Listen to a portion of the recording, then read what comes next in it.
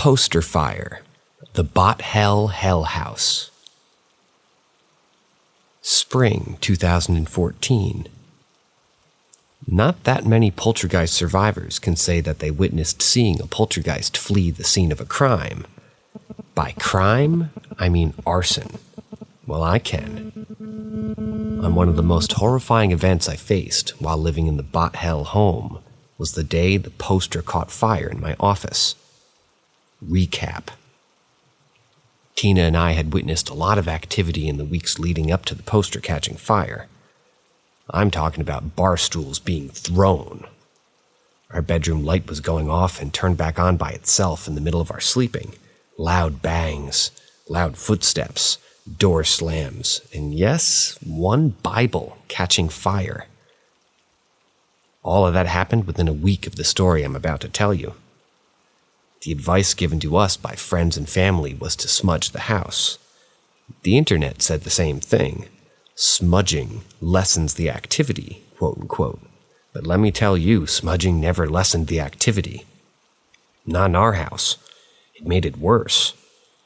This story is proof of that, in fact. The night before the poster caught fire, I asked Tina if she would feel comfortable smudging the house. Tina's an excellent smudge person. Tina's more thorough, you could say, than me. She smudges every nook and cranny. The next day we woke up and got ourselves ready for work. Nothing unusual about that, except the house was still smelling like burnt sage, which I thought was good. Your house should smell like sage if you smudged the night before. I later found out that smudging before going to bed is dangerous, extremely dangerous. I compared smudging before going to bed to kicking an open fire ant house bed before having a picnic. Tina and I got up that morning, and we did what we always do. We got ready for work. The feeling of being watched is lessened.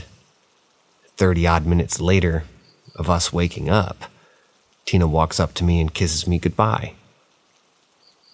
Now it's just me in the house.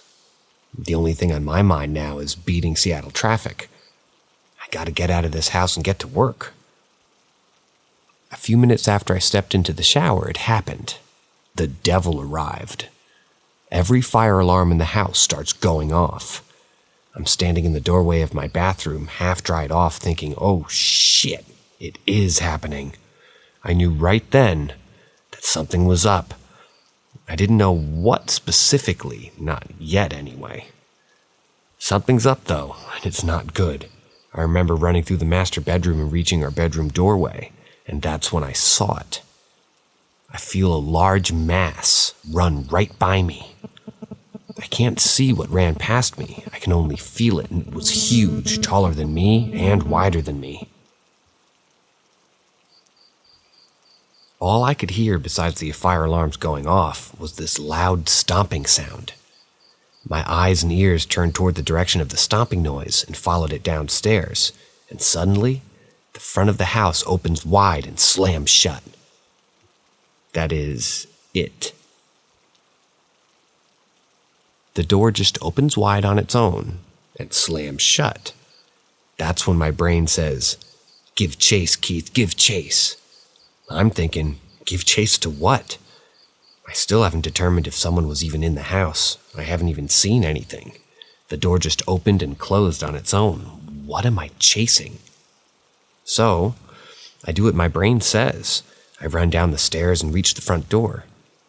I should be able to get a good glimpse of the intruder as he's leaving the house. I throw my hand on the front doorknob and nothing happens. The front door does not open. Correction, though. The front door doesn't budge, not even a centimeter. I must have fought with the doorknob for about 2 seconds before realizing that I had a fire to deal with.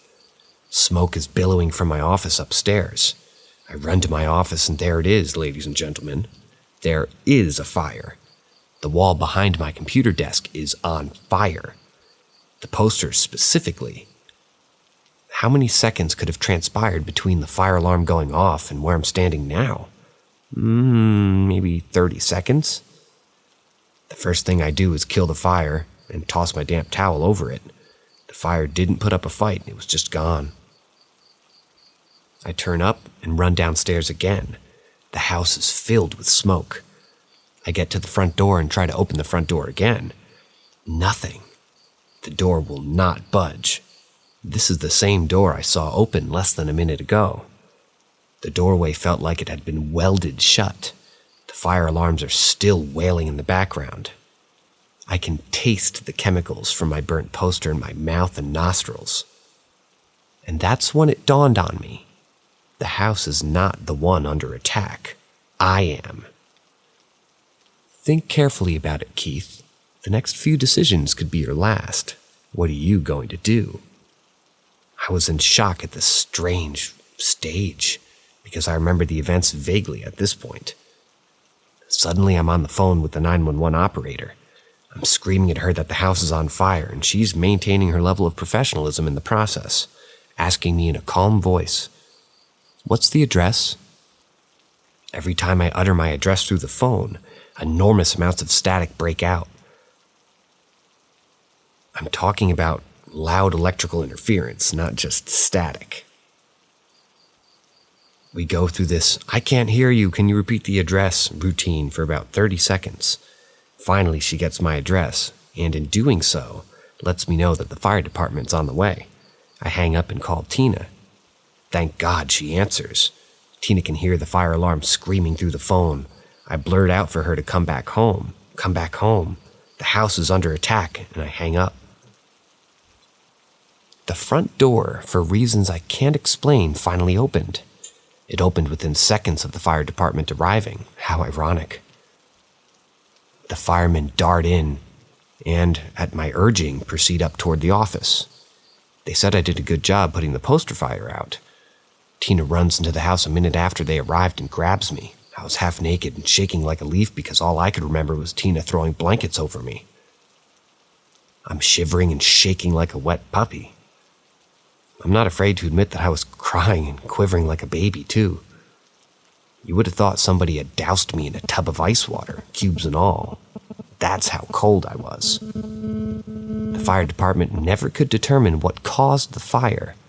Tina and I knew. This is the second fire incident that we've experienced. Note, there will be 2 more fire incidents in that house in the coming weeks. When the fire department left, all Tina and I had now was each other. The demons who did this are still here, snickering at us. Whatever ran past me in the upstairs hallway had to have been the ringleader. I'll always remember what I felt as it ran past me. Evil. Diabolical evil. Neither of us could think of a solution to our problem at all. The only thing left to do now is to contact the Catholic Church.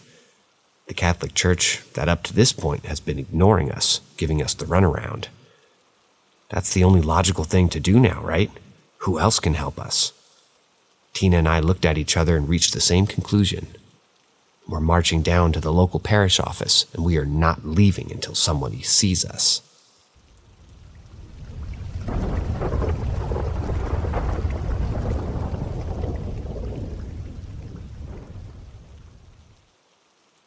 Ghost called cousin by name. This incident happened a few years ago. Let me explain the backstory, which might be the reason for what happened. So my mom's brother, along with his wife and 2 children, moved into a rented house a few years ago, and they've already moved out because of obvious reasons. Someone had died in that house of unknown reason a few months back, and they moved in. And one of my uncle's friends died of cardiac arrest while asleep a month after that. So that day, well actually the night, me and my 2 cousins were playing video games late night in the same room my uncle's friend died in, and in the same bed. The lights were turned off, and it was around 12 a.m. when I heard someone say, "Rachel." The voice sounded like a middle-aged male and had a serious tone to it. That's my cousin's name, and I thought I was hallucinating as I was sleepy, but then I see both of my cousins looking at each other. Both of them heard the voice as well. Rachel went to the door and to the backyard and didn't see anybody. We told our parents about this, and the next time, they didn't believe us either. A few months later, my cousin heard scary female voices, footsteps and thuds to the door and window while he was home alone. I've always been curious about this, and finally found the subreddit where apparently I could find answers.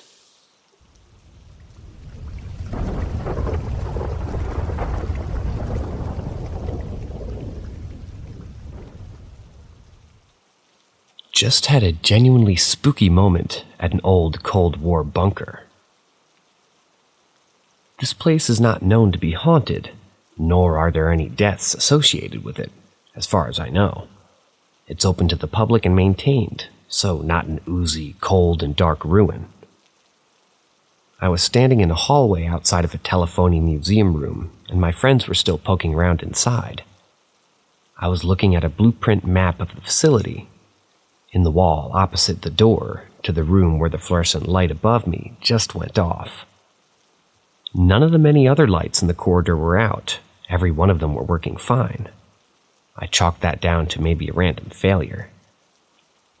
A few moments later, most of my friends exited the museum room, but one stopped at the doorway, noticing a hole in the floor beside the door, and suggested I come and take a look.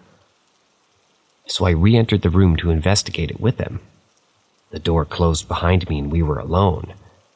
Just as we were about to peer down the hole, a woman's scream came from behind us, in the corner of the room that was filled with old 50s and 60s technology and floor-to-ceiling high cabinets full of wires.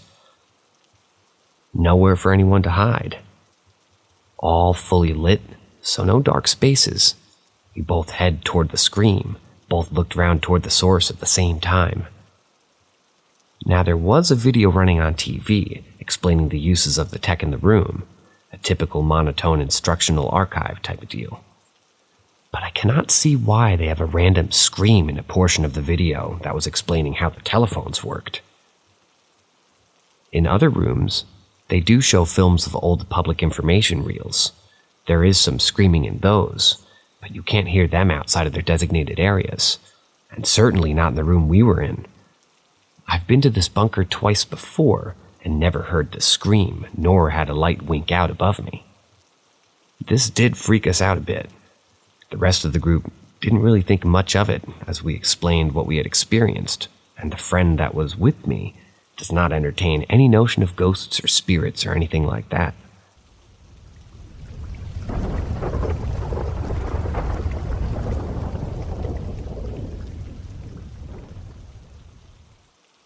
Hatman, window, and curtain appear as shadow in TV. So this just happened tonight.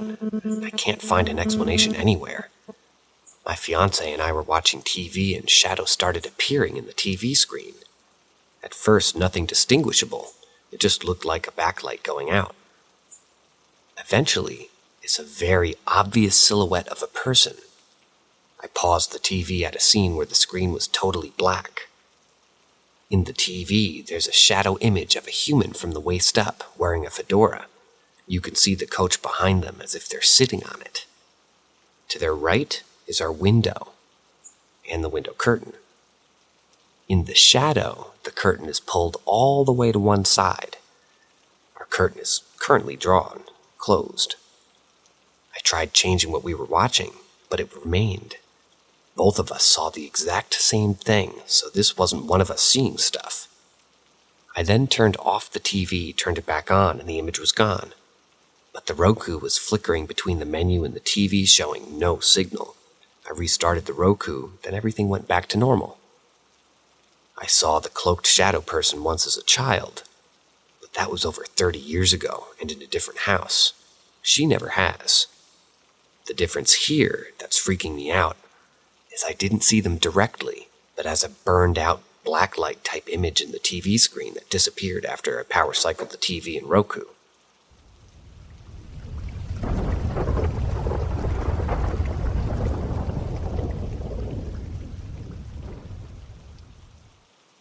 My experience from about 12 years ago. Anyways, the first night something strange happened was after my surgery around August, as I was about to enter 5th grade. I get home and I was about to go to bed with my parents, and they ask me if I can walk up the stairs, and I say no, so I struggle. But honestly, it was just because I prefer sleeping on the floor than the actual bed, and I still do. Around maybe 3 or 4 in the morning, I randomly woke up, and I hear a laughter coming towards a closet. I kind of was hoping it was one of my mom's Halloween decorations, going off maybe because my mom was obsessed with Halloween and had a bunch of decorations. But I'd say maybe like 5 minutes later, I hear some scratching on the couch directly behind me. Then my dad walks down maybe about 30 minutes later to get ready for work, and I tell him what happened, just for him to search the house and find nothing. Things go on for months, and it's always little things like seeing shadows as I'm in the shower, things like that. There was also this one time where I was hanging off the ladder at the top bunk upside down, and that was some scary thing to wake up to. Another time when I'm asleep, I wake up to me basically punching myself, or punching a shelf. It's hard to discern. Me punching the shelf I can understand as maybe being an involuntary movement, but hanging upside down from my bunk bed seems pretty hard to do, and that was also the only time that it's happened to me. I'm not entirely sure if these 2 instances really had anything to do with what I experienced, but when it happened, it just felt super strange to me. Okay, so now the last thing to ever happen to me, or at least last thing I noticed, was the most strangest thing to happen to me in my entire life. I can't really remember around when it happened, but basically I'm lying down in my bed, and as I'm trying to sleep, all of a sudden my vision goes black.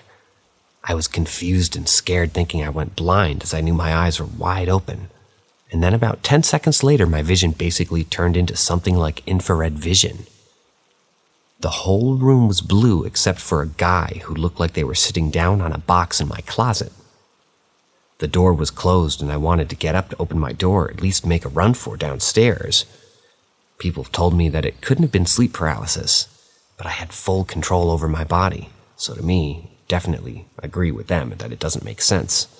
I was just too scared to do anything, so I pretended to be asleep, and after maybe 10 minutes later, my vision just went back to normal.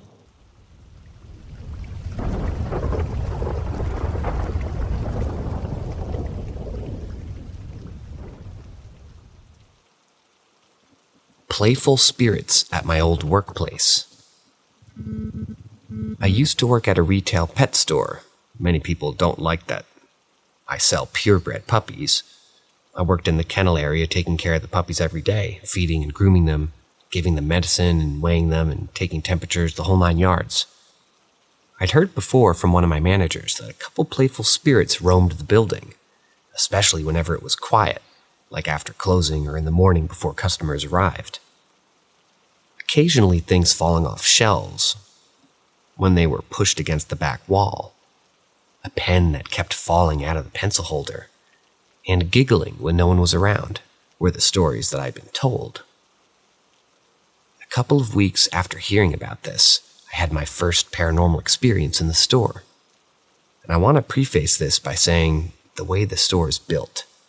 The kennels for the puppies are built into a long wall that divides the retail section of the store from the work area. I was closing up the kennel area and I was about to take out the trash, and I saw a man standing in the retail section of the store, looking into one of the kennels, looking at a corgi and a Shiba Inu that we had at the time, who were playing. I was thinking that it was my manager.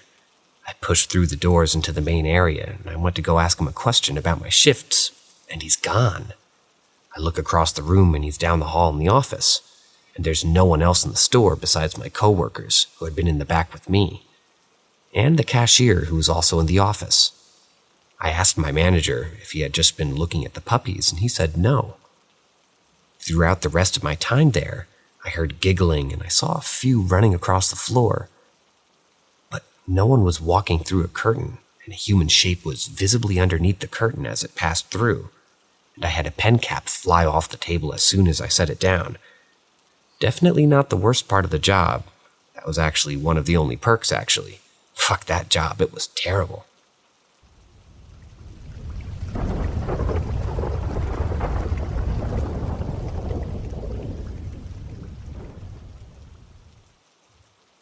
Not too sure how to feel about this. Myself and my partner were chilling together in our room. I was playing some PS5 whilst she was replying to voice notes. Then suddenly, we both hear a really loud booming TV sound coming through the wall. Initially, for about an hour, we thought it was our neighbors. However, I then went to grab a snack from downstairs and the sound became much louder, and I realized the sound was coming from inside the house, more specifically in my mom's room.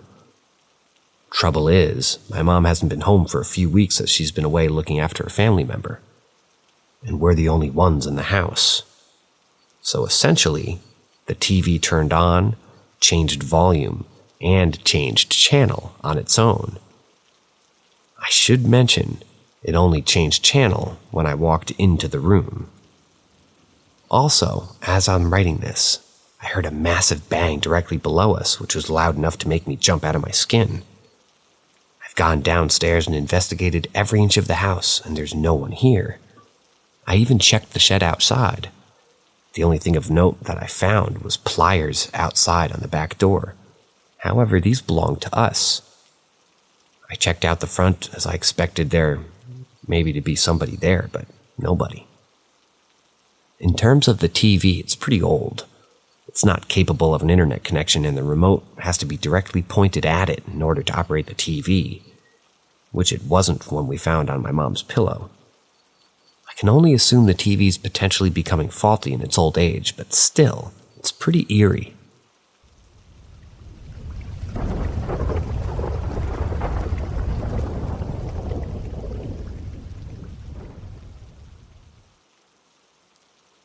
Trapped in a haunted house. Me and my girlfriend like to go on midnight drives. We were driving our usual routes down some country roads when we passed 3 oddly large, sharp turn signs when my girlfriend said, "Wait, there was a road there, let's go down it." Because there was nobody out at this time, I was able to reverse back and go onto this road, and it was exactly 2:22 a.m. It was one of those narrow farm roads. It seems to go on forever. When we finally got out into the main road, we saw some eerie orange streetlights. The town name sign was a lot more bold than others. Something about it made us feel uneasy. Upon entering the town, we laughed about how creepy it looked, all empty with orange streetlights. Suddenly, as we're driving through at around 15 miles an hour, we hear what sounded like a knock at the bottom of the car. It definitely wasn't just a rock or a stick bouncing off the car. It was a distinct knock. We sped out of town, soon again laughing it off. However, little did we know that wasn't the last time that we'd see this creepy town. We attempted to get away from it to go back to our usual route, but we soon realized that no matter which way we turned, it led us right back into the town, and every single time driving past the same exact place. And we always heard that knock. We must have drove through the town at least 6 times before we managed to get out. When we finally got back home, the first thing I did was Google the town. To our horror, the official Wikipedia page of this town states that the town is haunted by 4 ghosts. The strange thing is we've never seen that town before. We haven't seen it on any of the street signs. Yet now, every time we go on our usual country roads, we see it on every sign, almost like we unlocked a new area in a game. We've basically gone back a couple times since, but now it seems a lot more lively and normal, even at night. We've also tried to find the farm road that first led us to it. It's been a few months since all of it happened, yet we still can't find that farm road. It's like it disappeared.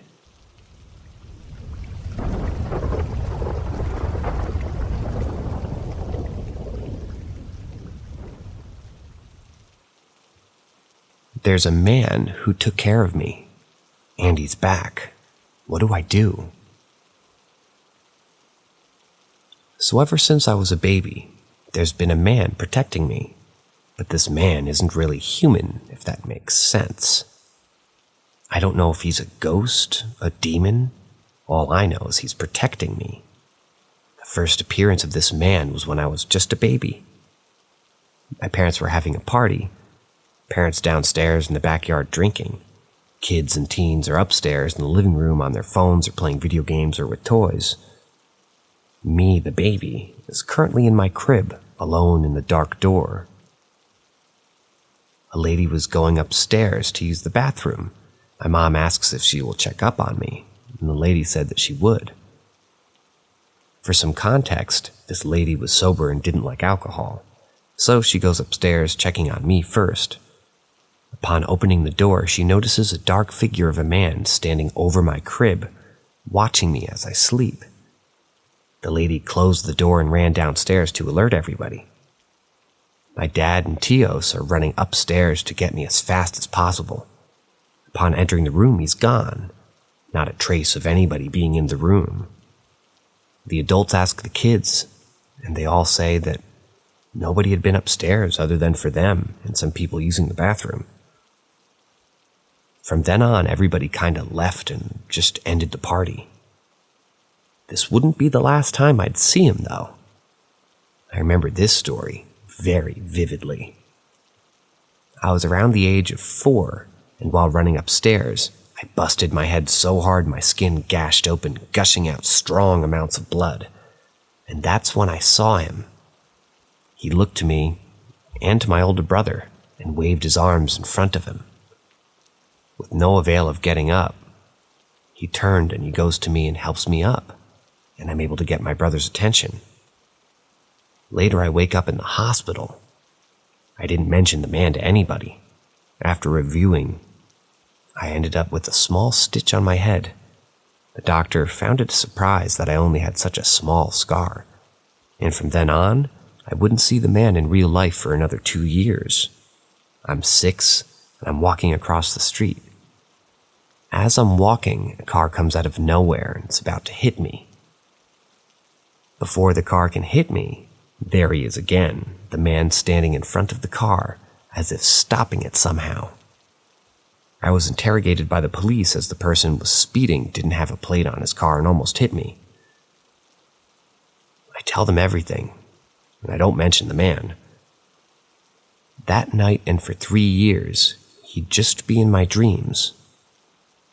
Around the age of 9, he stopped even being in my dreams. Having grown a strong emotional connection to him, I was very upset, and I thought that I'd gotten him mad. I thought this because often I was annoying my parents, and maybe that they'd neglect me. So after about 3 years go by, and I've completely forgotten about him. But on the night of June 3rd, he appeared in my dreams. He wrote out a message saying, "What'll happen soon isn't your fault."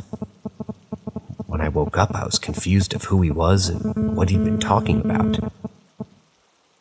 I mentioned it later at breakfast to my parents, and they went silent. Then they told me about what happened when I was a baby. I began to remember him. At first, I thought he was just an imaginary friend, but when I remembered the scar in the car accident, I got concerned. I just decided to forget about it. It's been 2 years, and I'm 15. And recently my baby cousin mentioned the man and said that he missed me and enjoys seeing me grow up to be such an independent girl. When she said that, it felt like my heart had stopped. I don't know who he is or why he decided to be like that, almost like a parent to me, and just decided to disappear. And I don't understand if my baby cousin's making things up or if she's telling the truth. I don't know what to do.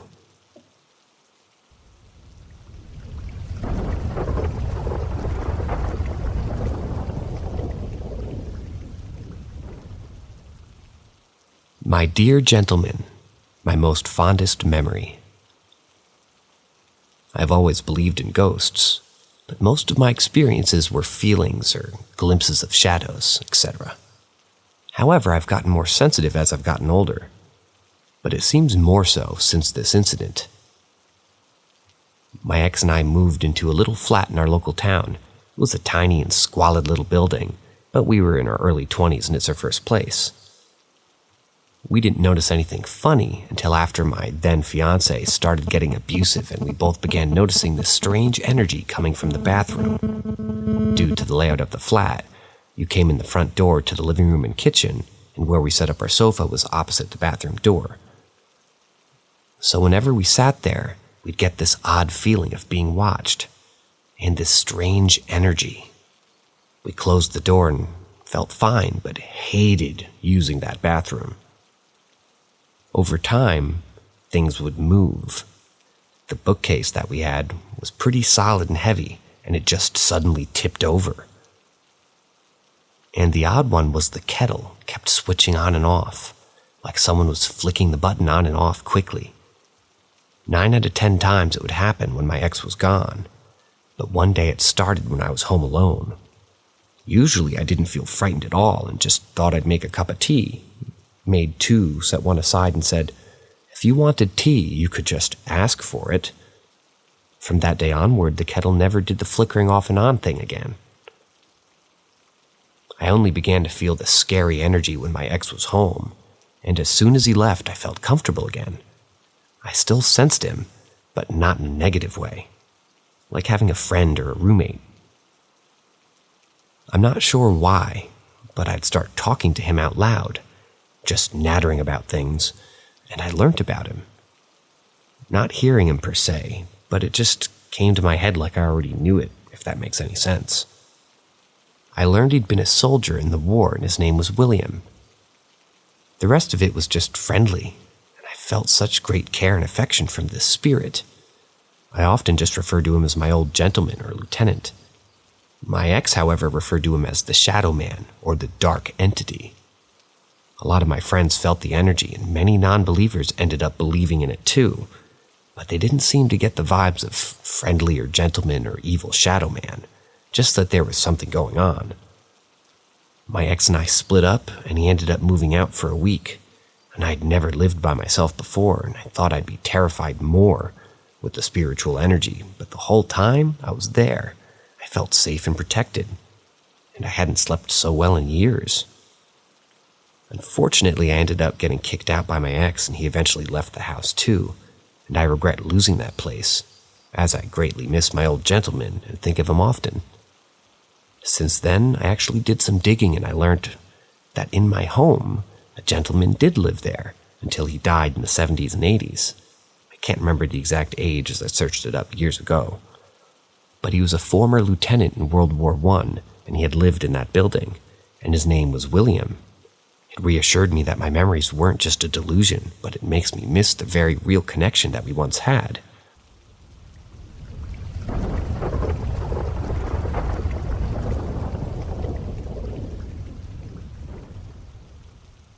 An evil attachment to my mother's remains. I feel like enough time has passed to be able to talk about this. There is a dark, evil attachment to my mom's remains. This evil entity cannot be destroyed, only sealed away. Some may already know what I'm referring to. For those that do not, the entity was a dye book. For those unfamiliar with dye books, they originate from Jewish folklore. It's an entity that was never human. And the longer it's allowed to feed, the stronger it can get, to the point where it can kill. Here's some background information. My mom passed away from pancreatic cancer of the liver in early 2018. This was her 5th cancer. Due to where she passed and where she lived, it was cheaper to have her cremated. At the time, I was in the army, so my sister held on to the remains. After I got out in 2020, I got a place to live.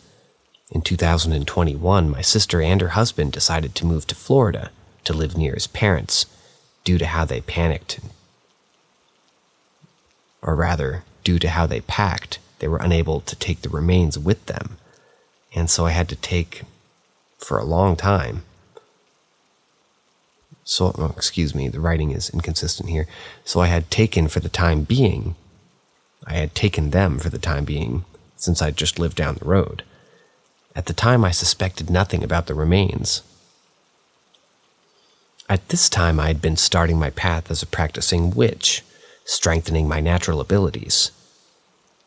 Especially since I could sense spirits but not see them, slowly with practice, I was able to see after images of spirits. In early 2022, I met someone online and started to form a relationship with. In April of that year, I had taken a trip to see how living with them would be. It's when I got back that things went south fast. The night I returned, I was woken up in the middle of the night, and above me was this black mass in the shape of a sphere, dripping darkness. I was terrified. This thing radiated evil. I felt like it wanted to kill me, but it couldn't. The next day I consulted my friend, who was an experienced witch, and she searched for it. The entity tried to hide from her, and when she found it, it attacked her. My friend was able to confirm that it was, in fact, a dye book. She found that the dye book was attached to my mom's ashes, and that it had been attached to her for a long time. Looking back, it explained so much. And going through my memories, the townhouse that we moved into when we moved to California felt evil. It's where my mom got her first cancer, and where I first started having suicidal thoughts. I remember seeing this darkness at the top of the stairs by my room and by my mom's room. I believe since my mom had more negativity around her, the dye book attached itself to her. Since she was raising 2 kids, my dad left her for another woman. He also ruined her credit. And ever since that townhouse, we'd been plagued with misfortune and mishaps, some that nearly killed my mom. After my friend discovered what it was, she gave me a chance and a charm for protection, a temporary one until, the thing was dealt with. And I think it was trying to attach itself to me. We planned for a day to seal it. I believed it was a new moon. Due to my friend being a lot more experienced, her and her partner, who was also a practicing witch, took the reins. I can't go into much detail on what was done, but I can say is that my friend lured it out and her partner sealed it away, creating a dye book box. My friend reassured me that it was sealed and cannot hurt anybody anymore, even me. The heaviness that was in my apartment was gone. Shortly after the sealing ritual, my sister asked for the ashes back, while I wanted to bury the box so my family could finally be rid of the demon. But because the ashes were sealed away in the box, I had to send it to her. I did warn my sister not to open the box as the dye book wanted to attach itself to our family. I don't know what she did with the box, if she unsealed it to retrieve the ashes or not. She hasn't told me. Since then, I also went into, a time of no contact with my sister due to other past issues. So there really isn't a definitive ending to this encounter.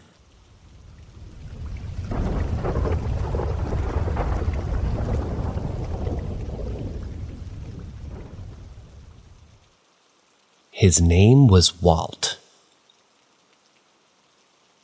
So these experiences I have aren't necessarily mine, but of my parents and older sister, as most of these events happened before I was born. I'm sorry if some of these seem a bit vague on details, but I'm trying to remember as much as I can from the time that I was told these. Some backstory. Walt had lived in our house years prior to us moving in, and he was an electrician and a lover of cats. Both of these are relevant later. And he lived by himself. He loved that house. So when things went wrong, he would fix them, like when the doorbell stopped working. So he went to the basement where the wiring for the doorbell was, and I believe he either had a stroke or a heart attack and fell, hitting his head on the corner table that he had down there, causing him to die. Like I said, he loved that house. He ended up staying after death. Subsequently, every person or family who's moved in after his death would move out around 6 months in, 3 months if he really didn't like them, until my family moved in 1996. I was about to be born the following year. My mom's experience. So my dad was in the Army at the time, and was in for deployment. While my mom was doing dishes, she accidentally damaged her wedding ring, so she put it in a Ziploc bag and placed it in her jewelry box right on top, as she would go to bring it to the jeweler to have it repaired. Come the next morning, and lo and behold, the ring is missing. She completely empties the jewelry box and searches around the room, and it's nowhere to be found. Distraught, but resigned, as there was nothing she could do, a few months pass, and it's getting close for my dad to come home from deployment, and my mom is starting to get worried on what to say to my dad. Then one night my mom's woken up by a strange feeling, and hears a man whisper, "Check your jewelry box."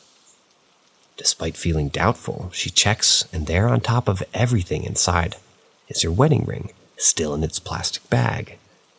The next day, my mom goes out and notices a new jeweler's shop, and she brings it there, because of them being new and they were offering discounted prices to gain new customers. So my mom was able to get the ring fixed, and for a cheaper price. My dad's experience. Like I said before, Walt died while trying to fix the doorbell. And all that time, the doorbell was never fixed. So my dad, being the man of the house, tries to fix it, despite not having any experience being an electrician. He takes some tools, a how-to book, and gets right down to it for a few hours. He would call up to my mom to test the doorbell to see if it got fixed, but it wouldn't ring. After some time, the pages on the how-to book began to flip to the page that my dad actually needed, and as he worked, he felt hands on him, guiding him. Till eventually, when he called up to my mom to test the doorbell, she was sort of a humorist at him for the last time. And to both of our surprise, the doorbell worked. When my mom asked how he did it, he told her that he really didn't know what happened, but it felt like he was given help. My mom and dad's experience. When they first moved in, they noticed that some of Walt's belongings were still in the house, so they were able to get in contact with his sister, who lived not too far away. The items being a box of personal items in the master bedroom closet and a Leatherman jacket in the mudroom's closet. They gathered items and placed it by the front door, so when Walt's sister came, she wouldn't have to wait for them to get the stuff. And then they went about their day. When Walt's sister arrived, Walt's stuff was no longer by the front door. They searched the house from top to bottom, and the stuff was in their original locations. Neither one of my parents claimed that they did it, and my sister, who's only 2, so she couldn't have been able to put that box back onto the high shelf in the master bedroom's closet. When my parents explained what had happened to Walt's sister, she told them that was like Walt, and he didn't like people touching his stuff. Also, that he was a bit of a prankster. Also, this is how they found out it was Walt haunting the house this whole time. My sister's experience, and a bit of mine. My sister could see Walt, and she would have conversations with him often. When my parents asked who she was talking to, my sister would reply with, "The nice funny man." Honestly, that's still kind of creepy. At night is when Walt would really make himself known. You would hear footsteps coming up from the stairs with no one there. Cliché, I know. But you would also hear cats yowling despite there being no cats around. And this was because Walt had a bunch of cats when he was alive. Essentially, crazy cat man. When my sisters would hear this, she would jump out of bed so she could play with Walt. One time, Walt didn't like the PJs my mom put on me. I was like less than a year old at the time, and took them off of me and put them to the side. Me being a baby, not liking the sudden cold feeling, started to cry. When my mom came into the room, she saw my sister laughing and asked her what was going on, and my sister replied that Walt didn't like my PJs, so he took them off. Honestly, that horrified my mom, seeing how I was naked, but my sister wouldn't have been able to reach into my crib, as she was too small to do so. And such that would have been the only explanation available.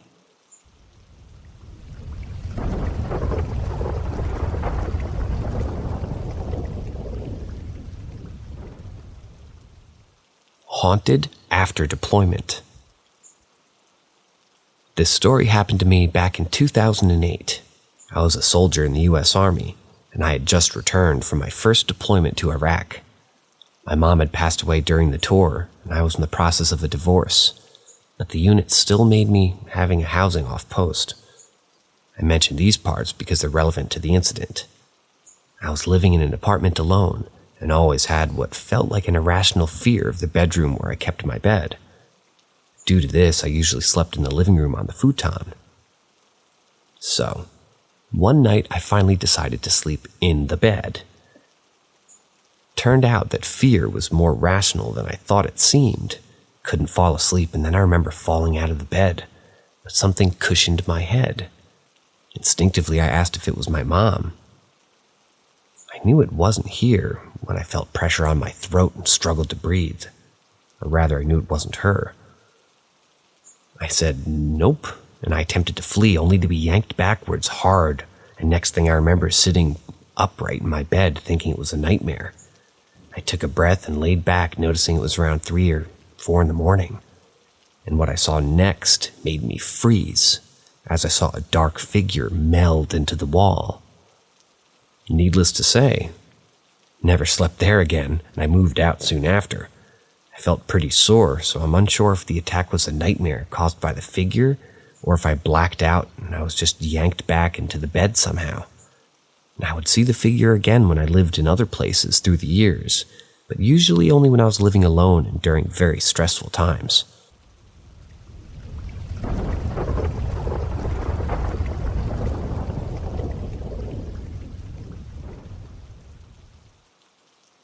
My true encounters with ghostly presences.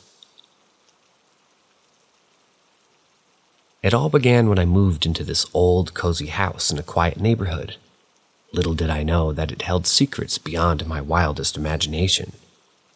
From the moment I stepped inside, a peculiar energy enveloped that place, making my skin crawl. Strange things started happening.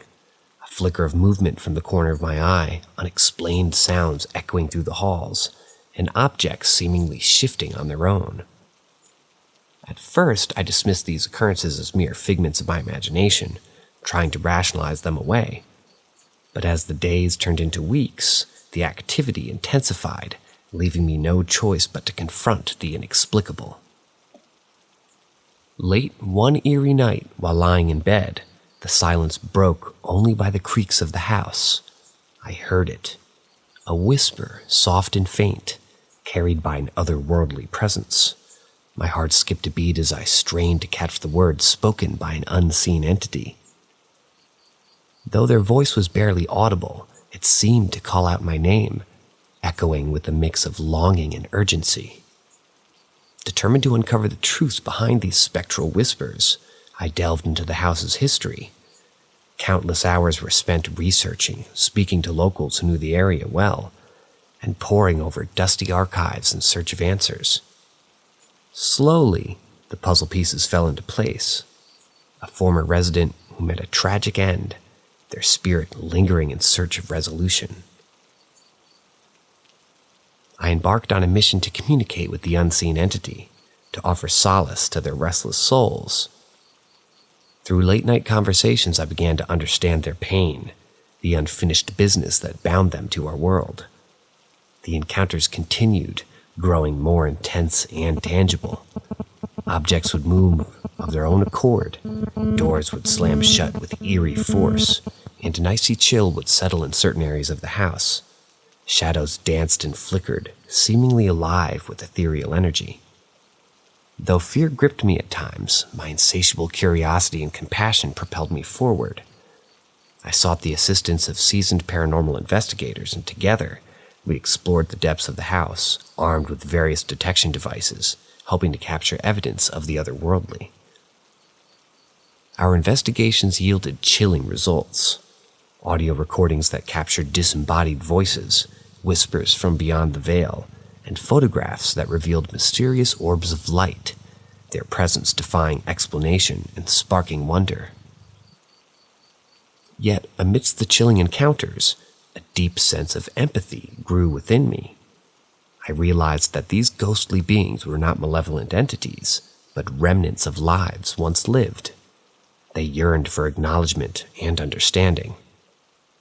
With careful research and heartfelt conversations, I pieced together fragments of their stories.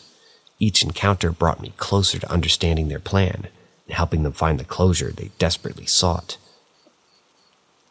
Now, for all you brave Redditors who wish to venture into the realm of the supernatural, I offer you a ritual, a symbolic gesture of connection with the spirits. Light a white candle in a quiet room, close your eyes, and softly speak words of compassion and understanding. Open your heart and mind to the possibility of their presence, acknowledging their existence with respect and kindness. But let me remind you to approach this ritual with caution and respect. The spirit world is a realm we can never fully comprehend, and it is essential to tread lightly and ensure your own safety. So if you ever find yourself face to face with the unexplained, approach it with an open mind and a compassionate spirit.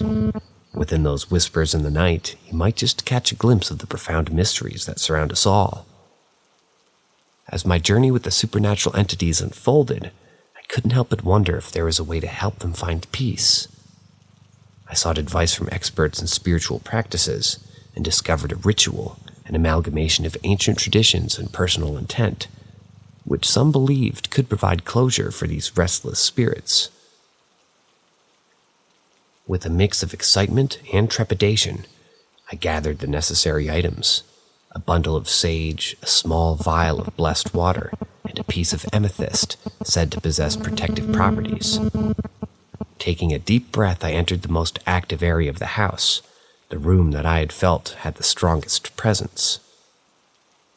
In the dim light, I lit the bundle of sage, letting the fragrant smoke fill the room. With each waft, I visualized negative energy dissipating and a calming aura enveloping the space. I sprinkled a few drops of blessed water around, symbolizing purification and renewal. As the room became infused with the delicate scent of sage, I held the amethyst in my hand, feeling its cool energy grounding me. With a steady voice, I spoke words of compassion and release, addressing the spirits that resided within the house.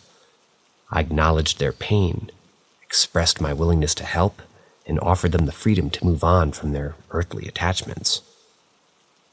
A profound stillness settled in the room, as if the very air held its breath. The sensation of being watched eased, replaced by a sense of serenity. Whether it was the power of the ritual or a shift in the spirit's energy, I may truly never know. But in that moment, I felt a gentle, intangible presence. The weight of unresolved emotions lifted, replaced by subtle gratitude. In the days that followed, the paranormal activity gradually subsided. The once restless spirits seemed to find solace and began to fade into the ethereal realm they belonged to. The house, once fraught with their lingering presence, now felt lighter and more peaceful. Reflecting on my experiences, I realized that the ritual was not a definitive solution for every haunting. Each encounter with the supernatural is unique, and finding resolution may require a diverse range of approaches, but the ritual served as a catalyst, an opportunity for understanding and healing to take place.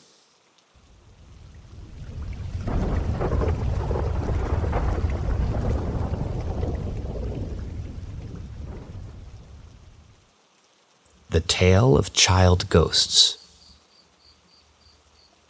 In a small, sleepy town, nestled amidst rolling hills, there is a dilapidated Victorian house that stood abandoned at the edge of the woods. Locals whispered tales of its haunting, claiming that the house was home to the spirits of children who had met unfortunate fates long ago. Legend had it that a young family had once resided there, their lives filled with joy and laughter. However, tragedy struck when a devastating fire engulfed the house one fateful night, trapping the innocent children inside. The town mourned their loss, and the charred remains of the house stood as grim reminders of the lives lost too soon. Years passed, and the stories of the child ghosts grew more vivid. People claimed to have seen flickering lights and heard laughter emanating from the house. The town's children would dare each other to approach the eerie place at dusk, exchanging spine-chilling tales of encounters with the departed children. One evening, a curious and brave young girl named Emily decided to unravel the mysteries surrounding the house. She had heard tales of whispers among her friends, and her heart was filled with a mix of fear and compassion for the child spirits said to reside there. Emily ventured into the woods, her footsteps careful and deliberate. As the sun began its descent, casting an orange glow over the landscape, she approached the abandoned Victorian house. The creaking floorboards and the overgrown vines clinging to the walls added to the eerie atmosphere.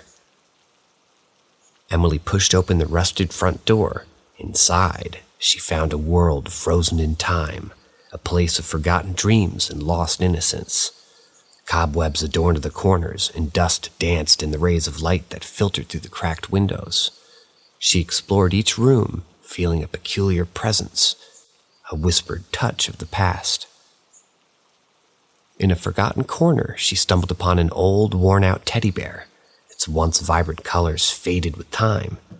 As she picked it up, a soft giggle echoed through the house, and Emily's fear transformed into warmth and understanding. She realized that the child's spirits had never meant to harm. Instead, they longed for connection, for someone to remember them, and for their stories to be told. Moved by compassion, Emily began visiting the house regularly, bringing fresh flowers to place on the windowsill, playing games with invisible companions, and sharing stories of her adventures with the departed children. Over time, the town started to see the abandoned house with new eyes. No longer a place of dread, it became a symbol of resilience, love, and remembrance. The child ghosts, once restless and unseen, found solace in the presence of Emily and the town's growing appreciation for their memory. As years went by, the town transformed the old Victorian house into a community center, dedicated to honoring the lost children and providing a safe space for the living ones. The laughter of children echoed through its walls once again, filling the house with a sense of joy and healing. And so, the child ghosts found peace, forever etched into the hearts of those who had come to know their stories. Their presence served as a reminder that even in the afterlife, the innocence of childhood endures, and the power of compassion can heal even the most lingering ghosts.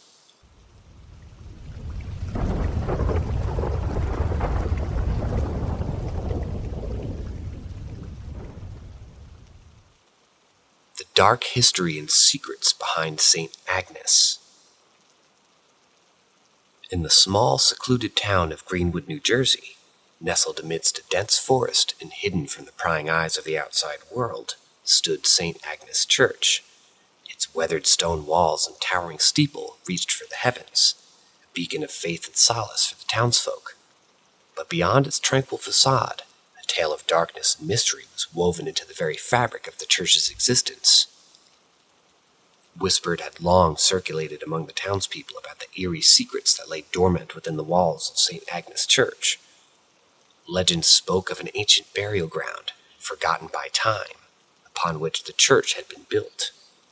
Restless spirits were said to roam the sacred halls, their mournful moans echoing through the silent nights and their ethereal forms glimpsed by those who dared to venture there after dusk. Generations had passed down the stories of the church's twisted past, and among the town's eldest residents, tales of a malevolent clergyman named Reverend Barnabas were shared with hushed tones. Revered as a shepherd of souls by day, Reverend Barnabas had an insidious presence that hid beneath his charismatic exterior. Rumors hinted at his involvement in the occult and unspeakable rituals that defied the teachings of the church. According to the age-old folklore, Reverend Barnabas's descent into darkness had been a gradual one, fueled by an insatiable thirst for forbidden knowledge. The dusty tomes of forgotten lore became his refuge, revealing secrets that were better left concealed. The once pure sanctuary of St. Agnes Church became tainted by his perverse curiosity and unholy experiments. Whispers grew louder about the hidden catacombs beneath the church where Reverend Barnabas conducted his sinister practices away from prying eyes. The townsfolk, gripped by fear and curiosity, dared not speak openly of the horrors they believed lurked beneath their very feet. However, as the moon reached its zenith, they would occasionally catch fleeting glimpses of dimly lit candles flickering in the depths, accompanied by distant echoes of agonized cries and the haunting melodies of an organ that seemed to play itself. One fateful night when the ominous storm shrouded Greenwood in darkness, a courageous group of townsfolk banded together, driven by an unwavering determination to confront the malevolence that gripped their beloved church. They armed themselves with crucifixes, vials of holy water, and flickering candles.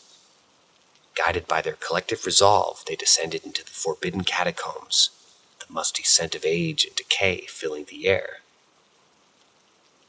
What they encountered in those shadowy depths would forever sear their memories and haunt their dreams. The winding corridors revealed rows upon rows of weathered skeletal remains, meticulously stacked as if in a macabre symphony. The feeble candlelight cast eerie dancing shadows upon the ancient bones, illuminating a chamber that seemed to pulse with an evil presence. At the heart of this haunting tableau stood Reverend Barnabas, his eyes gleaming with malevolence and madness. A chilling silence settled upon the brave souls as they stared into the abyss of the Reverend's twisted creation. With a wicked smile that curdled their blood, he beckoned them forward, daring them to challenge his authority and the foundations of their faith. But bolstered by their unwavering belief, they raised their crosses, invoking prayers of protection, and unleashed vials of blessed water upon the unholy abomination before them. The very air cracked with the force of their collective conviction, repelling the malevolent energies that emanated from Reverend Barnabas. Inch by inch, they forced him back, his form growing increasingly distorted and ethereal, until with a final shriek of defiance he dissipated into the shadows, leaving behind a void of darkness that slowly receded.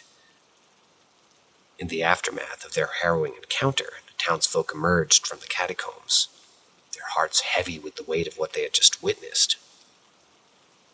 With solemn determination, they sealed the entrance of the accursed chambers, entombing the memories of Reverend Barnabas and his blasphemous experiments forever.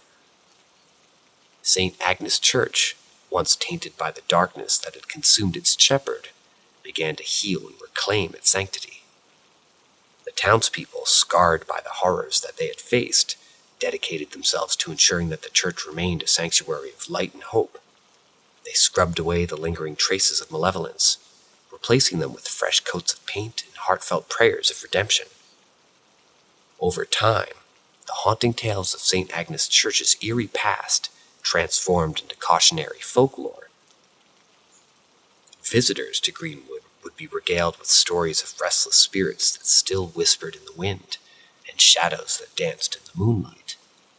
The townsfolk, ever vigilant, would share accounts of faint organ music that wafted through the night air, a reminder of the evil that had once tainted their beloved place of worship. As the years rolled by, St. Agnes Church became a symbol of resilience, a testament to the power of faith to overcome even the darkest of shadows. The townsfolk, though forever marked by the scars of their encounter, found solace in their collective spirit and the bond forged through their shared struggle. Today, the church stands as a beacon of serenity, its doors open to all who seek comfort and guidance. The echoes of its unsettling past have faded, but not disappeared entirely, leaving behind a subtle reminder of the battles fought and the victory of light over darkness. So should you find yourself wandering the winding streets of Greenwood, drawn to the age-old allure of St. Agnes Church, take a moment to listen. Listen to the whispers of the wind that caress its ancient walls. Listen for the soft murmurs of the past that linger in the breeze. For within those whispered echoes, you may catch a glimpse of the resilience and courage that turned a once accursed church into a testament of hope. A reminder that even in the face of the inexplicable, the light of the human spirit can prevail.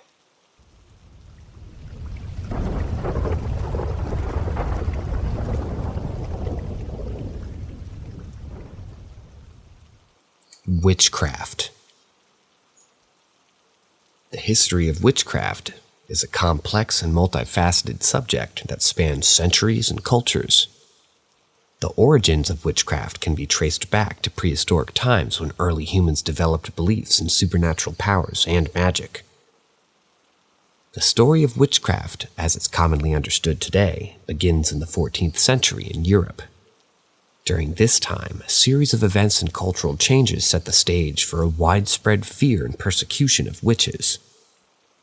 These events included the spread of Christianity and the influence of the church, the bubonic plague, social unrest, and the development of witch-hunting manuals. With the rise of Christianity, the church sought to suppress non-Christian practices and beliefs. Pagan traditions, folk magic, and local healers were viewed as threats to the church's authority and were gradually condemned as heresy. The idea of a pact with the devil and the practice of harmful magic became associated with witches. The bubonic plague, which ravaged Europe in the 14th century, intensified the fear and paranoia surrounding witches. People were desperate to find someone to blame for the devastating effects of the plague, and witches became convenient scapegoats. Accusations of witchcraft often arose in times of crisis or hardship. The publication of various witch-hunting manuals such as Malleus Maleficarum, the Hammer of Witches, in 1486, played a significant role in fueling the witch hunt hysteria. These books provided detailed instructions on identifying, interrogating, and punishing witches, leading to an increase in witch trials. The witch trials reached their peak during the 16th and 17th centuries, particularly in regions like Germany, France, Scotland, and Salem, Massachusetts. Accusations were often based on superstitious beliefs, rumors, and personal vendettas, or confessions extracted through torture. Witch hunts were conducted by both secular authorities and the church, resulting in torture, execution, or imprisonment of tens of thousands of people, mostly women.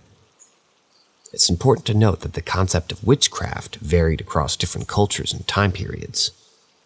In some cases, individuals accused of witchcraft were believed to possess supernatural powers, while in others, they were seen as practicing malevolent magic or engaging in harmful activities. Over time, as the Age of Enlightenment took hold in the 18th century, beliefs in witchcraft and witch hunting began to decline. The witch trials came to be seen as a dark chapter in history, fueled by superstition, hysteria, and misogyny. Modern interpretations of witchcraft focus more on nature-based spirituality, religious practices, and the empowerment of individuals, and they often are referred to as Wicca or modern witchcraft. In summary, the story of witchcraft and its origins are complex, spanning centuries and influenced by various cultural, social, and religious factors. The fear and persecution of witches during the European witch trials were driven by a combination of religious, societal, and economic factors, leading to the tragic persecution of thousands of individuals accused of witchcraft. As the Enlightenment progressed, scientific advancements and rational thinking began to challenge the prevailing beliefs in witchcraft. Scholars and intellectuals started questioning the validity of witch-hunting practices, and laws against witchcraft were gradually repealed. By the 18th century, witch trials had largely ceased in Europe. However, it's important to note that pockets of witchcraft and persecution continued in some regions.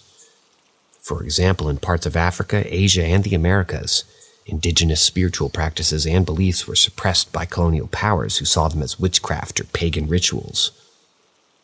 These acts of persecution were often tied to the colonization and forced conversion of native populations.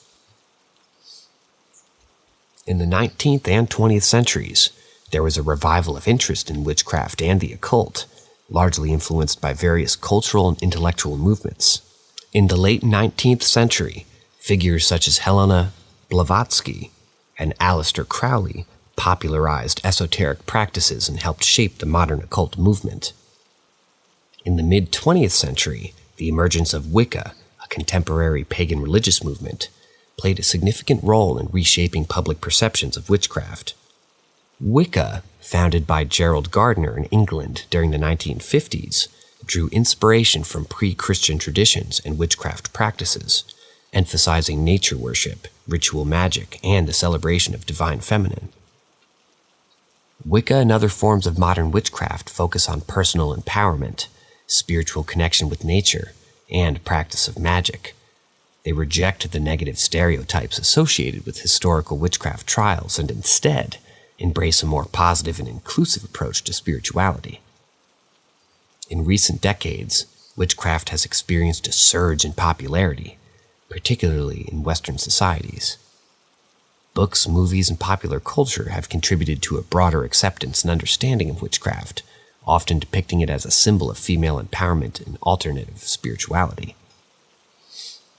It's important to note that modern witchcraft encompasses a wide range of beliefs and practices, and not all individuals who identify as witches adhere to the same set of beliefs. Some witches follow specific traditions like Wicca, while others develop their own unique spiritual paths. In conclusion, the story of witchcraft spans centuries and continues to evolve to this day. From its origins in ancient beliefs and pagan practices, to the persecution and trials of the European witch hunt era, the modern resurgence of witchcraft as a spiritual practice, the history of witchcraft reflects the complexities of human culture, belief systems, and the ongoing search for meaning and empowerment.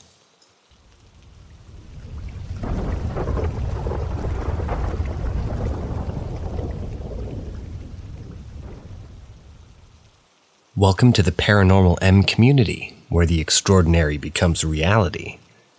If you're fascinated by all things supernatural, subscribing and enabling notifications is a must. Join us on this thrilling ride into the unknown. Guatemalan worry dolls, and other weird happenings. My wife, a long time ago, used to have night terrors. Some of it may have been due to the fact that she grew up in a legit haunted house. I can testify that shit went on in that house. Anyhow, her father also owned a turn-of-the-century piano, made in 1910.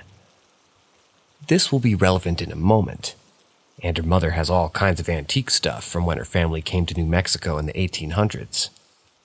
Needless to say, things could have been happening in her house because of all that stuff, or the fact that the previous owner decided to not live anymore and killed himself in the basement with exhaust.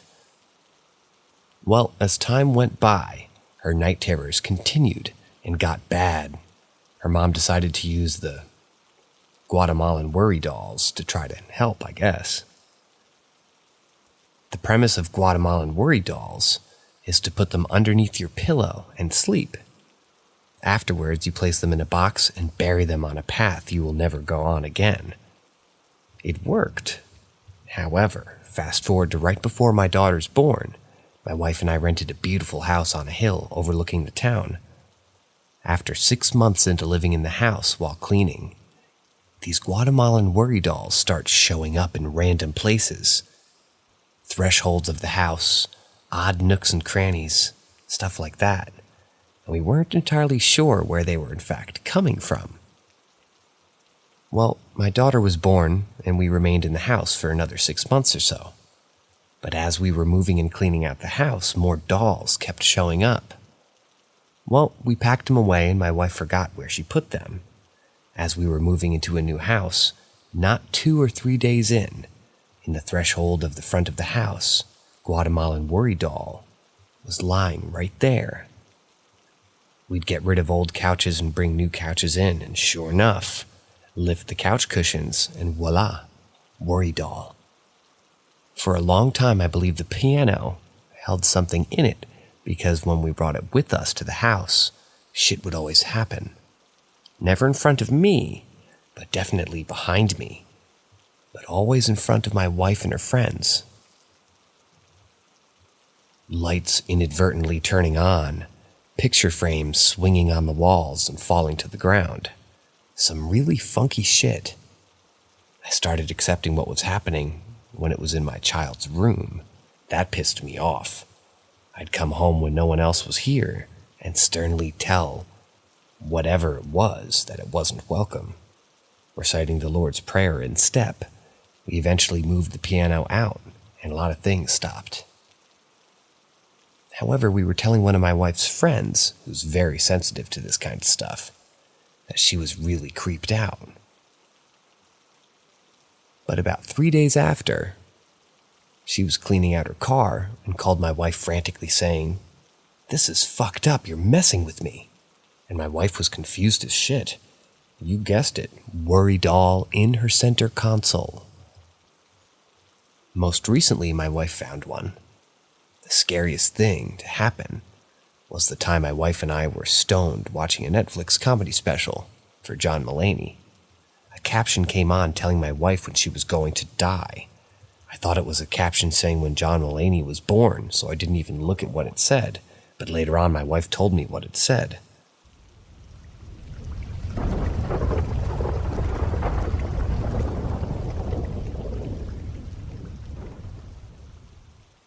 The Blue Boy. I was fairly young, probably about 12 years old. Me and my family were up in Scotland visiting, and on the way back we stopped off in a place called Alnwick in Northumberland to visit the infamous Chillingham Castle. My uncle, who lived in Burnwick upon Tweed, was very much a skeptic of the stories of the castle and claimed he slept there overnight. We got to the doors and my parents paid for the tickets for the tour. On the way in, there were signs saying no flash photography, which I noticed. The tour was amazing, so much history and especially the dungeons, where they had on display all the instruments of torture that were used in the castle dating all the way back to the 1200s. At one point in the tour, we were walking past one room called the Pink Room, which was roped off, where I saw a blue flash of light inside. I looked at my mother and said to her that I thought people had to go into the room and were taking photos, and that it was naughty as it wasn't allowed. My mother agreed and we continued the tour. On our way out of the castle, my little sister begged for a book of the castle and its history. My parents gave in and brought her the book. On the way back home, my sister mentioned that there was a section in the book listing all the known ghosts of the castle, one of which being known as the Blue Boy, which is commonly seen as a blue flash or halo. The owners of the house believe that the Blue Boy is linked to a child's skeleton, which was found hidden behind a wall in one of the rooms in the house during renovation. The very same room I saw the flash. My mother looked at me and said, "I think that's what you saw, son."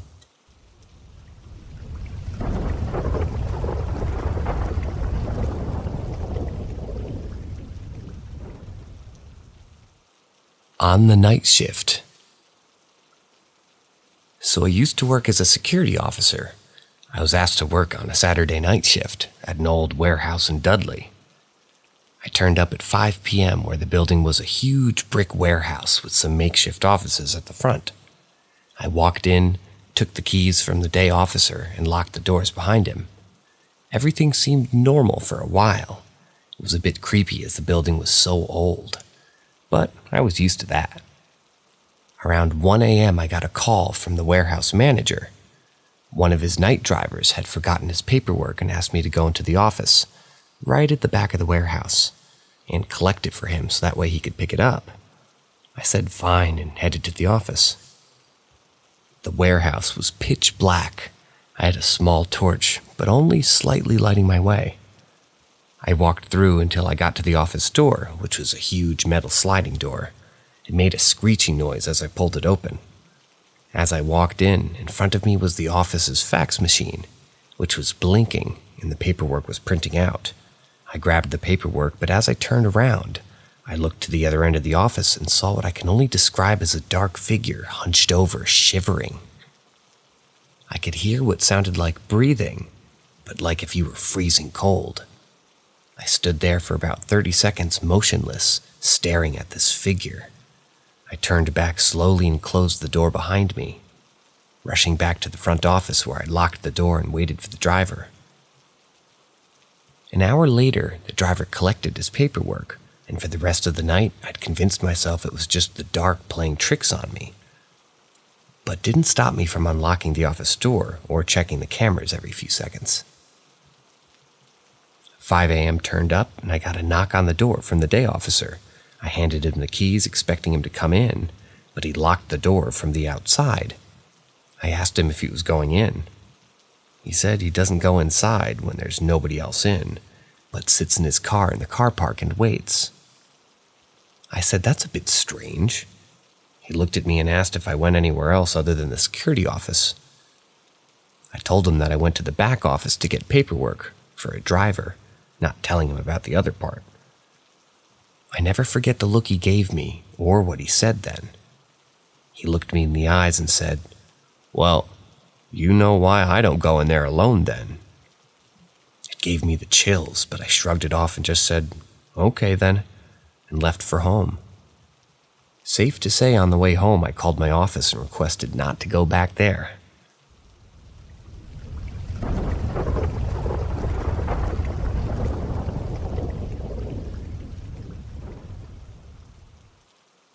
I was being watched by something unearthly.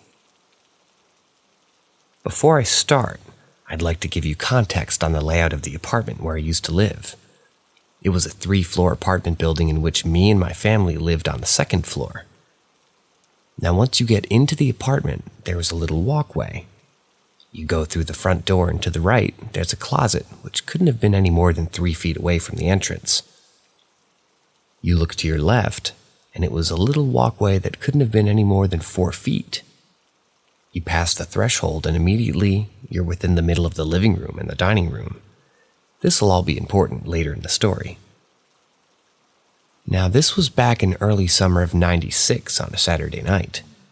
I was 15 at the time, and I was in the living room with my aunt, who was sleeping on the couch while I was laying down watching TV. It was 12:38 a.m. I remember the time because I was flicking through channels. The time was displayed on the top right of the screen. It was dark with only light emanating from the TV. I just so happened to be finding something interesting to watch when I suddenly felt a sense of dread. I tried to shake it off, but it stayed in the pit of my stomach. Minutes after, something told me to look in the direction of the small walkway where the entrance of the apartment is. It was almost as if something forced me to look that way. You know how if you were in class and you were just sitting there minding your own business and you feel like eyes are on you? Then you so happen to turn in direction to the person staring at you? It was sort of like that. Once I looked, I immediately noticed that there was a tall, dark figure over 6 feet staring at me from the shadows. The man was blacker than the shadows that he stood within. I mean, like jet black. I did a double take and then squinted under the expression that maybe I was seeing things, but he was standing there watching me. It was like once he's seen me, he was dissatisfied, or perhaps satisfied. It's hard to see his expression, but he slowly turned around and walked past the entrance to the apartment, going straight through the closet. I was utterly shocked as well as terrified when I noticed it. My 15-year-old brain couldn't wrap around what I just witnessed. I sat there, still staring in that direction and trying to process the whole ordeal.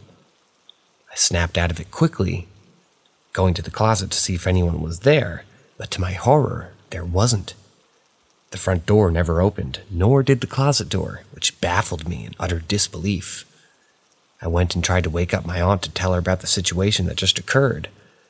My aunt, groggy from being awakened from her deep sleep, said, "T, you watched too many scary movies. It wasn't real, now go back to sleep."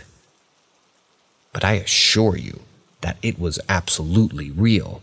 The scariest thing of it all is that it almost felt like time stopped, like an outer-body experience. I felt like I was stuck in limbo somewhere. It was like being present in between 2 different realities at the same time. I've had other strange things happen to me, but this one was by far the scariest encounter I've ever had.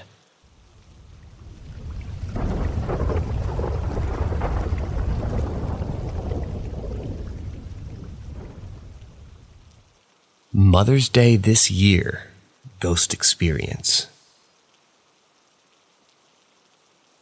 I went home to Indiana for my 4-day weekend off at work. I visited my mom Friday night and Saturday. Sunday, I stayed at my dad's to visit my stepmom. They live in a state park because my stepmom is the property manager. I slept on a twin bed on the floor, and my daughter slept on a cushion bed on the floor next to me on my right side. She's 2 years old. I woke up in the middle of the night because I heard what I thought was my daughter whining and getting up. I looked over, and it was standing like it was where she already was. Where she was already, and walking to go into another room. I said, quote unquote, my daughter's nickname. Once I said that, I realized it wasn't her, because she wasn't wearing a gown and it was kind of transparent. It was a white transparent color. It turned and looked at me. It stared at me long enough that I was thinking, what the heck should I grab? Maybe my phone for a flashlight? So I did. By the time I did that, it vanished. My phone said 3:05. I know I saw what I saw because I wasn't in sleep paralysis, and once I'm awake, I don't see things like this. I wake up at crazy hours for work sometimes. I know what I seen was there. I checked on my daughter because I was worried about her. She was whining in her sleep a bit, but maybe about 2 minutes after my daughter woke up, we went to the kitchen and got her some more milk in her sippy cup. I left the kitchen light on because I wanted a nightlight after this. Prayed for my daughter, and then went to sleep 40 minutes after this incident. The next morning, I told my family what I had seen, and they said they had a few experiences there too, but never seen anything. I felt like this little girl didn't mean to show herself to me, thinking I was asleep.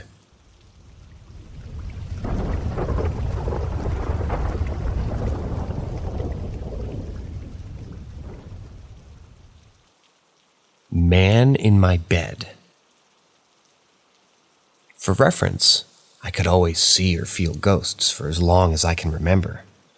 My mother says I was born with a gift, though it sure doesn't feel like one.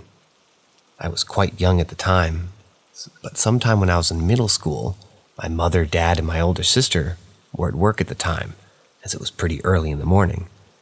We lived in a basement there, which had one room with 2 beds next to each other.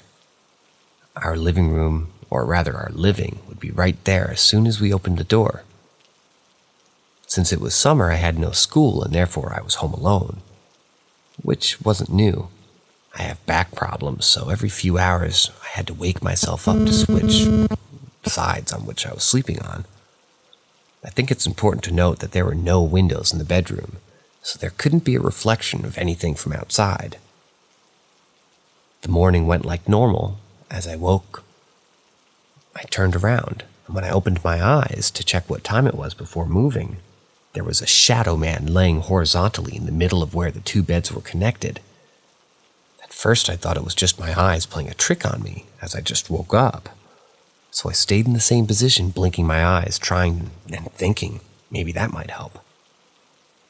It's safe to say that it didn't help. I stared at it long enough to catch some features. He had a hat on like a cowboy hat, and some really pointy shoes. It was like something out of the 1920s.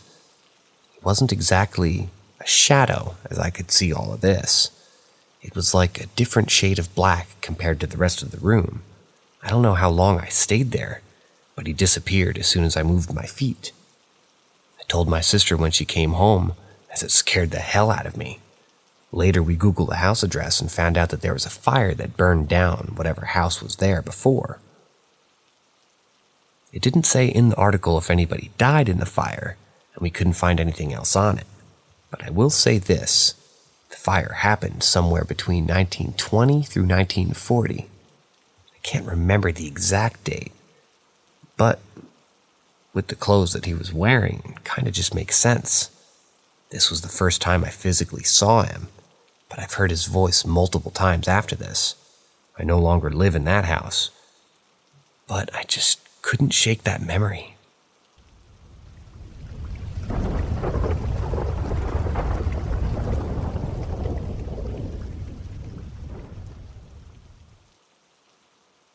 We saw the same thing, but we didn't know it at first.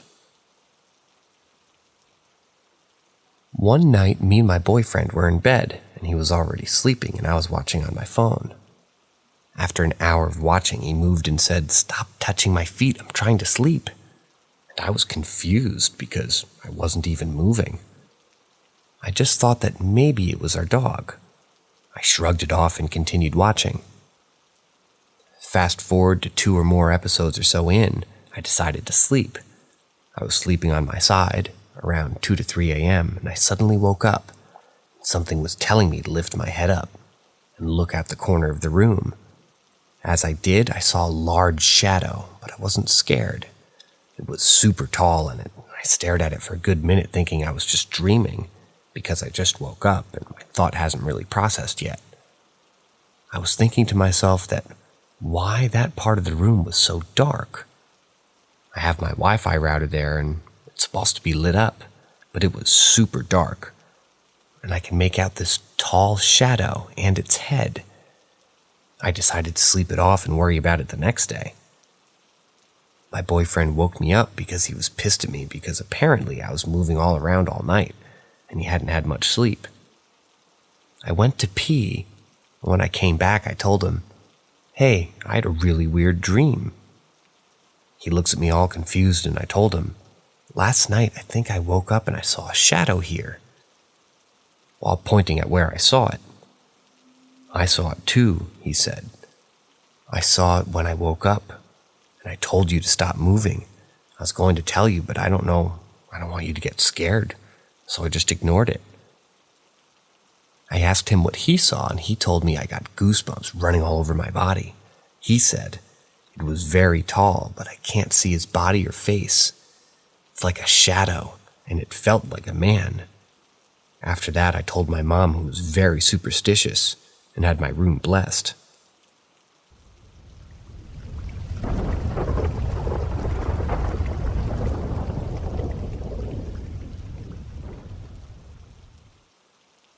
I'm not exactly sure what to do with this, but I'm a bit worried. So I live in a 2-story house that was built, I think in 1950 or 1970, somewhere in there. I'm honestly not sure. As far as I know, nobody's passed away in or near this house. I don't think it was built on a gravesite or anything like that. There's definitely been at least 3 different energies or spirits that I've encountered. One was a little boy who would get mad at me if I said a bad word. Well, more disappointed or annoyed than mad. The second was a woman, which I'm not really sure what was up with her. She was just kind of there and was super intense and wanted to get my attention. The third was someone or moreover something. It wasn't bad, but it would observe me, and it would stand at the end of my bed and watch me, so a bit creepy. I haven't talked to or interacted with anything because, 1, I don't want to unlock or bring something to the surface that shouldn't be messed with, and 2, I didn't want to mess with anything that could be demonic or dangerous. So, I was recently watching a few videos of people going to haunted hotels and houses. I was pretty interested in what they did to communicate with the spirits, so I was binge watching a ghost hunting YouTube channel. I accidentally clicked on a YouTube short while scrolling of an edit of Sam and Colby. In the edit, the name was not said but written. It was the name of something demonic, and it started with a B, and it meant something about a demonic spirit or entity that was very powerful. I let out the smallest laugh and said out loud, "I'm so sorry, but..." Insert name there, probably Beelzebub. Then I let out a quieter laugh. The second I said the name, a card started moving, a pop-up card that was open. It started to close and open over and over again, and I of course said, "I'm sorry, bye," and then left my bedroom. The way my bedroom's set up is that I'd have to pass by the card to be able to get out of the room. It made me feel even more uneasy, knowing that the AC was not turned on and there was absolutely no airflow in that area. It felt hot and heavy and uncomfy, almost a little choky. So I quickly passed it and left, closing my door. I told my friend about it and they said, "That's weird." I stayed out of my room for a while and went downstairs, but when I came back up I thought, maybe I should go back in. So I went back in, and it had stopped because when I went back over towards the card, it didn't feel as if it did before. It was actually cooler, not heavy, and I didn't feel uncomfy passing by it. I just think it's strange that reaction happened when I sort of mocked the name of a powerful demonic entity. I also want to say the sound of someone walking up to the door and opening it and nobody being there has happened a lot. Recently, especially at night. And a lot of thumping on my windows also happened. So I don't know what to do. I've never really felt that type of energy in my house before. The area around the card, while it was moving, was weird and gross. I think that's the best way to describe it. Also, I wanted to say the name again. However, I thought maybe don't do that, especially in case it's like a Beetlejuice type thing.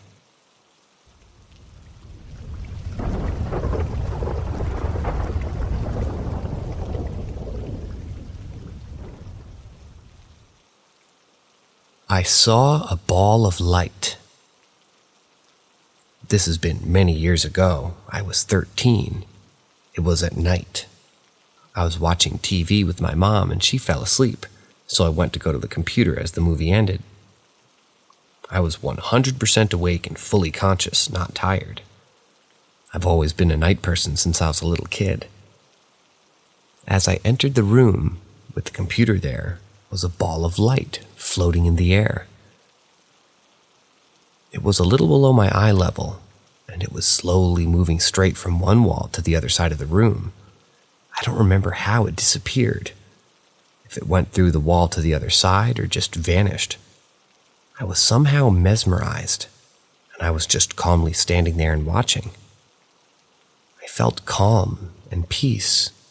When it disappeared, I just normally continued to go to the computer. Just after 15 or 20 minutes, I realized I saw something weird, so I became afraid.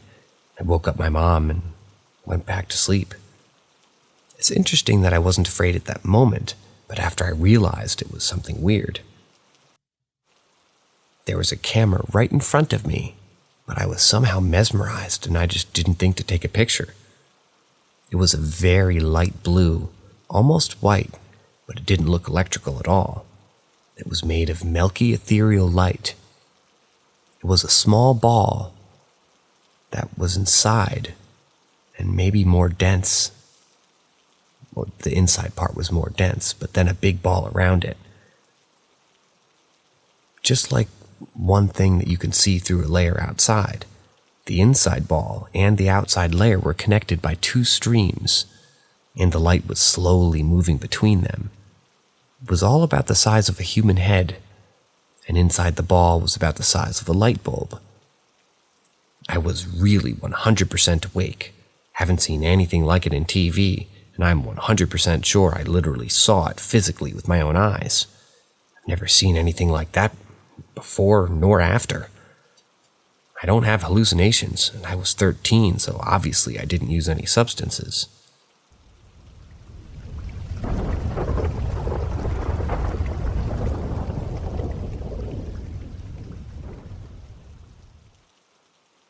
Bad memory or something more? So to start this off, I always chalked this up to maybe being a really bad dream, until I asked my older brother about it, and he remembered this incident too. I was probably 4 or 5 at this time, him being a year older. But anyway, we were play fighting in the room that we shared at the time. While I was running away, I ran to jump on the bed, but just before I hopped onto the bed, I felt someone grab my feet and pull me underneath. So from here, the story gets blurry, because what I experienced versus what he saw were two different things. He seen me get pulled underneath the bed, where he pulled me back out. He said I looked unnatural in the way that I fell in. What I remember was not right. I found myself in a dark room, almost medieval looking, but everything was huge, like a room for giants or something. There were 2 weird-looking people speaking a language I still haven't heard to this day. When I noticed that the room I woke up in was my regular room, on my bed with my brother asleep. From that day on, I would wake up and get pulled under by my feet. It happened so much that I resorted to jumping off the bed for almost a year. Finally stopped altogether and never happened since. I don't know what to make of it. Bad memory or just a nightmare? Stopped after that, but my memory was maybe messing with me. Or was it something more?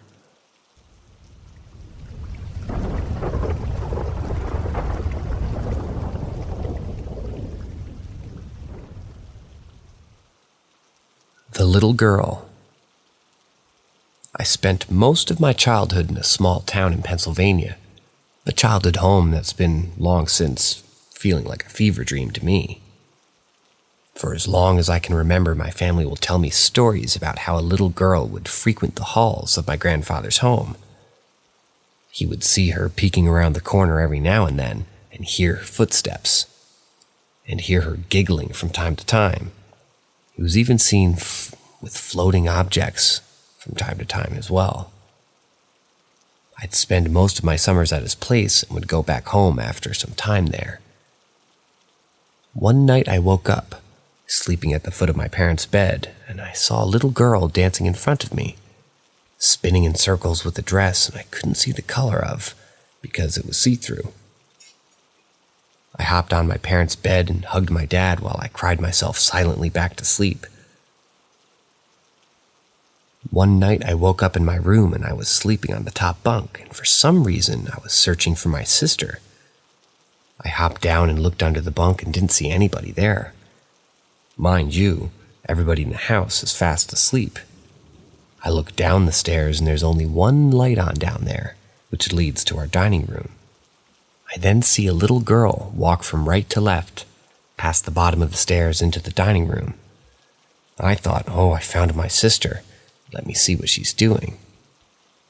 I walked down the stairs and into the dining room, and there was nobody there. The kitchen was dark, the laundry room was empty, and the back door was locked. I then went back up the stairs and seen my sister was fast asleep in the bottom bunk the whole time. There's no way she would have walked past me without me knowing. That house was always strange to me, because I'd see her from time to time, along with a very tall man who would walk her hallways also. My older sister will also talk about how she'd see the little girl on different occasions, hear her giggles, and see her footprints in the carpet throughout the house. Anyways, my grandfather passed not too long ago. My uncle says that the little girl has been moving through his house. He lived with my grandpa, as if she's looking for something, hearing noises and movements way more frequently than normal. My grandfather passed away in the hospital, and I believe that she's upset that she hasn't seen him again, or that he may never even come home. She's never given us the energy that she's an evil spirit. Maybe she's just a lost soul that enjoys our company. I had a dream about my grandpa. He was with family that passed away a long, long time ago, so I know he crossed over. Rest in peace, Grandpa. I love you.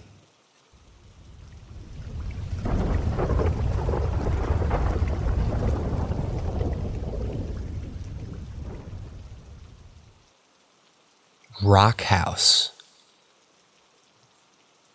I'm a 28-year-old female. The story I'm about to tell you happened back in 2016 with my best friend Chris. Now, ever since the day that Chris and I met, we've always got ourselves in the dumbest things ever. I mean, Chris ran away once and he had my nerves all messed up. But he came back because he had no money. We weren't the smartest teens, but we still enjoyed life. So one summer night, Chris and I were hanging out and we were trying to think of a place to explore, like we always did. And at the time, I told him I've never been to the old Rock House in Greenwood, South Carolina. Now, before I get started, let me give you a little history on the Rock House. A man named Tom Payne Tolbert, built a fireproof house in 1926. The fireproof house was constructed entirely from stone, concrete, glass, and steel. After years of family homes burning down, Tolbert lived in a detached kitchen and used the large house to store family heirlooms. Tolbert lived his later years in isolation.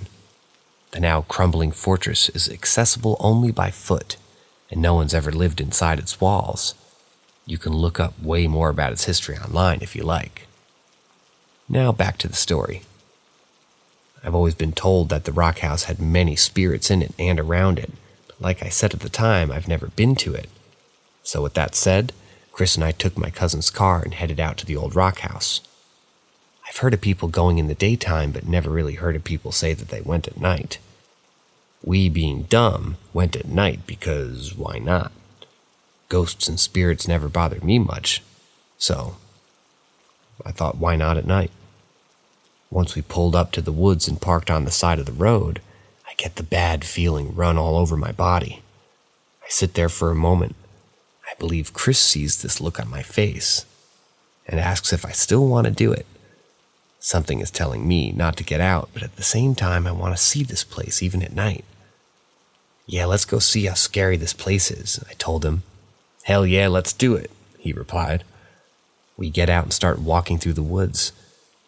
And as we're walking, we have our phones out for light, and we're making jokes, acting silly like we always do. We can never take anything seriously, no matter what. As we're walking, we don't realize how quiet it is to be in the woods at night, in the middle of summer. We find our way to the front of the house. Chris is in front of me, and we're looking at the house. No front door, no windows. All you can see is pure darkness. For some reason, I just can't move even though Chris is walking to what used to be the door. At this moment, I realize that we're in complete darkness and there are no sounds. No animals, no bugs, no wind or anything, just pure silence. Then, out of the corner of my eye, I see something in the top left window. But before I can completely look, I hear something to the left of me, and I look over, but I see nothing. Only the darkness. A feeling of dread falls over me, but nothing's there. Chris is now at the door of the house and looks inside. I look at the windows, and there it is. Something is there in the window looking down at me. My body turns cold. Those eyes, I'll never forget those eyes burning a hole in my soul. Bright yellow reddish eyes, like fire. All of a sudden I hear Chris say, "Oh, hell no." He turns to run to me, but my body's still frozen. He grabs my wrist and pulls me to run. He never lets me go. As we're running, we're jumping over fallen trees and everything on the ground that people left over time. And as we run, I realize something is running beside us, and I don't dare to look back. My body is now in autopilot mode as Chris has the grip still on my wrist pulling me. My mind's blank and my heart is racing, and at one point I feel like I can feel breath of whatever it is that's chasing us. The moment we make it to the car, everything comes back to me and I'm back in control of my mind and body. We jump in the car and Chris goes to start the car that he has, and he has his face covered by the steering wheel as he tries to start the car, but it's dead. The car is dead. We start freaking out with my head buried between my legs and Chris still hiding his face, and I yell out, "This is it, Chris. This is it. This is how we die. This is how us white people die in movies because we do dumb shit like this." Chris yells back at me, "Shut up, we're not gonna die. The car will start." I can still feel this thing outside of the car. It's just there. Is this why there are so many spirits here? Does it take the souls of people who have been caught to come here? I feel it looking at us. Something wants me to look at it, but at the same time, a voice in my head is telling me no. And I don't want to cry, but I gotta cry. The car starts and Chris tries to speed off. We start going down the road, but then one of the tires blows. We're now on the side of the road again, and we just sit there, not wanting to get out. It's quiet again. The feeling of being watched is still there. Luckily for us, a guy in a truck pulls up behind us. I feel safe right now. The guy pulls over and helps Chris change the tire. I hold my phone as a light with my back to the woods, and I still have that feeling. I want to turn and see what's there, but I dare not to. Something's telling me not to look. After the tire gets fixed, we head to the Huddle House I guess it's close by, and I need to calm down. The poor lady working that night sees something's wrong with us, and with what little money that we had, the lady helps us pay for a meal. The next few days, strange things start happening around my house. For example, I'm in the kitchen fixing something for lunch. My roommate and I are talking like normal, and the cutting board goes flying across the kitchen. She gives me this look like See what you just caused? Shit keeps happening for no reason, all because you want to visit haunted places. I pick up the cutting board, and at this point I feel like I need to make things right. I've always been told that if you disturb the dead, that you have to make things right. So with that being said, that weekend I go see some friends who don't live that far from the rock house, and I tell them that I need to go there. So we do. This time it's fully daylight. Once we get there, I still have the feeling, but I don't say a word. Once we get to the house, my friends go in and look around. They explore the place, inside and out. I look to the left of me and see nothing, but the feeling's still there. My body's weak. As I walk and I look in the direction that Chris saw something at. Then I look into the room to the left of me and I see that the room is full of designs and paint all over the room. The whole house is covered the same way. But there's something about this one room. I walk into the room and there's a pentagram with all the markings around it. I walk over to it and examine it closely. I walk around seeing if it's done right. And to my eyes, I see that it is. I yell out to my friends, "Hey, I think somebody tried to summon a demon or something." As soon as the words leave my mouth, something comes crashing down. I nope the hell out of there and I just start running out of the house, sadly leaving my friends inside, not meaning to. All I do is run through the woods yelling, "I'm sorry, I'm sorry, I'm sorry, I'm sorry." I don't stop until I'm out. My friends come after me wondering what's going on, and I tell them about the other night and what happened as well. At this point, I just want to leave. We all get into the car. Then my friend who is driving goes to start the car, but once again it's dead. Just like the other night, but in a different car. My mind goes back to the other night with this big, dark creature coming to mind for some reason. I'd never seen it before. Was it the thing chasing us that night? Was it putting itself inside of my mind to scare me more? So many questions. I try my best not to freak out. I called my roommate to come pick us up. As we're waiting, a car pulls up. He must live on this road and knows what happens. He says every time somebody goes to that house, their car's dead when they get back. He helps jumpstart the car and we go down the road. I see my roommate and I just jump out of the car and jump into mine. I speed off as fast as I can, wanting to get as far away from that place as physically possible. My friends meet me at my house and I made a promise to myself to never go back to the rock house. For some reason, Chris and I stopped hanging out. We didn't get into a fight or anything, we just stopped being friends and we never spoke about what happened that night until a few weeks. We both seemed to have forgotten that night. I called him and asked him what it was that he saw inside that house to make him do what he did. He doesn't remember what he saw, but he remembers the night. I thought I wouldn't forget, but I did until a few weeks ago. Someone told me that a brain will block out something so traumatizing that you won't remember that it even happened so you can live your life like normal. Maybe that's what our brains did for us, so we won't live in fear forever.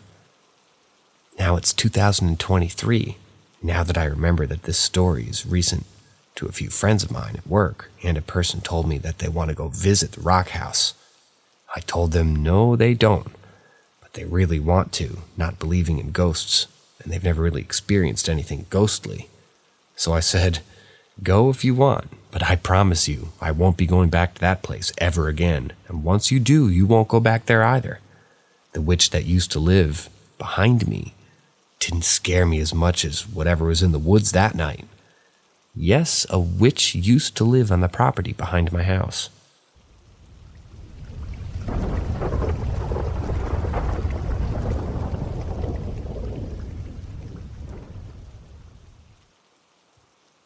I think I accidentally opened a portal in my home. So let's go back to when I first moved into my house just over a year ago. There was nothing in this house. I know that for a fact. My nan was a medium. She checked the house and it was all clear. And I also have some empathetic abilities. So I can usually feel when there's something going on, and I got nothing from this house. After my nan passed away, a few ago, I noticed more and more happenings in the house. but it didn't feel like it could have been my Nan visiting. It started off with little things here and then, a couple little taps throughout the house, but over the past couple months it's been more active, and there's a very dark energy lingering in my spare bedroom. Once again, it didn't start off very strong, but it's been getting stronger and stronger over the past few weeks. More activity, setting off motion detectors, and just like the feeling when you go into a spare room is horrible.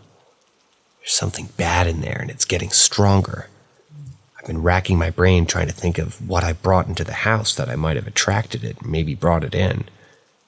I've done multiple cleansing rituals, but it hasn't gone away. It seems to just be pissed off that I'm trying to get rid of it.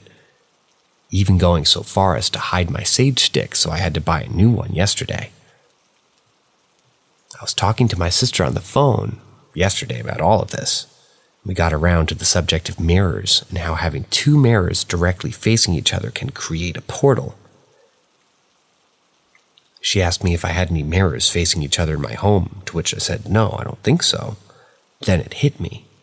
I went to check the spare room, and as it turns out, I do. I have some wardrobe doors with mirrors on them, but I haven't put on the wardrobe yet. And I've just leaned them up against the side of the wardrobes until I got around to fixing it. The mirrors are directly facing each other, and they're in the spare room where the dark energy lingers. I'm thinking I should just move the mirrors and cleanse the house again, but is there anything else I should do to make sure it's definitely gone?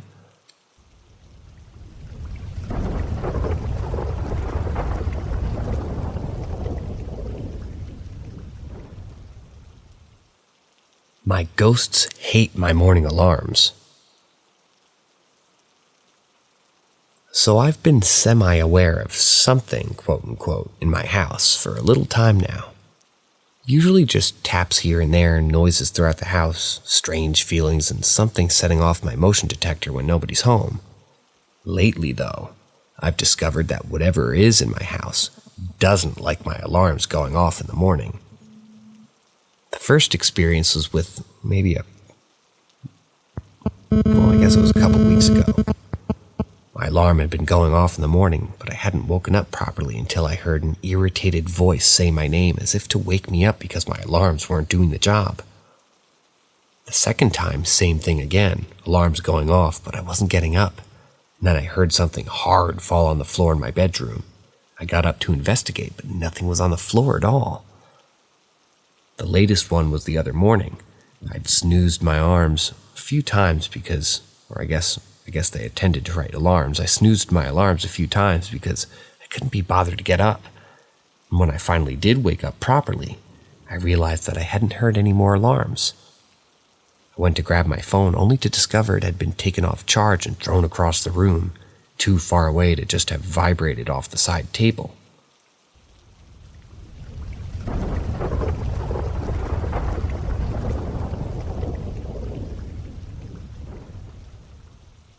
Is this something I should worry about? Basically, one day I was just sitting at home chilling in my bedroom watching YouTube. Then I needed to use the toilet, so I opened my door, and the minute I stepped into the hallway, I felt this deep chill, as if someone poured something cold onto my back. I stood in the hallway motionless, and my insides told me I needed to run back into my room, so that's exactly what I did. I sat in my room completely still, waiting for the feeling to go away.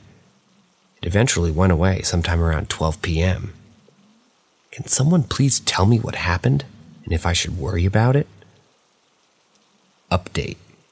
I was sitting in my house again, reading a comic, and then I got up from the couch and began to go upstairs, as that was where my bedroom was, when I heard my mom call out my name and told me to come upstairs.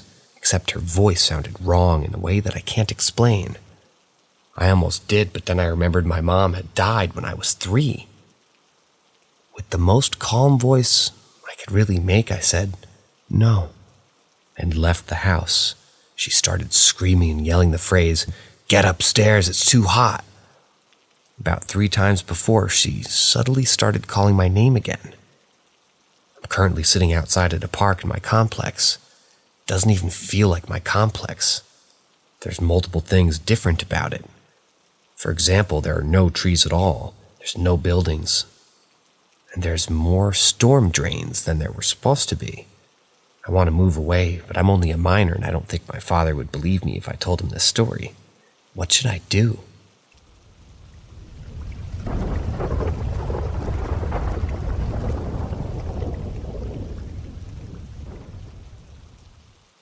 Waking precognitive dream/vision.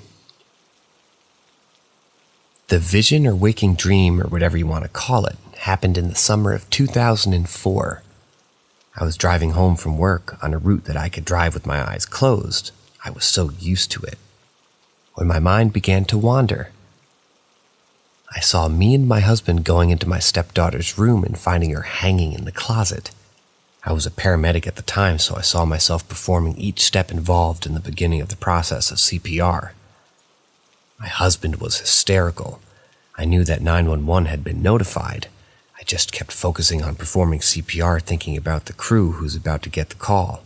And then I snapped out of it, and I felt awful for thinking such a horrible thing about her, like I had fantasized about what was happening and wanted it to become real. No way did I feel that way. Almost exactly a year later, it actually came true. All of it. We went to check on her and noticed her CD player was skipping and she wasn't fixing it. We went into her room and ultimately found her hanging in the closet. My now ex-husband begged me to save her, so I took a deep breath, pried her mouth open and began CPR. As I performed CPR, another person who happened to show up right as I was running downstairs for the phone actually ended up being the one who was talking on 911, replaying everything I told her to relay. We never spent another night in that apartment. We stayed in the same complex, but we stayed with family while we were waiting for them to get our new apartment ready for us. That was on 9/3/2005. I still wonder if there have been any paranormal experiences in that room. I had a visitation dream a couple weeks later. That was really sweet. I felt awful for having thought it. Then when it came true, it felt even worse. It's not the only prophetic experience I've had, though.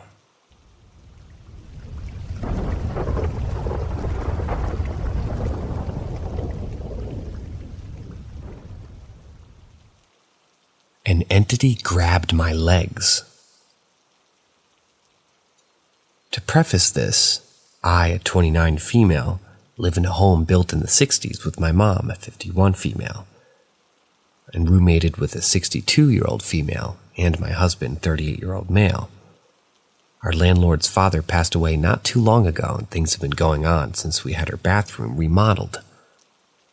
A year ago it was small things, items being thrown, hushed whispers heard at any time of the day, and a shadow of a child seen in a few rooms. Last month, we had the master bathroom remodeled, as it was causing structural damage to the house, and things have been crazy ever since. The first night after the remodel, I could smell someone smoking right in the living room. Granted, our roommate smokes outside and doesn't ever smoke in the house. The smoke smell would follow me into the bedroom, where it would feel like someone was standing over me, constantly blowing cigarette smoke into my face day and night. Then it led into me not being able to walk into my bathroom without letting the air know that I was coming in. Because if you don't, whatever it is in there gets so angry that the air gets heavy. The day I was grabbed, it was roughly 4 or 5 a.m. since I worked the night shift, and I was trying to go to bed. I was laying next to my husband when I felt a rope or a tail wrap around my left knee, then switch to my right. I was so scared I ended up smudging the whole home, salting the doorways into and out of the house, and putting salt on the 3 mirrors in the bathroom. I don't have any spirit board or anything like that to communicate with on the other side, and I don't want to. There's still hushed conversations happening, but I don't smell smoke anymore, and nothing has ever tried to touch me since.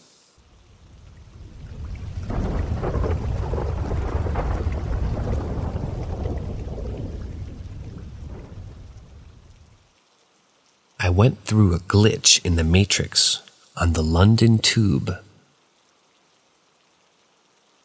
This happened in 2015 on the Piccadilly line in the London Underground. If you're not familiar with it, you might want to get a map of it. So I was just going home after seeing a friend's concert in North London, and at the time I lived around Dollis Hill in Northwest. I was traveling back with a friend of mine and we were both extremely sober. I only had a small beer at the start of the evening and drank water during the event.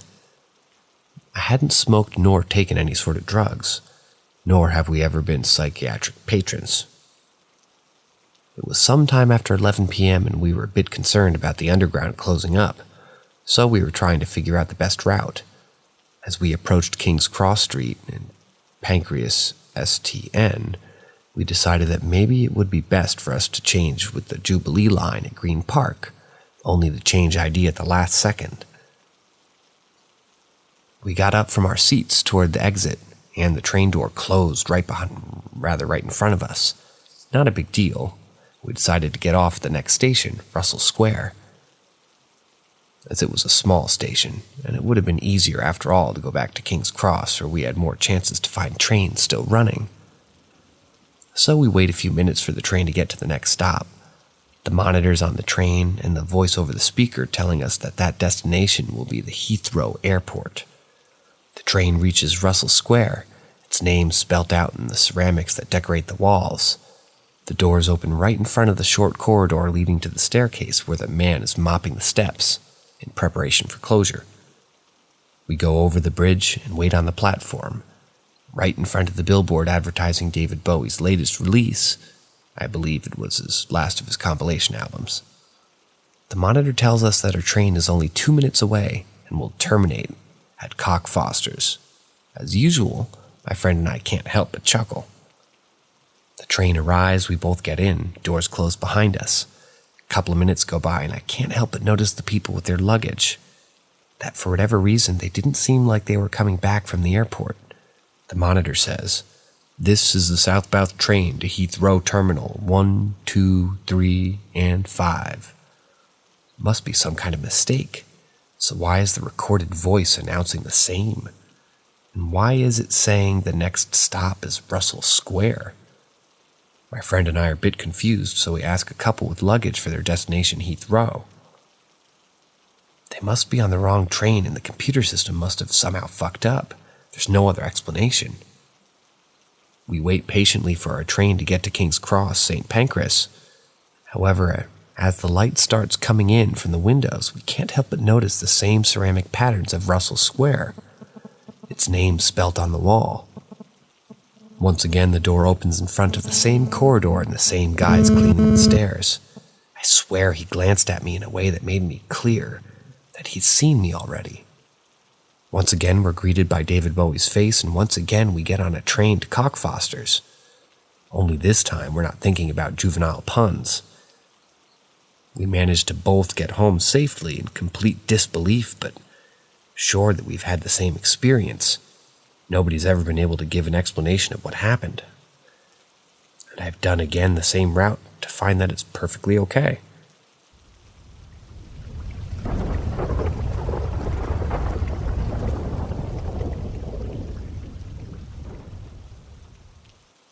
Shadow person follows us.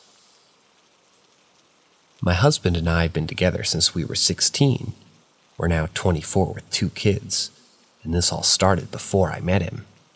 His stepmom came into the picture when he was around 13, and brought with her my husband described as a satanic book. It gave everyone the creeps, and my significant other's dad decided to burn it, which resulted in ear-piercing screams when it hit the fire. After that, they started experiencing strange activity, such as items being moved. The most unexplainable was a laundry hamper that was found at the top of their roof. His sister also had an experience of being woken up to a black figure hovering over her, choking her. Her boyfriend at the time witnessed this. When my husband and I got together, I spent many nights with him. I always had a bad feeling over there, but what changed me from a skeptic to a believer was when I placed my phone on a TV stand, and not a minute later, my significant other watched my phone fall from the ceiling, the corner of the room. We moved into our first apartment together in 2018. Whatever it was followed us, and the activity went from sparse to almost daily. Unexplained footsteps, items not being where they should be, cabinets opening and slamming shut, doors opening and closing. We moved in 2019 and we were followed by this entity again. Nothing about the hype of activity changed, but this is when it started showing itself to us. The first time my husband and I were relaxing on the couch, which faced towards our dining area. The kitchen was behind the wall where we had our TV set up.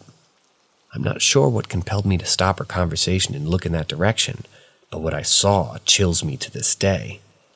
Peeking out from behind the wall that separates the living room and the kitchen was a shadow figure of a tall man. It stayed long enough for me to get a good look at it and know without a doubt it wasn't my imagination. As soon as I noticed it, it pulled itself back behind the wall. During the moment, I was more curious than afraid and pursued it. There was nothing in the kitchen. And when I think about it now, I wonder just how many times that this thing was spying on us. Why would it pull itself back into the kitchen instead of disappearing right then? Did it want me to follow it? Shortly after this incident, my daughter was born. The activity got worse again. It became a nightly occurrence that her door would open by itself. This also happened during her naps. Not only was my husband now seeing this figure too, but it started touching us and being vocal. One night while laying in bed, I dropped my phone off. While leaning down to grab it, I felt a hand stroke my arm. I'd also often feel like my husband was getting in bed with me and hear breathing in my ear, only to roll over and find myself alone. My husband also had his foot grabbed one night while playing video games. Night was when the most activity happened. Our daughter was waking up screaming over 20 times a night. Her doctor said it was the worst sleep regression she'd ever heard of. We moved again in 2021. Our very first night being there, I was unpacking the kitchen while my husband was putting our daughter down for bed. I turned around to see a huge shadow of a man go from one end of the kitchen to the other and disappear. Another night we were woken up to banging on our walls, which faded out into tapping. This was a wall that separated our room from our daughter's room. My husband decided to tack back. The tapping would repeat every pattern my husband did. We let our daughter sleep in our room that night, and when we woke her up, she pointed to the doorway and told us that there was a man. We moved in 2022 to our current residence. I'm not sure what's changed, but the activity comes and goes now. Sometimes there'll be a little bit of activity for months, and then it's a rush of seeing figures, doors opening and closing in front of us, etc., etc. I can say that this activity does pick up during stressful times. My daughter's now 4 and will occasionally bring up the shadow that visits during the night.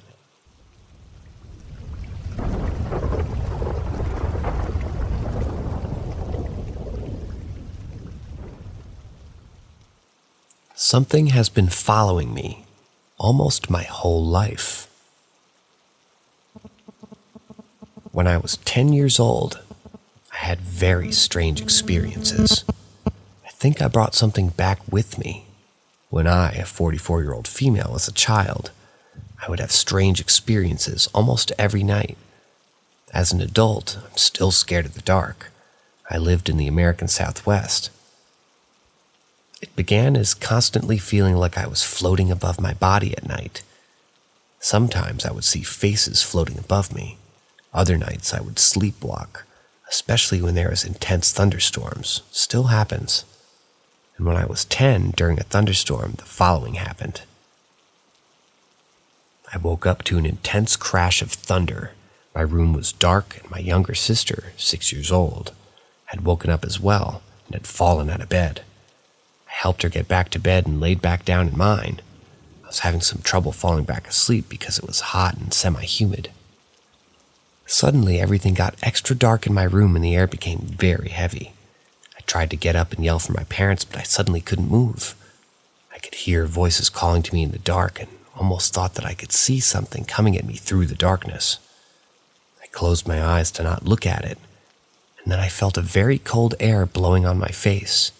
I opened my eyes, and the only way to describe it is that it looked like I was traveling at light speed through a wormhole tunnel. I freaked out, of course, closed my eyes and tried to scream, but nothing came out. The wind stopped, and when I opened my eyes, I was laying down still, but like nothing was supporting my body that I can recall. I was just floating in this dark void that was also illuminated at the same time. Suddenly, these tall white beings began to float towards me. Some of them began trying to talk to me, but I didn't understand them. Then more and more of them began showing up. They were transparent and tall, similar to the beings at the end of the Dark Crystal. I didn't watch that movie until I was 13. Imagine how badly that freaked me out. Two of the beings began to touch my head while talking to me and each other. I tried to scream again and close my eyes, but when I opened them, I was back to the wormhole tunnel. This time I could tell I was traveling faster, and I was very, very cold. I blinked and suddenly felt like I was back in my room. I began screaming for my parents. I was scared and freezing. There was ice in my hair. My parents came rushing in, and I was understandably very upset. My mom was pulling ice out of my hair. My dad was just staring at the ice like he knew something but didn't want to say. They managed to calm me down and tuck me back into bed even though my hair was sopping wet. 80s parents. My parents were obviously freaked out too, even though they tried to hide it. In the hallway, I heard my dad say to my mom that it was 88 degrees in the house and it didn't make sense that my hair was frozen the way it was. My mom wondered if I've somehow gotten into the big freezer, and my dad laughed. Then they went to bed, and I eventually fell asleep too. The next day, my mom wouldn't talk to me. I was scared still and also curious about what happened. I finally got a chance to talk to my dad about it, and he told me that he believed I somehow traveled to another plane of existence. Then he told me even though we all grew up Catholic, there were 10 levels our souls must pass through before we reach heaven. Essentially, he said he believed in reincarnation. He said every time we die, our souls go up one of these planes. If we were a good soul, we return as a better, kinder person, becoming better and kinder with each return. If we're bad souls, we return bad and worse until we become evil, eventually as we progress through the 10 levels. We do have a chance to turn things around, but that's essentially why we had a really horrible, i.e. Hitler, and very good people, i.e. Mother Teresa. In our current plane of existence, that is. He believed that I traveled to one of the other planes where souls were waiting to come back. The white beings I had seen were good souls protecting me from the bad ones. I'm sure I believed him at the time. My mom just told me to pray and to still refuse to talk about it. I asked my parents about this last year, as they both still remember that this happened. Since that happened, I've noticed that when people treat me poorly, bad things begin to happen to them. But it also works the opposite way. When people are nice to me, their life vastly improves. There are unfortunate side effects to the bad ones. Every time something bad happens, I'm plagued with bouts of sleep paralysis, nightmares, and night terrors. I don't find out about the bad things until after.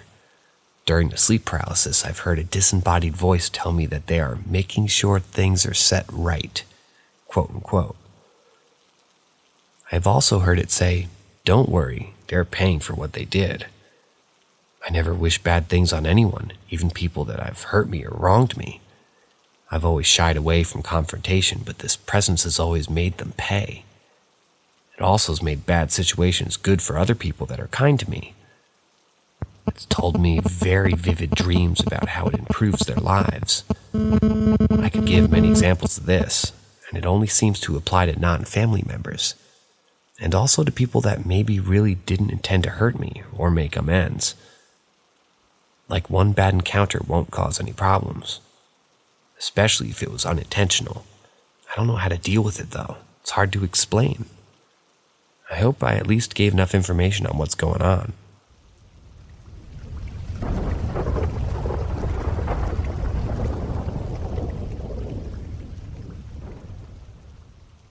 Join the Paranormal M community and embrace the mysterious.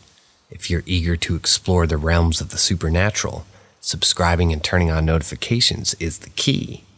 Get ready for a thrilling adventure like no other. My college ghost story. It was around 1 a.m. on the weeknight of December. My roommate Jason, friend Jack, and girlfriend at the time, Vic, had all been hanging out. Being oddly warm for a winter night, around 60 degrees, we decided to take a walk around. On a limb, we tried the door to the FA building, and to our surprise, it was open. It was during the exam period.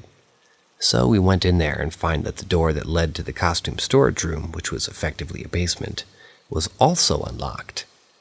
Curiosity got the best of us, and we headed down into the cold, cemented crypt.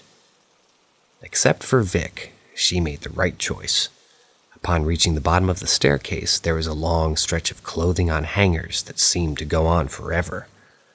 When we looked to the side to see that the door was saying, "Keep shut at all times." Now obviously we were going to open the door. I mean, come on.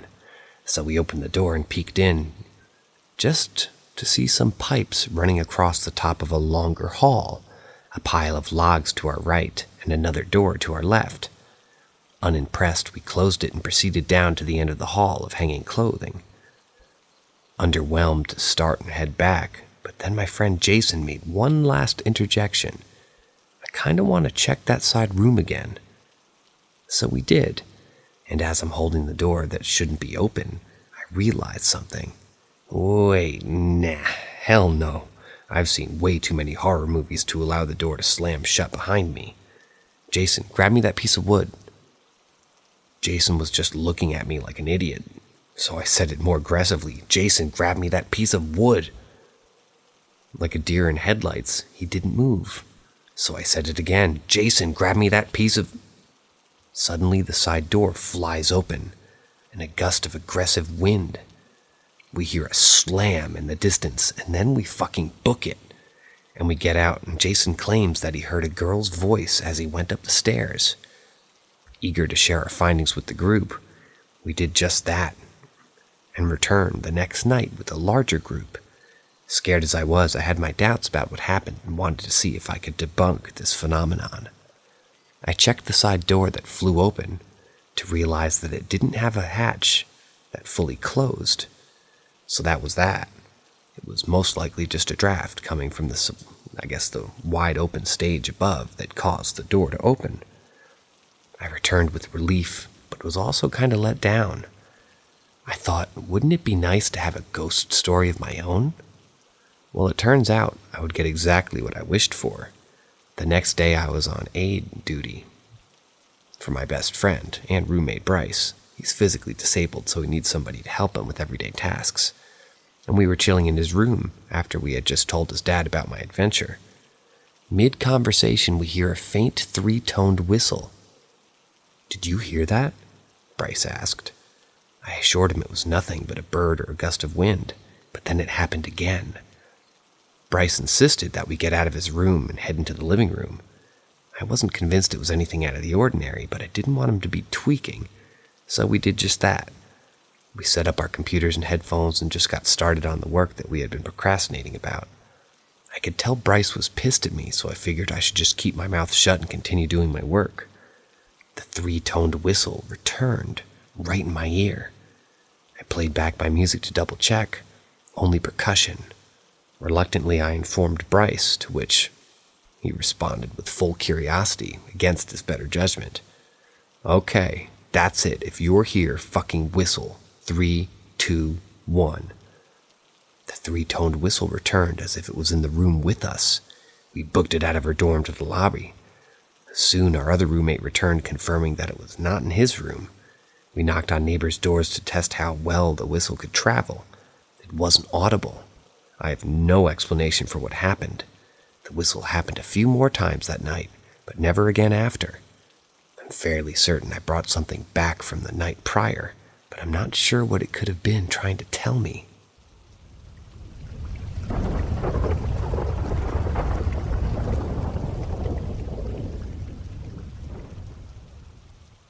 Story about my childhood at my stepfamily's house in North Carolina. I live in New York with my mom while my dad moved to North Carolina with his new wife, and the house that they live in is supposedly haunted by spirits that follow my oldest stepbrother.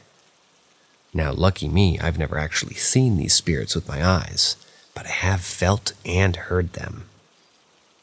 I visit each summer, and a situation I even wanted to talk to you all about was this one time where me and my stepbrother, Ellie, were home alone while my other stepbro named Gabriel was at school. It was midday and sunny out when I decided to go upstairs and grab my PS Vita, but as I was walking up the stairs, I heard something from the attic that sounded like Gabriel screaming, saying, "Ellie, Ellie, help me." And I froze and had never been that scared in my life. Something kept me from even talking to another, since the scream was coming from directly above me. I looked down at Ellie, who was under the stairs on the couch watching TV, and asked if he had heard Gabriel. He said, "Fuck that, bro," and just started running out of the house, and I followed him like the brave hero I am.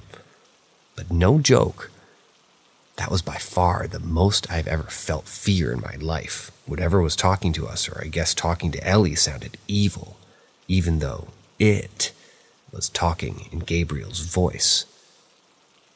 The school they went to was about an hour bus ride, so Gabriel didn't get home until 4:30-ish. And of course we told him about it, and he thought that we were all crazy, but I would see him run to the bathroom at night sometimes. But anyways, the most I've ever seen up until that point was a door closing on its own while we were playing Smash or something on the 3DS. And another time at night I felt a blanket pulled or tugged off me, but this time was different. That voice, hearing that desperation in its voice yelling for us, still sends chills down my spine. If any of you ever heard of these stories, or things like it, what would be, maybe mine look kind of lame in comparison, especially my oldest stepbrother.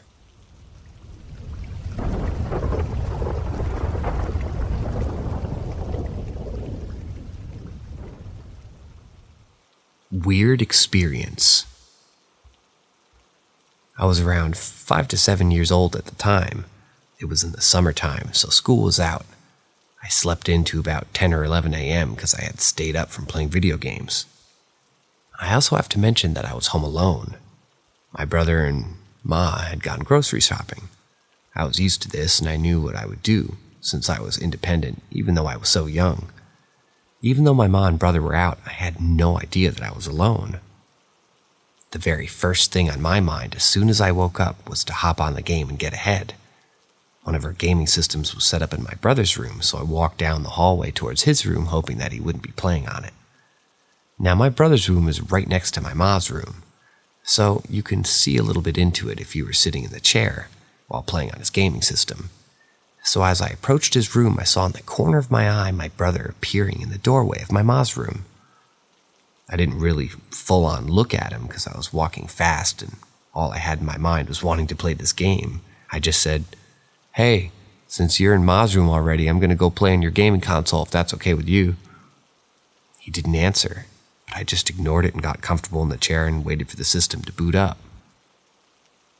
As I was sitting there, my brother continued to be in the doorway of my ma's room from the corner of my eye.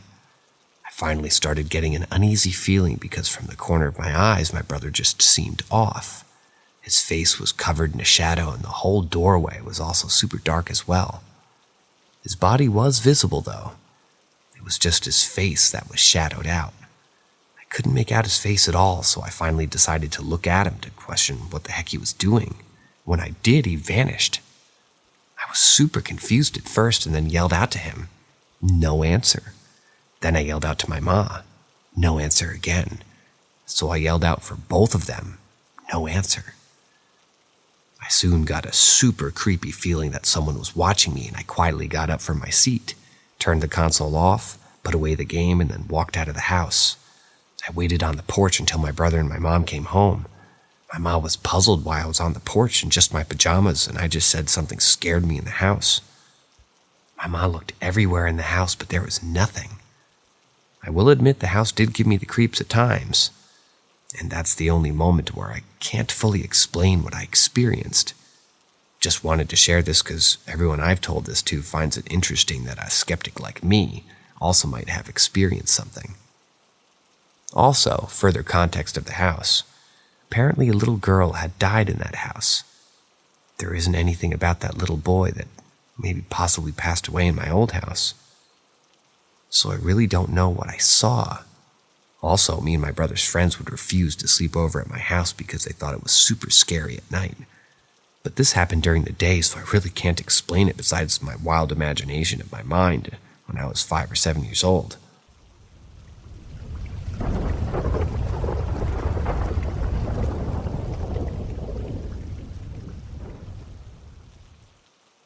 Demon Dog of San Bernardino. It was the summer of 2006, and at the time I'm a 14-year-old little troublemaker. Skipping school, smoking copious amounts of weed, tagging up walls, all that. That day I was caught in the back smoking weed by the school's police. They confiscate my weed, throw my joint on the floor, and then give it a hefty ticket and a court date. I shrug it off acting like a tough guy, so I skipped school, walked home that day trying to think of what I'm going to tell my mom or my old man. Slowly, hour by hour, just panicking, thinking, man, I'm going to get my butt kicked that night. On the verge of an anxiety attack, I leave my house at 1 a.m. I walk around wandering the street with my marker in hand, of course, tagging and just trying to distract myself. I say, let me go down to the street and see if the liquor store is still open. And guys, I kid you not, I always have my head on a swivel. I looked in that direction multiple times. I was walking toward the liquor store, and out of nowhere from behind a streetlight, the strangest, ugliest, most menacing dog I've ever seen in my life. Its coat, its demeanor, its presence. I've never ever experienced that with a dog. Looked like a mastiff or a Rottweiler and a boxer had a baby and just there in the light staring at me. Waiting for me to get an inch closer, I stop in full panic mode. I run across the street, not looking both ways, and in my panic is broken when the lights of a police car shine upon me and the officer parks, gets out of his car, and proceeds to chase me. And when I finally stopped, I was asked, "Why are you running?" I said, "Didn't you see the massive dog underneath the light?" She said, "What dog? There's nothing there." Till this day, people suggest that this was maybe some sort of evil spirit, and some say it's probably protecting you. But whatever it is, sure gave me a fright. Possession moment? I give the title that name because you can let me know what you think after this story. Over the weekend, I went to a museum full of haunted objects. At this museum, you could rent spirit boxes, and the guy in front of me and my friend had one. So while we were downstairs in the basement of the museum, with their most haunted objects, we went into this room with a doll chained up. You had to ask permission to see the doll before entering, and I missed the sign. I instantly felt nauseous and my vision was super weird and blurry. All of a sudden, the guy's spirit box said something, and it said, "Paige? What does that mean?"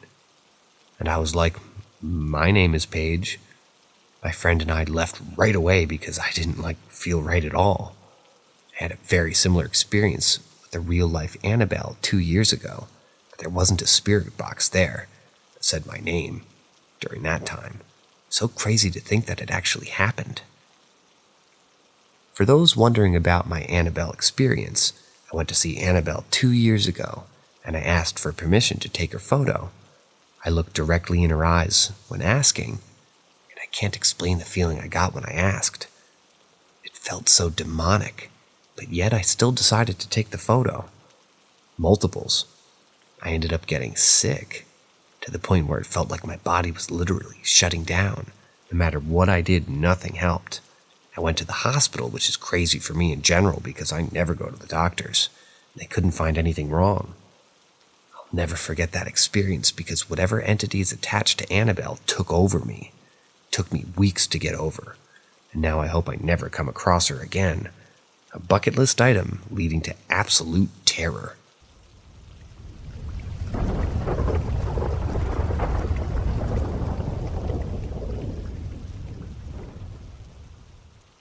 Floating specter on my local park. Interested in what you people think. I live in a relatively rural town in the UK, so it isn't considered too unnatural to go out late at night and walk around the area as a teen. When I was 16, I began struggling with a rough bout of depression, meaning I often couldn't sleep at night. Therefore, a late-night walk to clear my head was a common activity of mine. I did this often, and despite the occasional drunk stumbling home from town or a rambling junkie, I never experienced anything that put me off for going on walks. This was until I experienced one of the very completely unexplainable moments in my life. One evening, I was laid in bed watching YouTube, and as usual, I couldn't sleep, so I decided to do a quick walk around the block. It was late spring, so I wasn't apprehensive about any bad weather. I planned to walk around the area and finish the walk by going through the park at the top of the street. For context, the park has an alley-like entrance at the top of my street, and then another entrance on the other side that connects to the main road. I did my usual walk through the suburbs. Nothing unusual happened, of course. And as usual, I ended up at this top entrance by the main road. I walked down the path at the roadside entrance, opening out to the park's big field. The park was completely pitch black.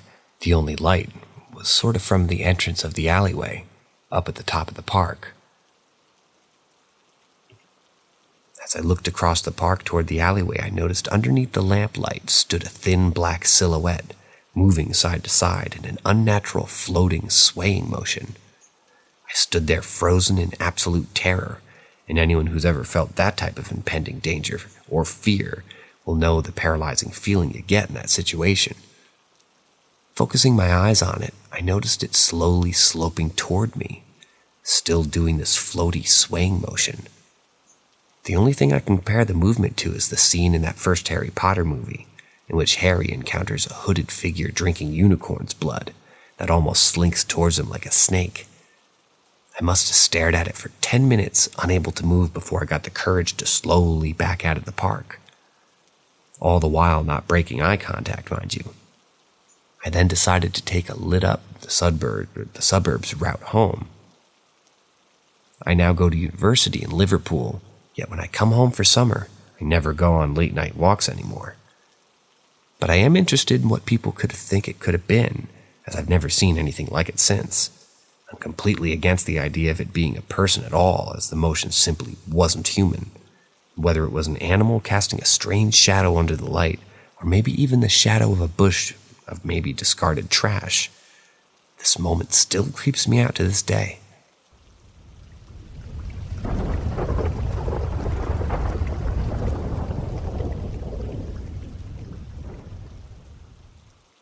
My ghost story from when I was a teenager. So I was around 17 or 18 at the time, and I slept in the basement of a house I grew up in. I had a mattress there, and I would sleep in front of our dryer, with the mattress pointed away from the dryer and my pillow on the end farthest from the dryer. Nothing spooky or weird had ever happened in this house in the time I grew up there before this story. I should add that when I slept, it was pitch black in the room, because being a basement, there really wasn't anything or anywhere for light to get in from. It was so dark that even after your eyes adjusted, you still couldn't see a foot in front of you.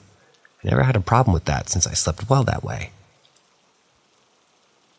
Anyhow, one night I'm snoozing away, and sometime very late in the night, I suddenly awoke to see something standing in front of the dryer, and my feet. A transparent woman dressed in an old-style clothing, like something from the Old West, long skirt, button-down shirt of some sort, and hair pulled back in a bun. She was holding what looked like a modern laundry basket, and as I laid there for a couple of seconds trying to understand what was going on, she suddenly emptied the laundry basket by tilting it forward towards me. Out of it fell a waterfall of transparent laundry, which I couldn't see clearly since it was bunched up like laundry usually is. At this point, maybe 4 to 5 seconds into the incident, I jumped backwards off the mattress and crashed into a bunch of cardboard boxes filled with household items my parents stored in the basement. To say I was scared is a major understatement. The crashing around that I did woke the whole rest of my family, who turned on the basement light to see what was making all the noise. At this point, the woman had vanished and I was completely alone. This incident shook me pretty good, as I'd always been a skeptic of the existence of spirits and ghosts.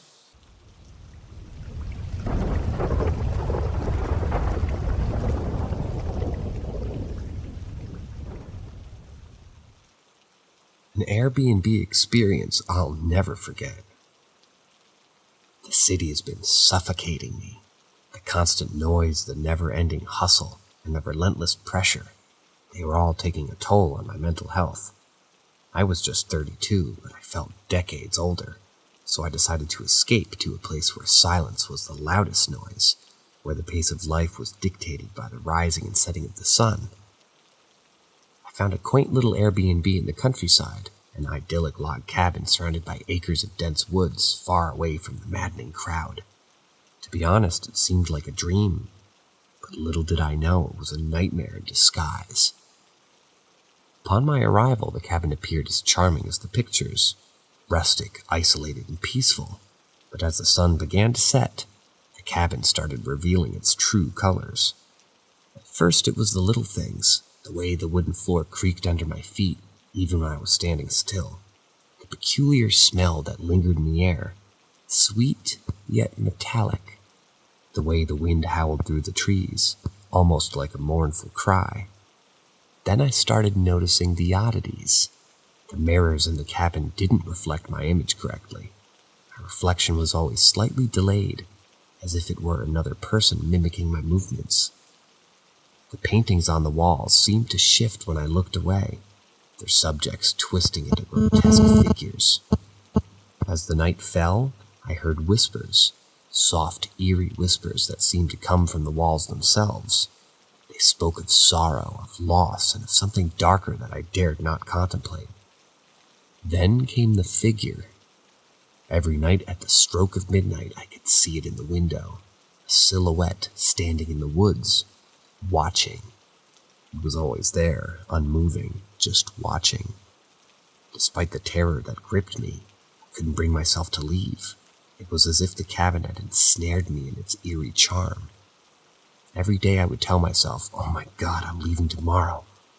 But when tomorrow came, I found myself drawn further into the mystery of the cabin.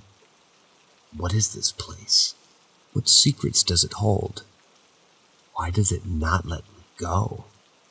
The questions consumed me, fueling my curiosity and fear in equal measure, but I was determined to uncover the truth or be consumed by it. Days turned into weeks. I found myself weirdly drawn deeper into the hypnotic rhythm of the cabin. The whispers grew louder, the figure in the woods seemed closer, and the cabin's oddities became more pronounced. One day I found a trap door under a worn-out rug. It led to a basement I hadn't known existed.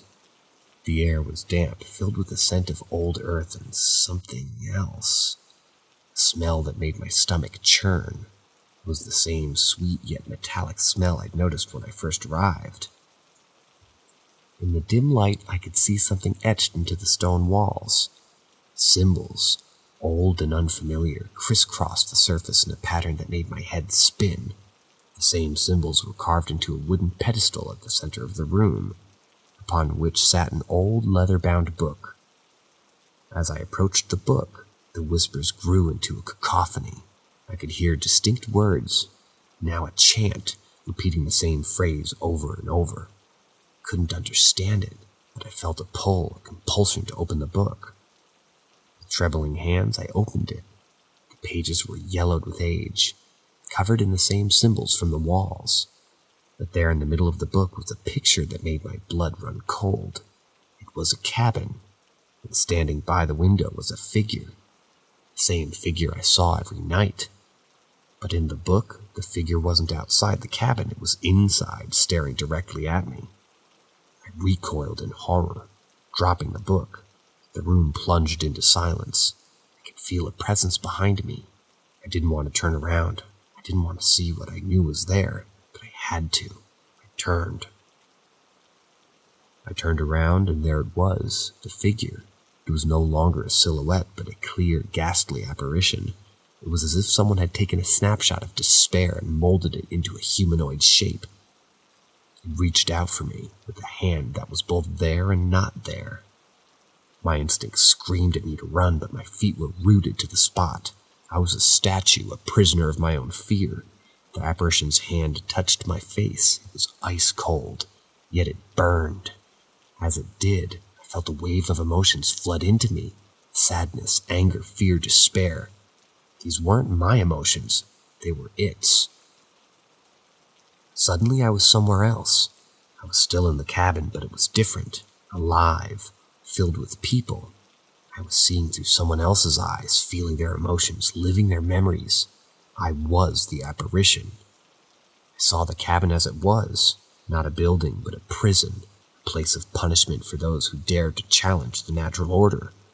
The apparition, I realized, was not a ghost, but a prisoner trapped in the cabin for an eternity. The memories became darker, filled with pain and sorrow. I felt every moment of the apparition's loneliness, every second of its despair. It was too much. I screamed, or at least I thought I did. The next thing I knew, I was back in the basement, the apparition gone. I left the cabin the next morning. As I walked away, I could still feel its gaze on me. But it was different. It was no longer a gaze of menace, but of gratitude. I had shared its pain, its solitude. I had given it something it hadn't had in a long time, company. As I left, I glanced back one last time. There in the window stood the figure, watching me leave, but this time it wasn't alone. Standing next to it was another figure, a familiar one. It was me. I had left the cabin, but a part of me would always remain trapped in the eerie solitude, forever sharing the cabin's haunting secret.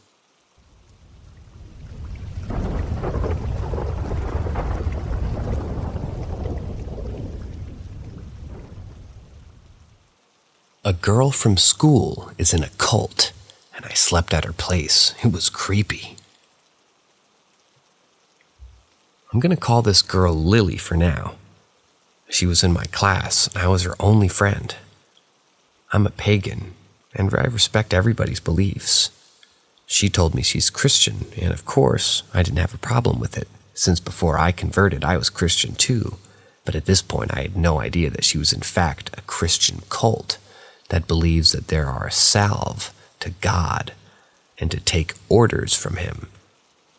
Or I believe they meant slave.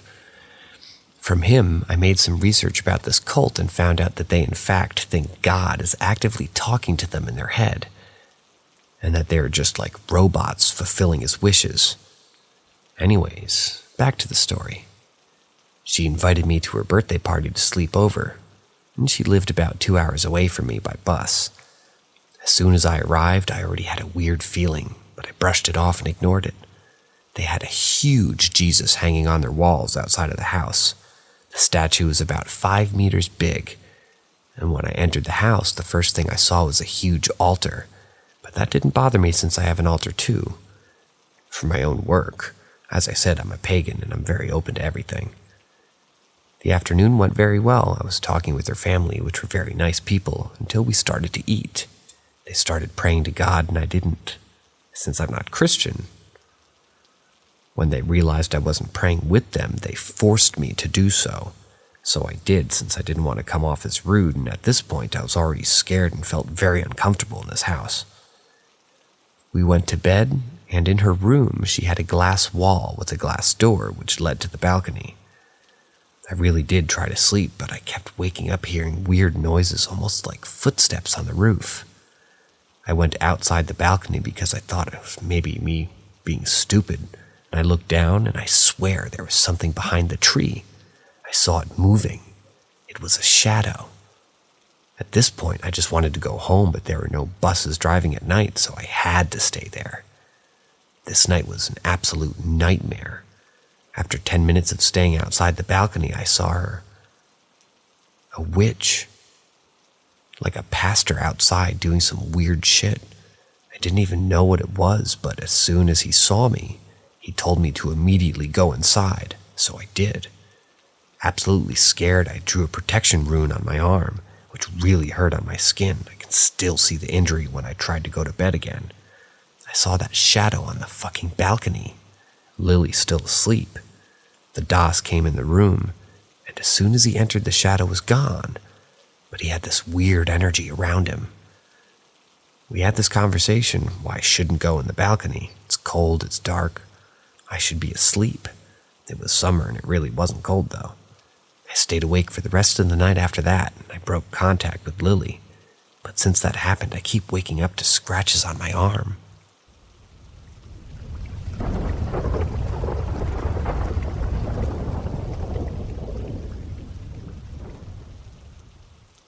The Man in the Cowboy Hat. When I was roughly 18 years old, I spent a lot of time at my best friend's house just outside the suburbs in Toronto, Ontario. One night, a group of us was heading out to the bar. There were about 5 of us in total. We were all in the house together before heading out. My best friend and I had been there most of the day, and no one else in the house but us. At around 10 p.m., we all headed out to the car and piled into a Pontiac Sunfire. I was in the passenger seat, my girlfriend was driving, and 3 people were in the back seat. The front of the house was mostly windows, including some blurred glass on the door and very few places without glass of some kind. As we were backing out, I looked up and watched a dark, featureless man in what looked to be a cowboy hat walk from the left out of the house, coming from where the stairs to the basement were to the front door, only to disappear before the window to the den. There was maybe 4 feet of wall before the next window, and he was just gone.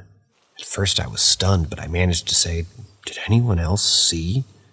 Without missing a beat, the girl sitting in the middle seat behind me said, "The man in the cowboy hat." I was amazed when someone else used the expression, "Looks like you've seen a ghost." That was the look on her face, like a mixture of fear and excitement, just enough to make you nauseous. My best friend seemed less surprised. It was a family house and the property going back for generations. There was a chandelier above the basement stairs that his father told us dated back a few hundred years and was converted to electricity a long time ago. The area the man came from was the basement stairs. Only we realized after that we saw him that there was no way that he could have been walking from where he was walking. There were stairs and his height didn't change. After a few minutes of trepidation, we all went back into the house together. We searched everywhere for the man, and I mean everywhere. If there was a man living in the walls, we needed to find out. All the doors were closed and locked. All the windows were closed and locked too. There was nobody else there. To this day, I have zero doubt that we saw some sort of paranormal entity. My best friend mentioned his grandfather, and we did ask his dad, but we still don't know for sure who or what it was. The fact that the 2 of us saw the exact same thing at the exact same time made it extraordinary. It made me feel a bit less crazy.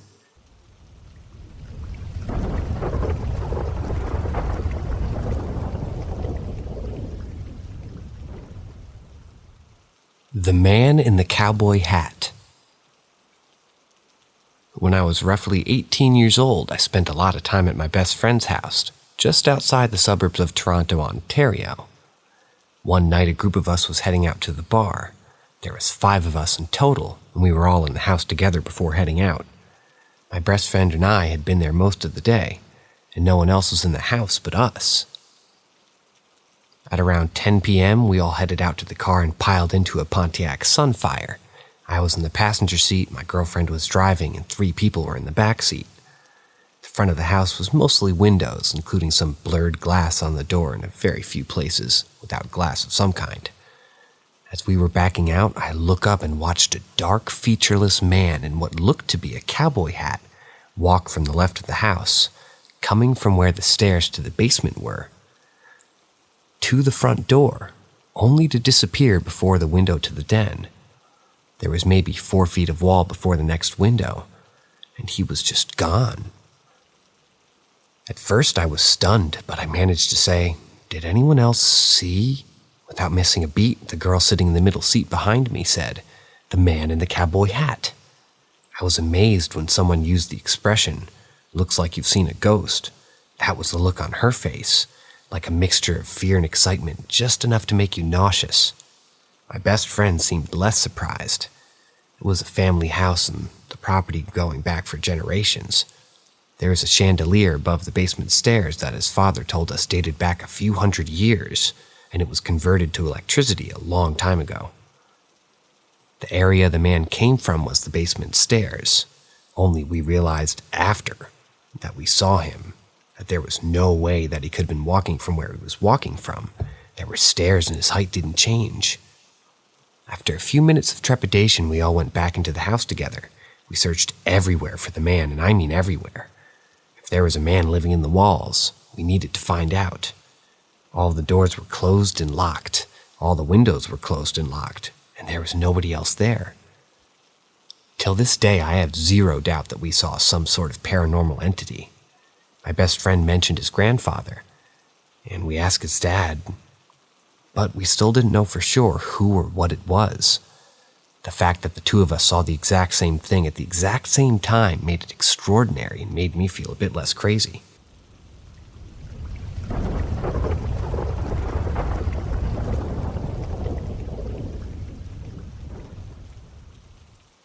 Visited by a wraith.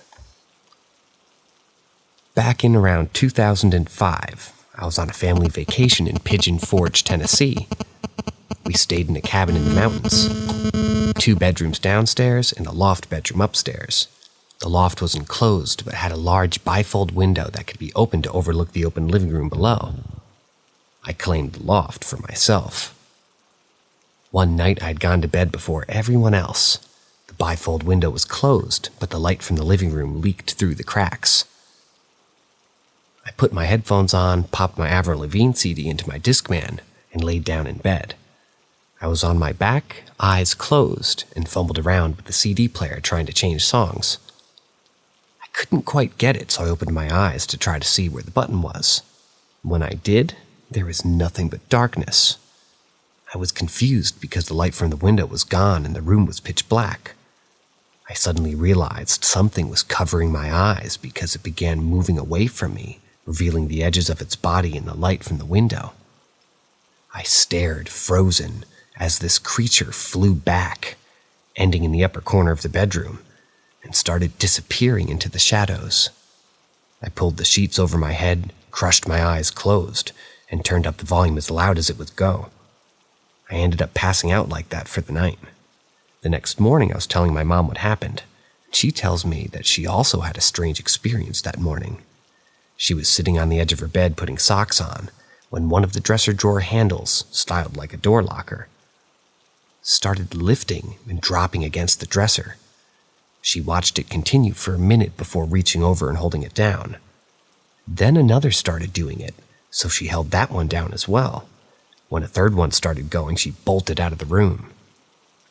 Several years later, I was relaying this story to my new friend, and his response to the creature's physical description was, "Sounds like a wraith." And I admittedly didn't know what that thing was.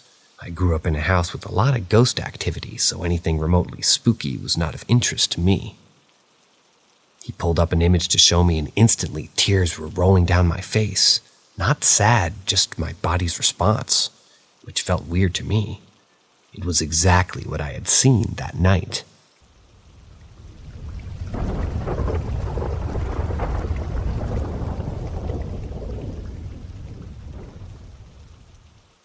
This is going to sound really dumb. I'm currently house or cat sitting for a friend who had to go out of town for a family emergency. She asked me as I often spend time at her place and her cat's comfortable with me.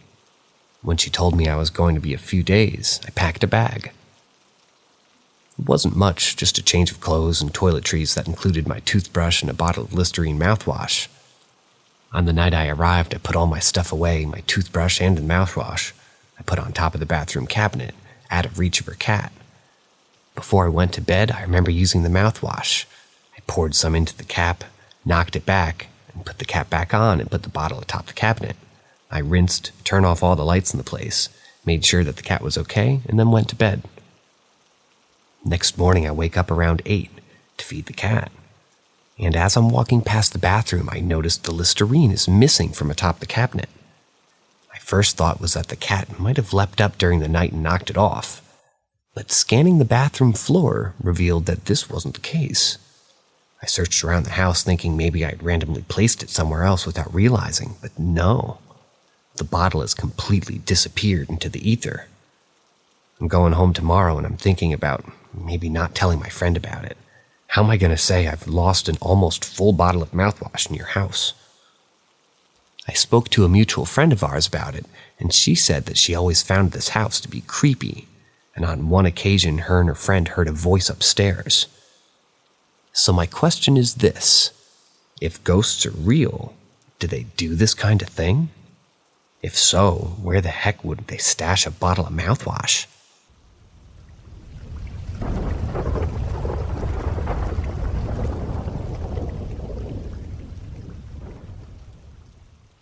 Reading about what I was sure was a dream, a flying head wreathed in flame. One night when I was young, about 10 years old, I awoke to notice I was being watched through my window by what appeared to be an old man's face. I remember being paralyzed with fear and staring at it and also pretending to be asleep. It looked like an old white man's face angrily staring at me, but I also remember thinking maybe it's Frost.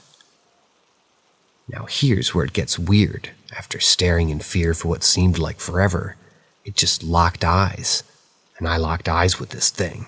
I finally mustered the courage to jump up and run to my mom's room. I burst in there and remembered disturbing her, and I got into her bed, and she went downstairs for something, and I can't really remember. Next thing I do remember is my head rising from the foot of the bed, and then the whole room was on fire. The fire started slowly as just around the head, and then completely surrounding the bed. It spoke a bunch of horrific words for a moment, and then when my mom came back in the room, the whole scene vanished. I only post this now because I've actually seen so many similar accounts on here of this thing. Anyone else have this thing show up? I've also had a life of lucid dreaming and some bouts of sleep paralysis. I can certainly feel things on people sometimes. When someone is really negative, I can feel it when they enter a room like a dark cloud billowing out with them.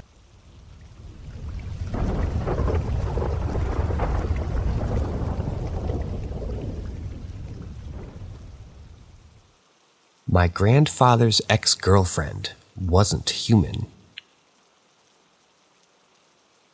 Back in 1970, when my grandpa was 18, he was dating this girl who was a year younger than him for over a year. We're going to call this girl S. S was beautiful, sweet, kind, and easy on the eyes, according to him. When summer started, S invited him to her parents' house in the province.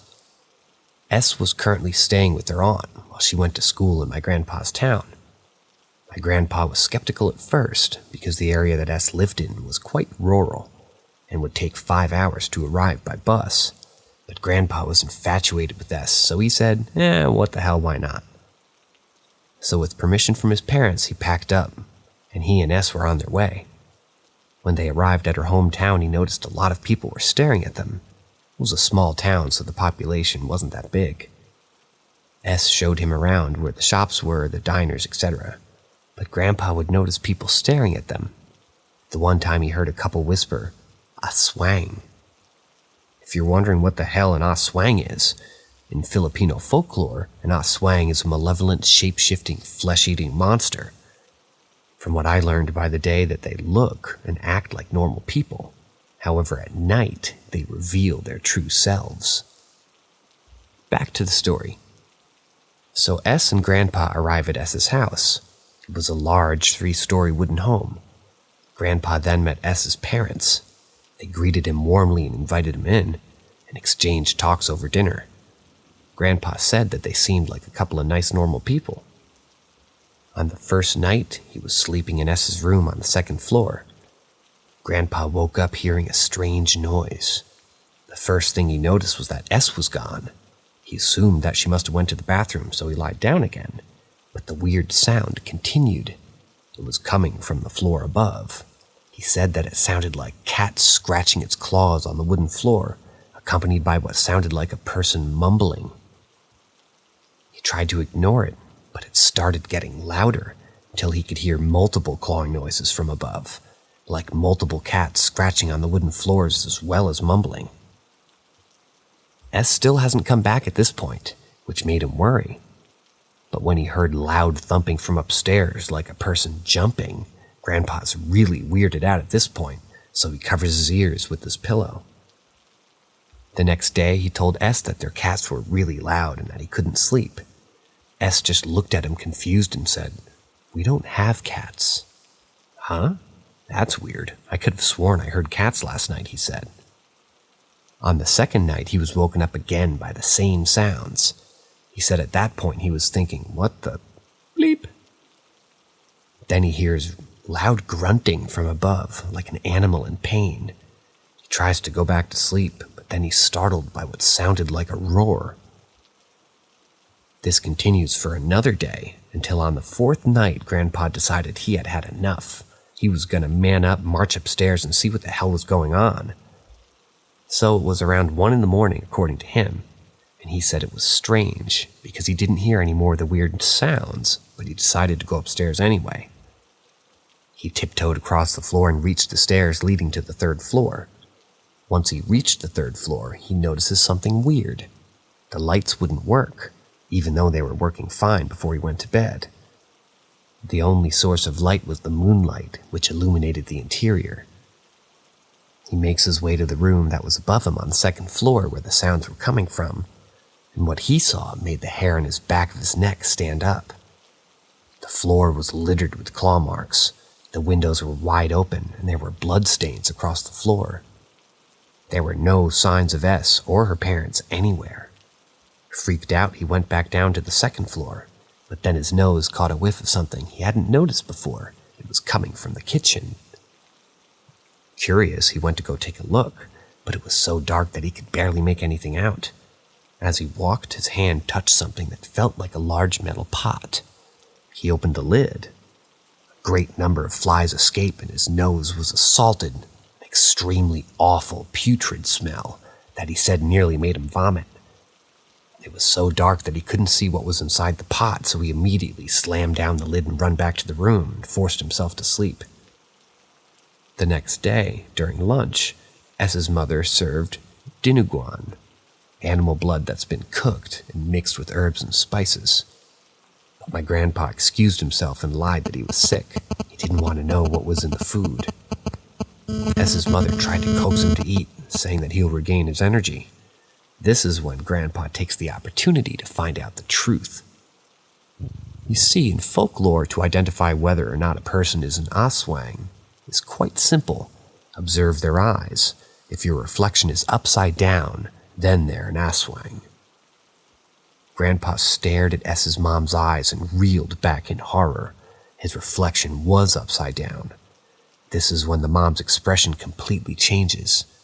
She went from concerned to angry and was glaring hard at Grandpa, an expression that basically says, according to him, "You shouldn't have done that." That night, Grandpa didn't waste any time and immediately packs up and heads home, lying that there's been a family emergency in order for him to go. He finally returns home and spent a lot of time inside his house in complete fear. The following month, he breaks up with S. She looked at him in sadness and said that she understands. That was a wise choice for him, but it was quite a shame, huh? Grandpa ended the story. He said that it was a huge shame indeed because he really wanted to marry S.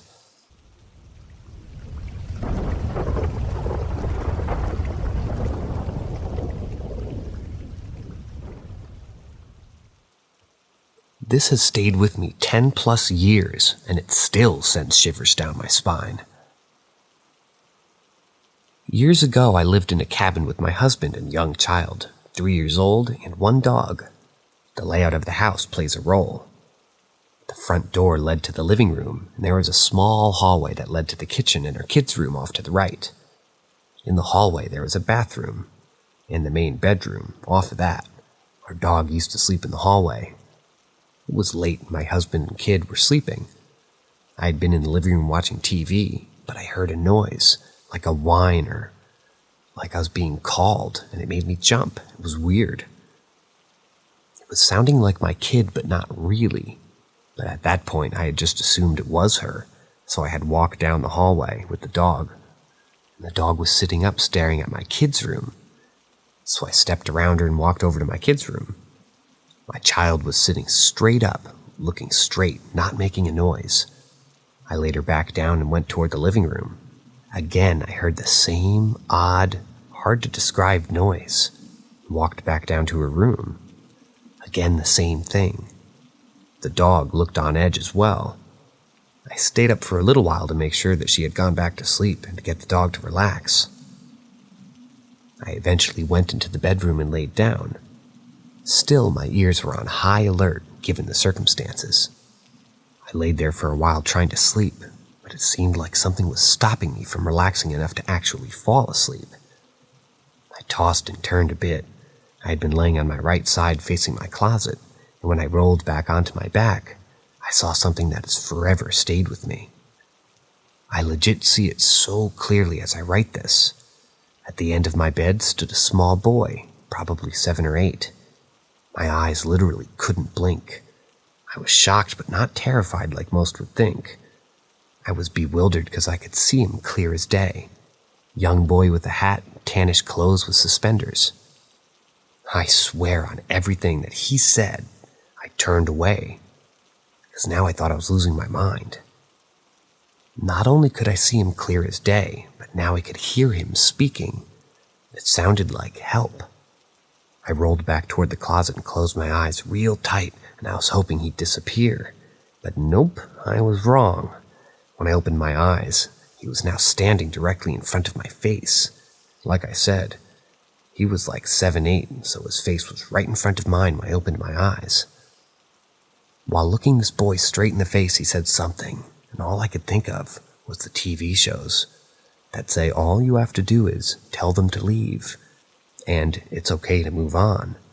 So I had reopened my eyes, hoping he was gone, and as I went to say, it's okay to pass on, and to please leave my home, I got 99% of it out, and said the last word.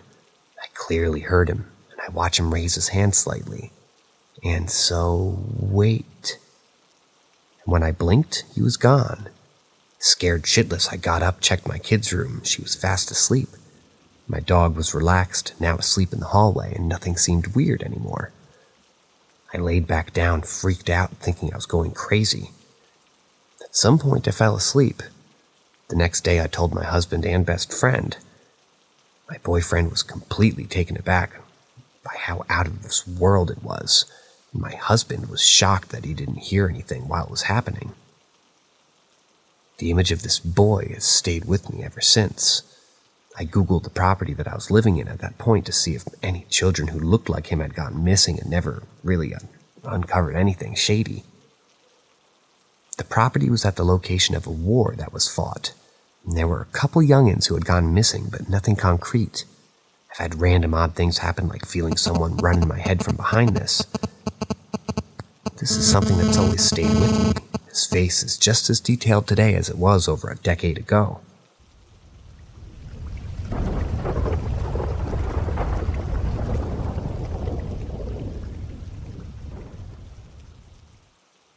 The man in my nursery. My mom has always been able to see ghosts and spirits. She has many different experiences, both good and bad. This has always made me a firm believer in ghosts. I can't see ghosts, though I've always had a very good sense of what many people would consider vibes and such. Whether it be from a person or just from being in the house. One day, a few months after I was born, I had finally been placed into a different room than my parents. My mom got up in the middle of the night to go get some water. She didn't know exactly why she woke up so suddenly, but pushed it off as maybe not being a big deal as she, just wandered into the kitchen. When she got into the kitchen, she had her glass of water, and she seemed like out of the corner of her eye, she saw a sort of figure, and it was walking into my room. My mother, of course, decided to follow this said figure. She didn't know whether she had just been imagining it, or maybe she wasn't going to risk it. When she was walked to my room, she could hear giggling coming from inside. Once she gets into my room, she notices the figure standing next to my crib with a smile. It was an old man wearing large glasses. The man notices my mom in the doorway and nods slightly before walking out the door of my crib without a sound. My mom stands there for a second, making sure I was all right. I was. In fact, I was smiling myself. She then walked out of my room and headed back to bed, not mentioning any of this to my dad, who was asleep. A few weeks later, my mom and dad were going through some old photos of my dad's family. While looking through the photos, my mother notices a picture of an old man with large glasses. She immediately recognizes the man as the same man who was in my room. She asks my dad who the man was, and he explains that it was my grandfather who had passed away years before he had even met my mom. My dad and his grandfather were very close, and my grandfather's death had a huge impact on my dad. My mother told my dad about how she had seen his grandfather in my room that night. She got up for water. This honestly has to be one of my favorite stories my mom told me about, because it made me know that even though I never met my great-grandfather when he was alive, he still cared and wanted to meet me.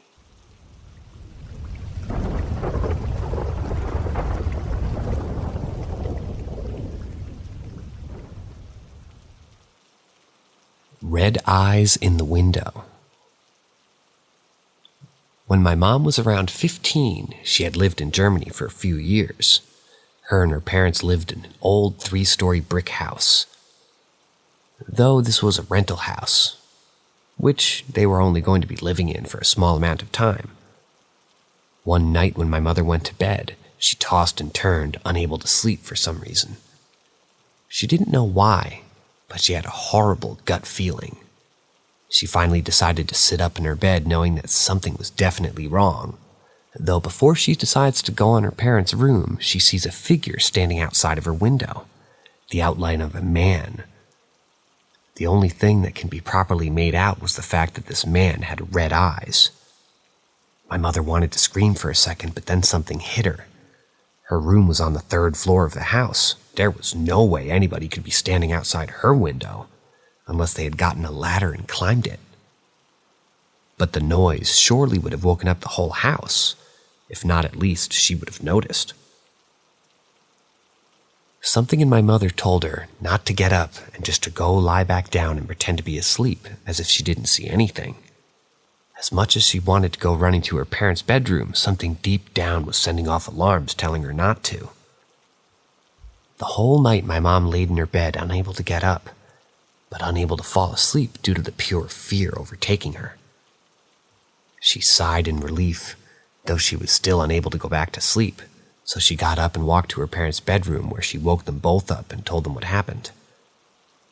My grandfather, her dad, walked to my mom's room, though him and my grandmother didn't really believe my mom, thinking that maybe she was just having a bad dream or something like that. He told her it was nothing and that no one could have been at her window since they were far too up from the ground. My mom begged my grandparents to believe her, saying that she wasn't able to sleep all night nor get up to tell the two of them, though they still didn't believe her. 2 weeks go by and my mother had only seen the man at her window 5 other times, though she felt like it was being constantly watching her, in the neighborhood, that is. She kept telling her parents, though, each time that they didn't believe her, saying that she was just imagining it. Then whenever my grandparents were visiting with the next-door neighbor, my mother's so-called nightmares were brought up by the grandparents to the lady. The lady went pale as a ghost the moment my grandfather described the man my mother had described to them time and time before in the last week. The lady said it was a spirit, and that it had been around for decades, just standing outside of the young girl's room watching them. No one knew why or when the first time the spirit had arrived, but when it did, it never left. Most of the neighbors believed it to be an evil spirit who would prey on the young girls, and once it had its eyes on its next victim, the girl would go crazy, seeing the man everywhere they go in the neighborhood. Though it was just a rumor, this was enough to make my grandparents freak out and move out of the rental as quickly as they could, which luckily was extremely quick since they had just moved in and most of the boxes hadn't even been unpacked yet. This had to be one of the more creepy stories my mom had told me. Though many people wouldn't see it as bad, my mom was terrified. Even telling the story, which she won't do often, you can tell she gets freaked out.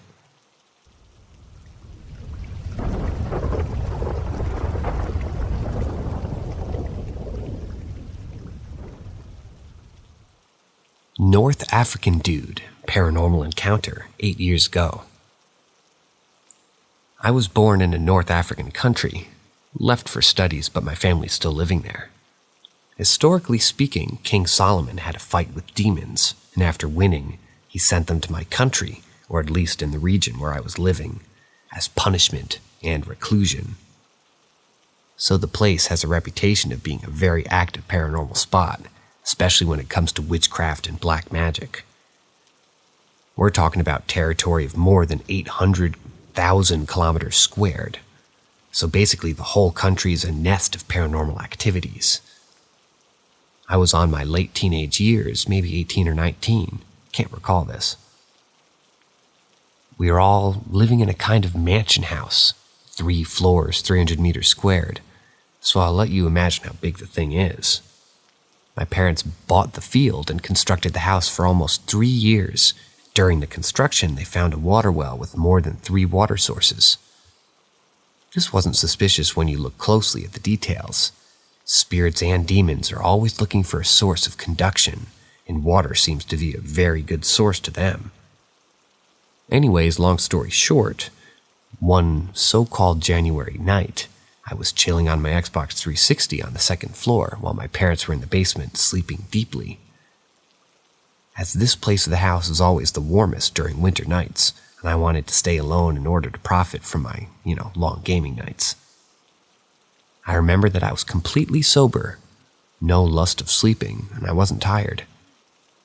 And as a person, I was always fascinated with the invisible world, but not scared at all. As a Muslim, my religion taught me to stay strong against the invisible world and understand that each being has its own life and own perception of living. But at the time, I was too young and never experienced anything of that sort.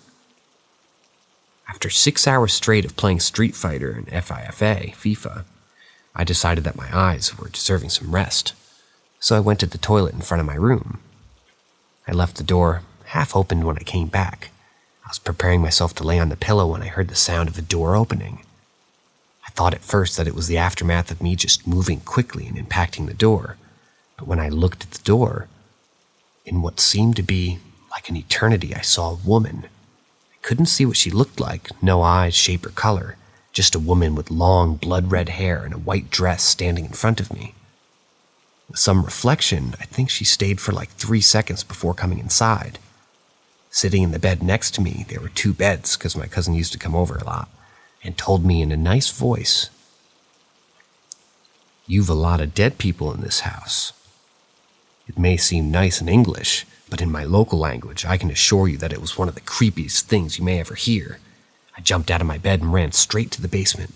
I waked my parents up and told them what happened. My father took a tire-changing tool, don't ask me why, and went to my bed to check if she's still there, and my mother was so calm that I thought I was just crazy. It turned out that she knew exactly what happened to me and didn't want to overreact.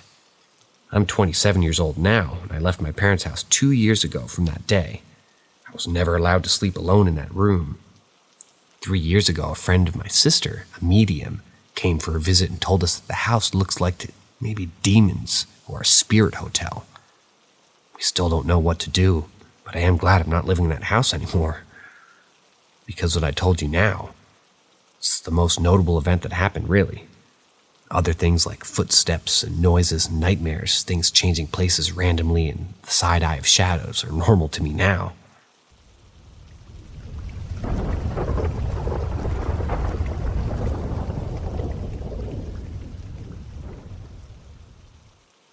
Saved from being a dwarf king's wife. Back when I was in primary school, around 7 years old, I'm 32 now, we lived in a small apartment that was surrounded by trees. We had neighbors, but you'd have to go through a narrow alleyway before you could get to the village's road. I always play either by myself or with other kids under a huge mango tree or some other small fruit tree, and sometimes we'll get distracted and not notice the time until it's pretty late. Then I'll come home. I had no idea that this was the start of a couple of weird and scary 6 years to come. Ever since I had my first communion at 6 years old, every time I'd go to Sunday Mass, and during communion rites, I will always faint. If not, I'll feel dizzy to participate. I always attributed that to either lack of sleep or a hot temperature in the church or whatever. My parents had me checked for anemia and anything that could cause frequent fainting spells, but the doctors can't find anything. They said I should just get some rest, drink water, stay healthy, and the other common stuff. Fast forward to when I'm 10 years old, I started seeing little black shadows before fainting. Again, this happened during the communion rite. The scene is this. I'll start feeling sick, either can't breathe, dizzy, or just feel like vomiting. And when people start to fall in line for communion, I will see these little shadows like they're looking for someone. Then if I make eye contact with any of them, I'd lose consciousness. I never told my parents about this and kept happening around until the age of 12. I always thought that they were like hallucinations and I'm about to pass out. Since I was a child, I never believed in superstitions. I only believe in anything that had a scientific explanation or logic. For when my mom told me not to cut my nails in the evening because they said somebody was going to die or a soul will possess my body once I threw my cut nails in the trash, I kept telling them, nope. I'll tell them if they tell me it's because it's dark and I won't be able to see where I'm cutting them, and I'll believe you. When I started having my menstrual period at 12, the attacks became longer. The fainting spells would now start when the homily starts, and I'll regain consciousness after the communion rites. My parents and my other aunts started being weirded out by this because they've been bringing me to doctors, but nothing, no diagnosis still. Then my healer grandpa, my mom's uncle, came from the province to come visit Manila, and they met to catch up with each other. A healer in the Philippines, otherwise known as an albulario, is a witch doctor, folk healer, or medicine man who practices folk medicine and uses medicinal plants in their combination of modalities such as herbalism, prayers, incantations, and mysticism. We could say it's similar to a shaman. Their services are considered either a first or last resort for addressing illnesses, and their patient claims that the practitioner has supernatural powers that modern medicine doesn't provide. Anyways, my mom told him everything, and he said that he can't see anything when he looks at me. I didn't understand this until later. He said that there's a veil covering me like a protection of some sort. So they did a suab, where I had a bedsheet draped over my head and a pot of boiled water with me, inside with tons of leaves thrown into it. The goal of the suab is for the person being treated to inhale the steam from the medicinal herbs in the pot of boiling water, while the healer is outside praying and speaking in tongues to rid themselves of bad energy. Once done, I remember the covers being lifted, and then I lost consciousness. When I woke up, it was time for my grandma to leave, so we bid him goodbye. My mother didn't tell him what happened, nor did I ask. That next Sunday, I completed Mass without fainting. Everyone in my family, even the other families at church, were congratulating me for not fainting. So the fainting has never happened anymore, but I sometimes still see shadows in my peripheral vision and thought that they were just my imagination, or maybe I just had bad eyesight. This is what I thought until we were visited by my grandpa again 2 years later, and he started asking my mom about my suitor. This raised my eyebrows, and I asked what he was talking about. There was a dark dwarf king that wanted me to be his wife. The veil that Grandpa was describing was a veil put by the dwarf king to hide me from the other dwarves. This also hid the fact that I was wearing a crown of thorns underneath. So what he described when he lifted the covers, when he was doing the sub, was the following. 1. I was wearing a crown of thorns under a black veil, and my spirit, or somebody that looks like me, was seated at a queen's throne covered around with thorns. 2. He saw little black shadows scattered around the house, as if observing what was going on with me, and ran as soon as the steam escaped the lifted covers. 3. and when I fainted, he caught me. He got scratched by these invisible thorns. He also said that it all started when I was playing alone under these trees, and I may have talked to or made friends with somebody whom I thought was human, since I was very friendly and very talkative. When I got my period, they started rushing and became desperate about the process of wedding because I was quote-unquote ripe to be a vessel and give birth to a dwarf king's child. This explained the longer fainting spells. My grandpa said that every time I faint, they're luring me away to get communion and bring me to their dimension, which I don't remember anything about, to be honest. Anyway, for those of you who know, I guess, or who don't know, when we do communion, we celebrate him, the story of Jesus, how he gave himself completely to give us a better life and start new, and a fresh relationship with God. Now, the wedding I mentioned means that I was to die a virgin in this world, and they'll either abduct me or lure me into theirs. He also said that if I were to lose my virginity to somebody else, I'll no longer be quote-unquote useful to them, and that they either will kill me or give me really bad luck. Fast forward to now, my uncle and his aunts are saying that my kids, a boy and a girl, have their guardians since I've been blessed and protected when the ritual was done. I didn't know that it actually got passed on. Anyhow, my kids are both sensitive, and I'm glad that they tell me what's going on with their lives so I know I can protect them if any of that shit happens again.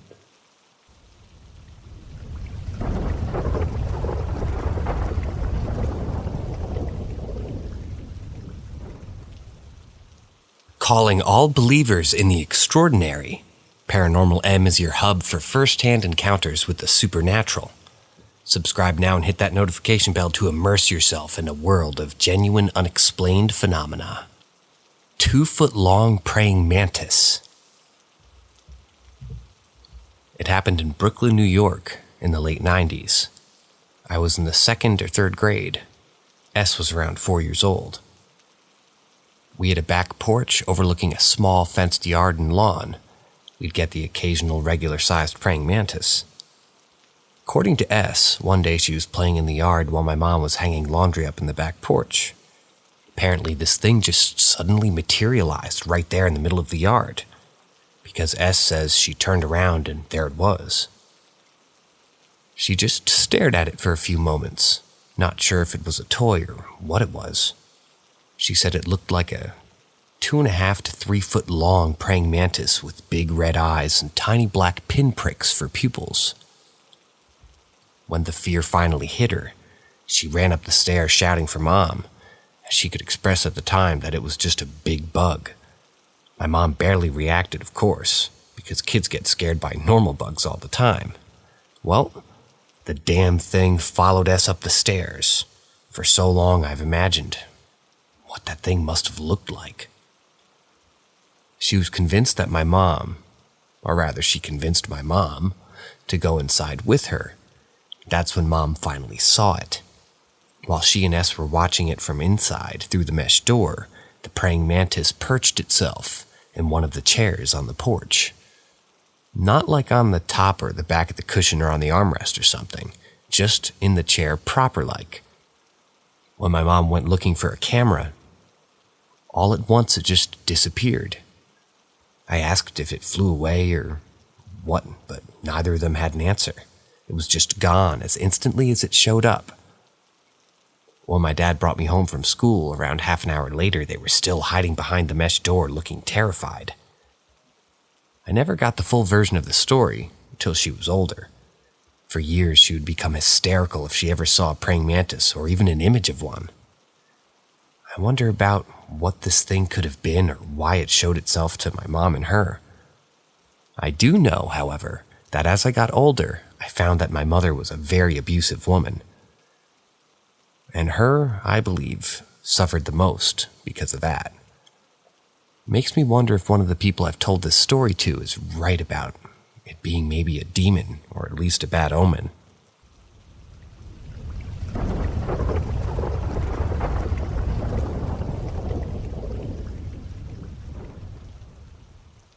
Double mirror reflection.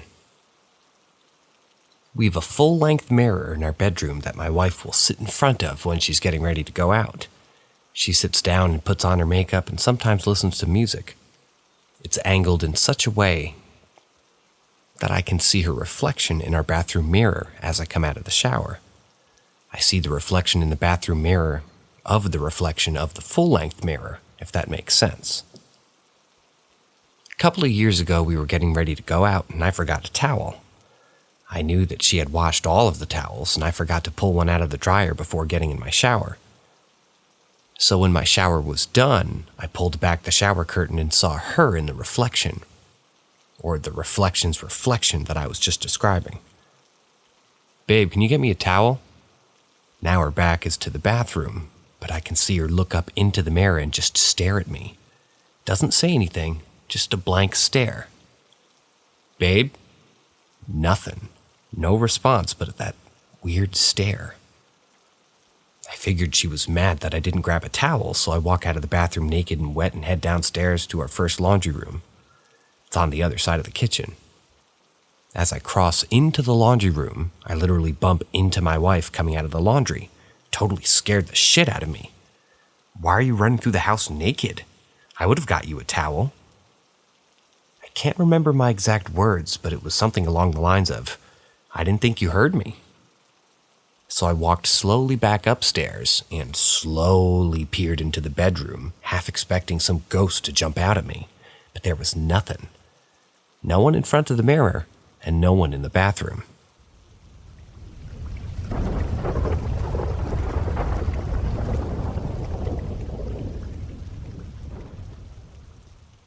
Ask Reddit. My stepmom had a dog, a Bichon Cocker Spaniel, so fairly small.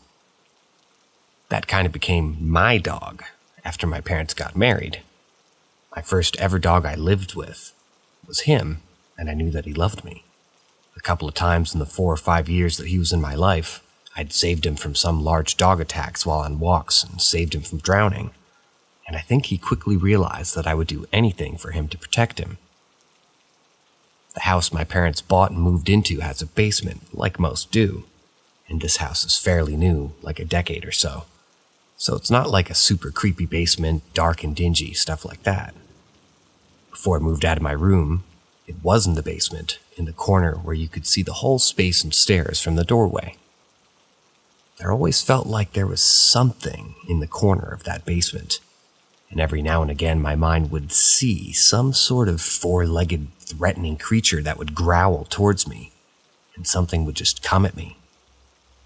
Usually the dog would be asleep with my parents in their room upstairs, but he started a new habit in this house of before going to bed, he would take a trip downstairs, kind of say goodnight to me, make a round in the open space, and then go back upstairs. Kinda odd, but the space always felt clearer after he did that. It was a habit that he didn't do before living in this house, but he never missed a night of it, even after we moved out. One very sad day, poor little guy died of cancer that came from nowhere and spread through him like wildfire. He was cremated and the ashes were spread all down by the river, the dog park that he loved. Even though I don't live there anymore, I of course could go to visit, and the basement has mostly been turned into an entertainment center, so we do spend a decent amount of time down there. I still get that feeling that the creature's there and watches us. One night, however, as I was leaving the entertainment area to go upstairs, I felt the presence of this thing again. Couldn't make myself turn around, so I kept walking, but a little bit faster. I swear, out of the corner of my eye, a little white dog rushed from my side to behind me. On the bottom step, I turned around and I swear I could see our dog sitting confidently, staring in the direction of the creature. He looked to me for a moment, and his face told me, "You had me, now I have you." He got up and walked around the corner out of view. The feeling of the creature was gone. Never felt it again. But every once in a while, I can sense my little man making his rounds.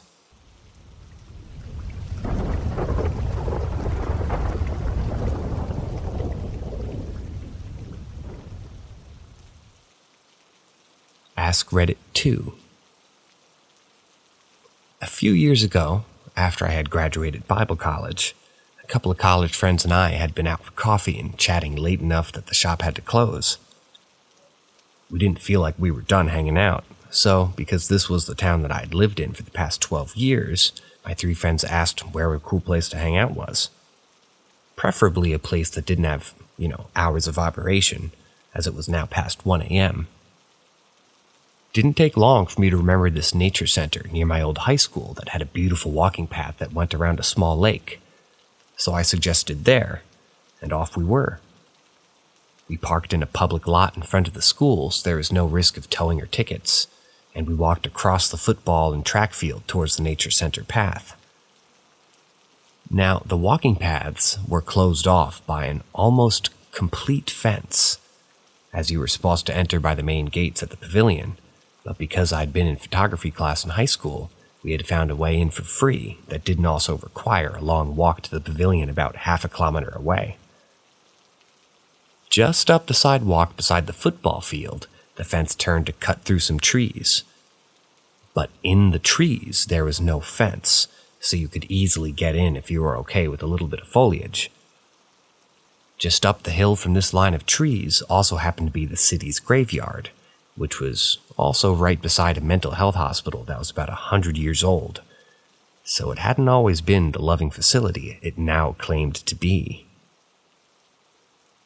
While my friends and I walked up the slight hill to the trees, one of them spotted the gravestones and inquired about what else was there.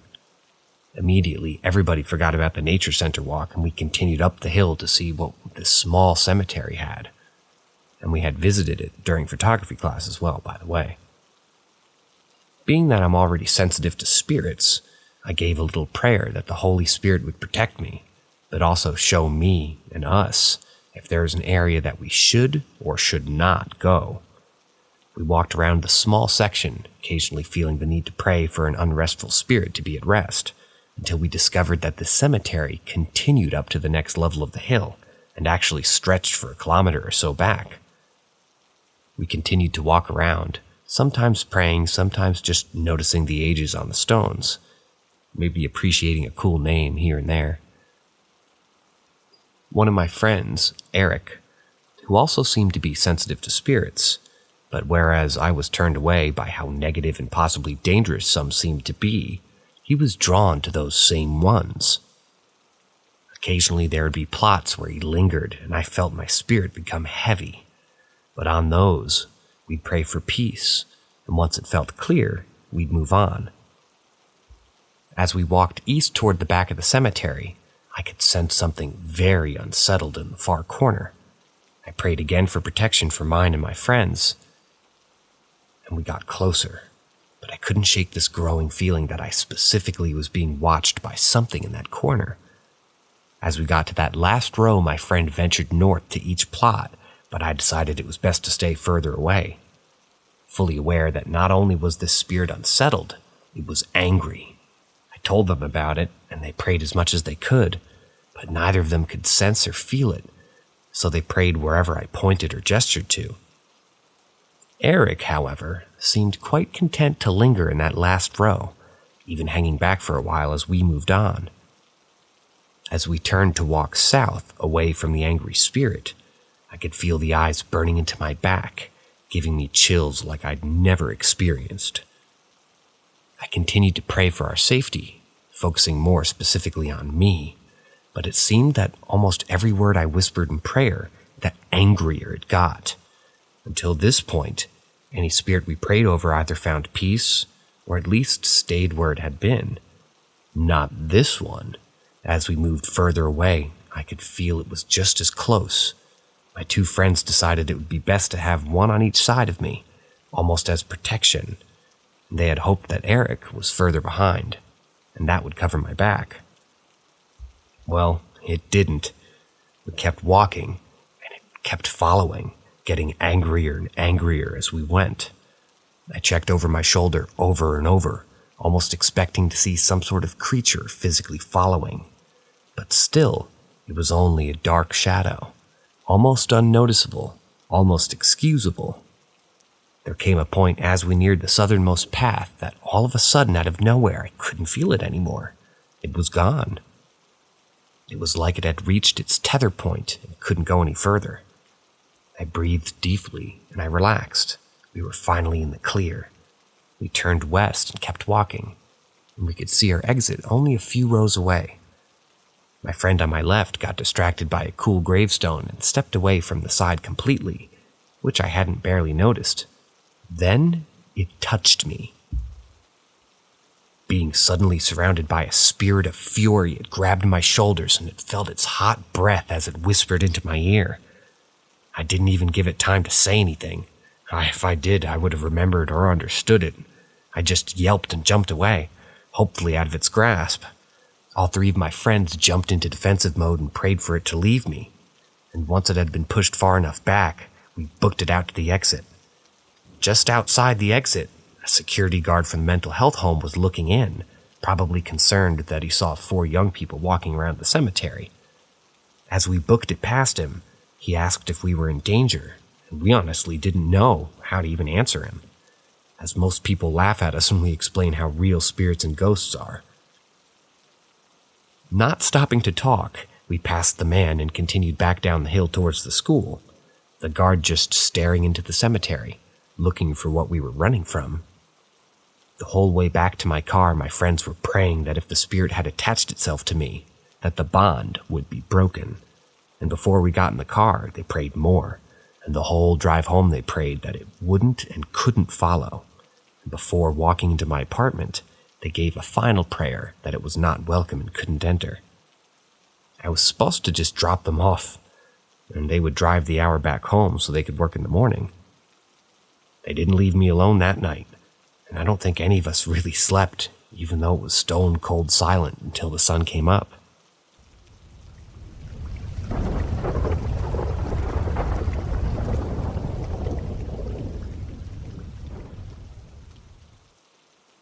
So I'm no longer allowed to talk about paranormal things in my household.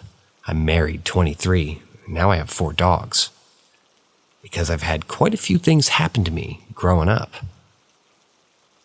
On July 4th, 2020, in Alaska, me and my wife, my buddy, and his wife decided to go to the hot springs and rent a cabin. While there, we came up on the subject of the paranormal and I explained the things that had happened to me previously. We laughed about it and I started playing around later in the restaurant. If you're there, flicker the lights.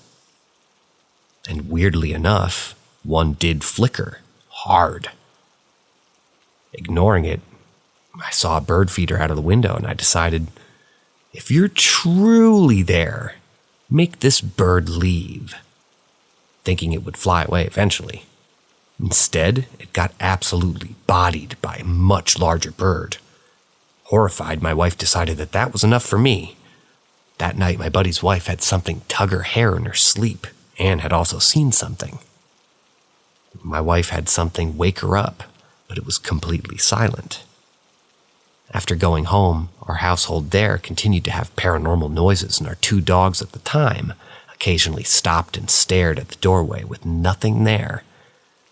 Or where they were looking, they'd just growl and bark viciously, like hares standing on their backs more than I've seen when there's actually fighting or they're fighting each other or anything scary like that.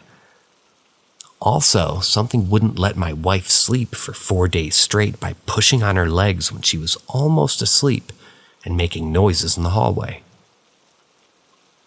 I even talked about it at her friend's place, and soon after that had experienced paranormal things too. So consequently, I've been banned from talking about these things out loud. Not really sure what to make of it, but sounds like a Ouija board is the last thing that I should touch.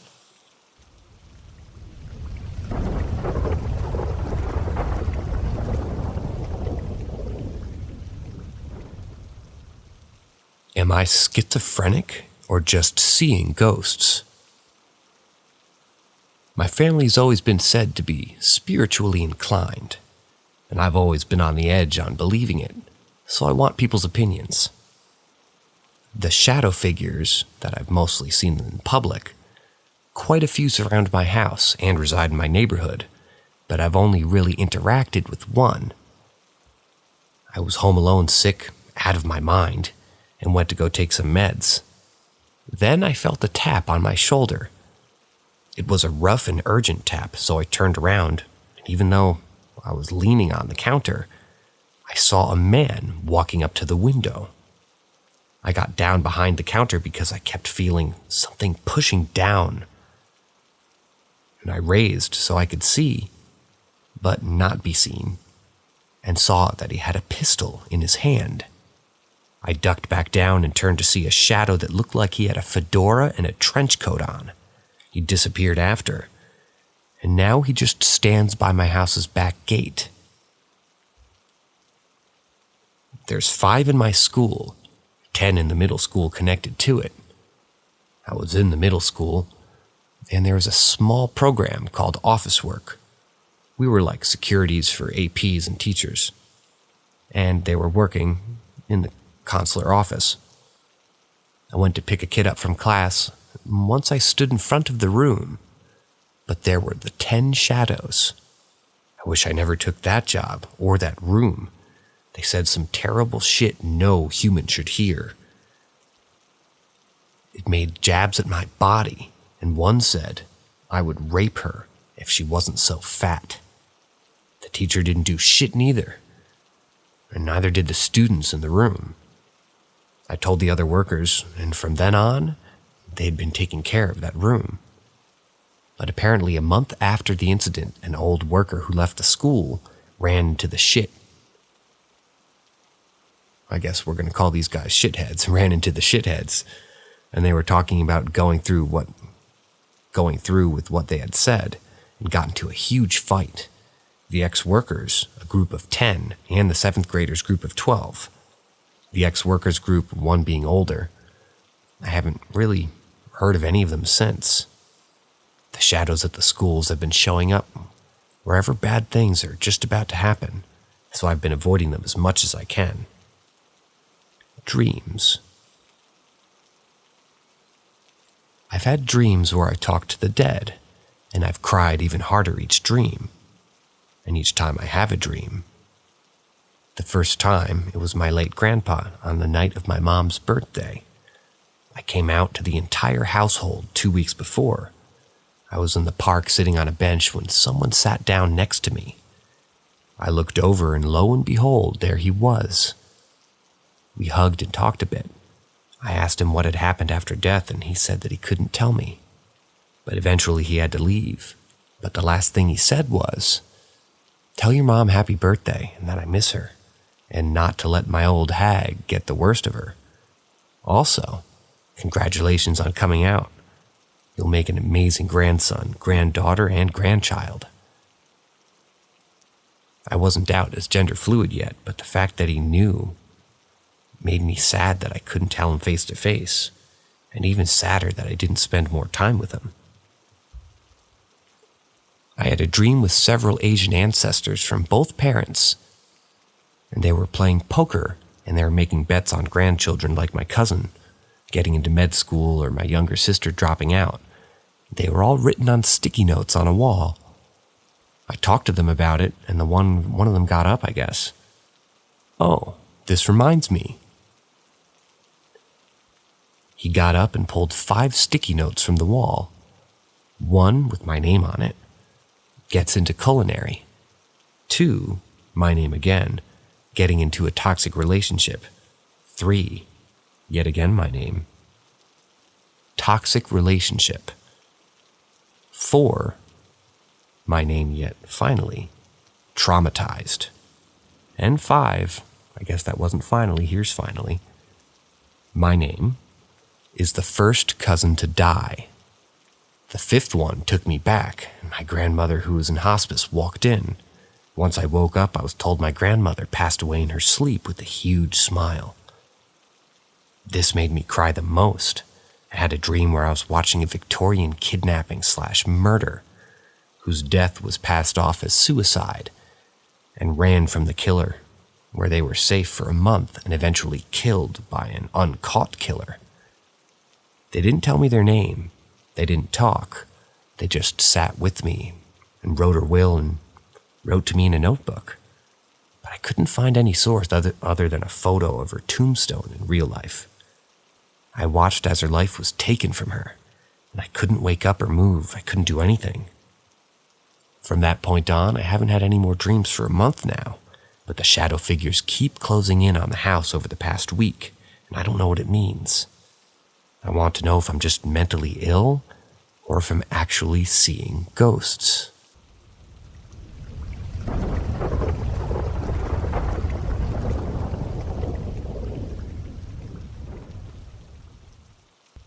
Ghost in math class. This happened when I was in 8th grade. I was sitting in my math classroom silently doing my homework. Keep in mind that my teacher had just yelled at the class, so absolutely no one was talking and no one was allowed to get up from their seats, no matter what. Strict teacher. As I was working on my math homework, and I felt a rather hard double tap on my left shoulder. I turned my head. No one was there. I sat in the back left corner, so no one could tap me from my left. The person who sat to my right was absent that day, and the person in front of me couldn't have tapped my shoulder. I would have seen them, and plus, they weren't allowed to get up from their desk. The teacher was also at their desk, so it couldn't have been them either. Before this experience, I didn't per se not believe in ghosts, but I was skeptical. But now that I've had an experience where literally no logical answer could be had, I most definitely do.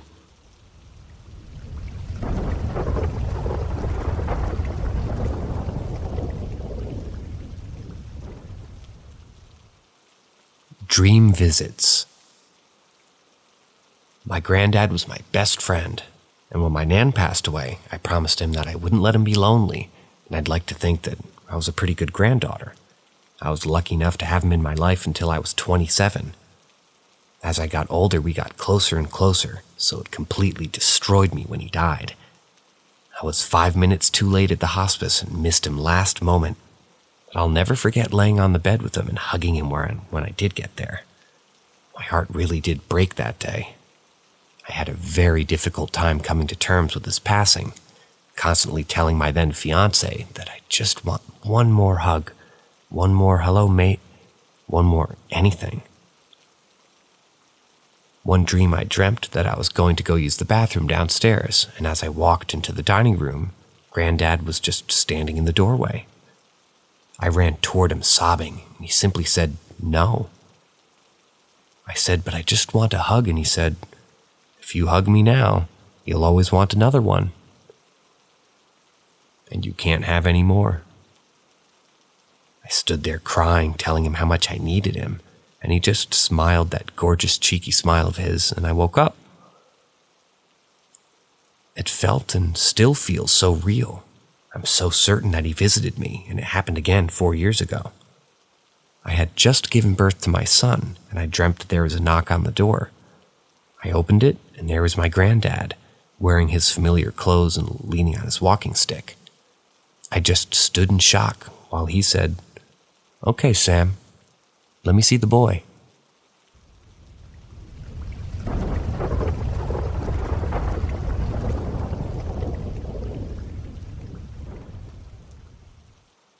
Loud crashes and scratching in the night. For the past week and a half, my fiancé and I have been hearing weird noises at night. They always happen around 3 or 4 a.m., and always in the same order. There's a loud crashing noise from the kitchen that sounds like plates crashing on the ground. Next is what sounds like our dryer or washer machine door slamming shut. Finally, we hear scratching noises around her room. My fiancé has claimed that she's heard footsteps, but I haven't heard them yet.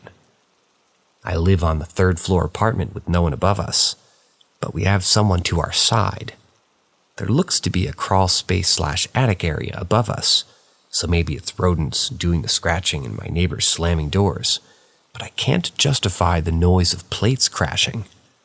Additionally, we're dog sitting and the dog ran out of the room early in the night barking and heading for the front door. I want to say that it was maybe a neighbor leaving or coming home. However, the dog was growling once we got to him, and we got him to lay on the bed until we got up for the day.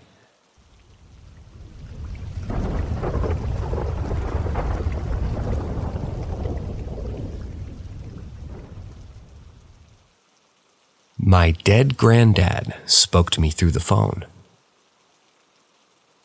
I must state that I didn't believe in spirits or the afterlife until this moment. It's baffled me since it happened.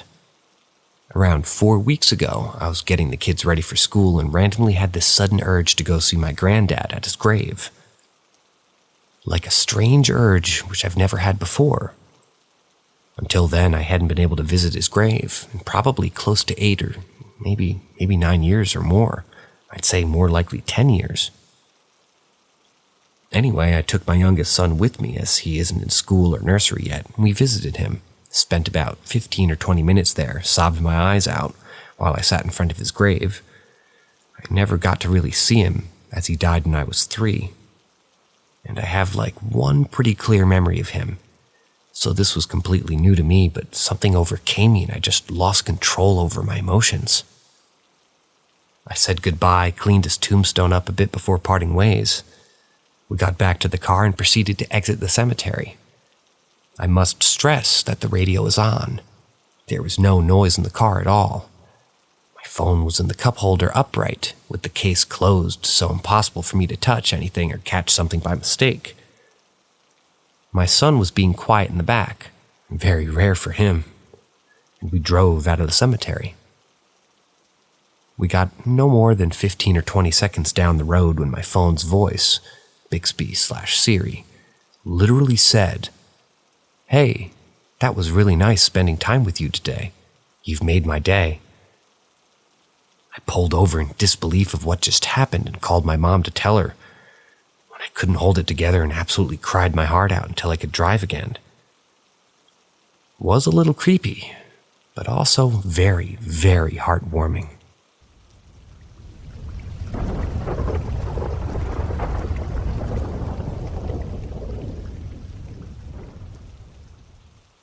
I met a woman I never knew visiting my mother's grave and greeted me by name as she left.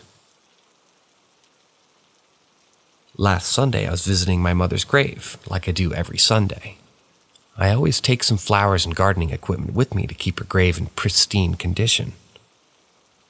As I hang out there for a good chunk of the day, I know everyone that visits the grave in the same row my mother's grave is in. We all know each other by name and generally have warm conversations talking about family, how life's going, usual chit-chat. My mother's grave is in the last of the row and almost directly at the fence, with only a strip of grass separating it from it. And that allows me to look at her grave when I approach the gate. On that occasion, however, I saw a woman standing by my mother's grave and talking.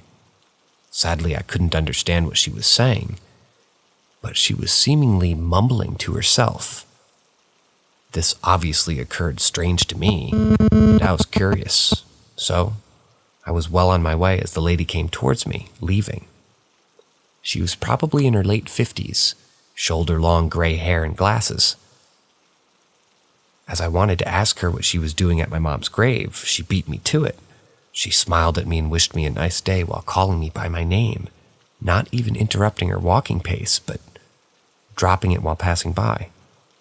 She wasn't rude or creepy. Actually, it came off as rather kind, but it gave me goosebumps and a shiver. I just got a stumbling good day out myself. I turned around and saw her heading for the gate. I got to my mom's grave afterwards, and there were fresh sunflowers on her grave. I looked over the fence, but I couldn't spot her. I got to work and left the flowers I brought too. When I got home, I approached my dad about it, if he knows such a woman, relative of him or former colleague of her. He didn't. He just shrugged and suggested that she might know me from overhearing conversations at the cemetery. I also asked a friend of mine, with which I'm often together on the cemetery to visit her relatives as well. She didn't know anyone of that description either. It's really a small cemetery, and generally, an everyone knows everyone kind of thing. So while it's not particularly creepy, unsettling, or frightening, it was very puzzling, at least for me, and the way I got a shiver really got the gears in my head turning.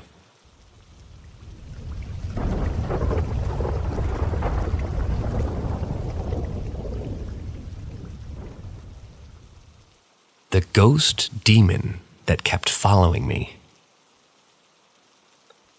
So when I was 14 or 15 years old, my parents owned a trailer. One of those that you attach to the bumper of a truck, so a travel trailer. I had bunk beds in it, and I would sleep on the top. We went on a trip near Cloudcroft, NM, during COVID. We went to get out of the house. On the third night, I remember getting up in the middle of the night. It was pitch black because we were out in the mountains. When I peeked out of the curtain, I could see this figure in the dark, and the only thing I could see is its piercing white eyes looking at me. I lay back down trying to sleep again, but not longer after do I hear scratching on the floor. I didn't get up, but I felt a presence behind me, as if it was just looking at me. I remember crying to sleep that night. The next encounter I had was in my own room. I was 16 at the time, and it was around 12 a.m., maybe to 1. I was just scrolling through my phone before bed, and I turn off my phone, and after 15 minutes of trying to go to bed, I open my eyes and look at the foot of my bed, and it was just staring at me. Again, I put my head underneath the covers, trying to get rid of it or make it go away. It was just observing me. I could feel its eyes seeing through me. My last encounter was also on a trip, this time to San Antonio. It was night again, but this time my parents bought a new fifth-wheel trailer, and I had my own room with the door. I was staying up on my phone once again, but this one is different. I couldn't get it all. But this one is different. If couldn't get in all I remember, interesting wording, is that I was scratching the door. Trying to get in, after a while, I think it gave up and thankfully left. I apologize for my abbreviations there.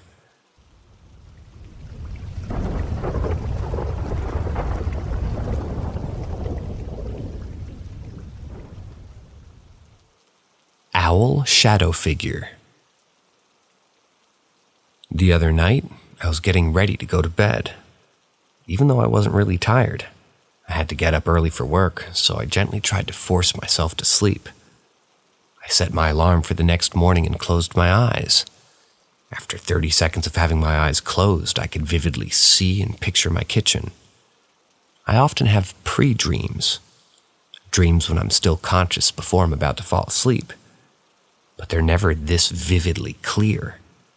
Standing in my kitchen was this shadow figure. The shadow figure was looking toward my kitchen sink with its hands held out in front of its body. The shadow figure was standing pretty still, but after looking at him for a few seconds, he turned his head towards me. The figure had a large, dark, ominous owl head attached to its human-looking body. Since I was still conscious, and now slightly unsettled, I opened my eyes.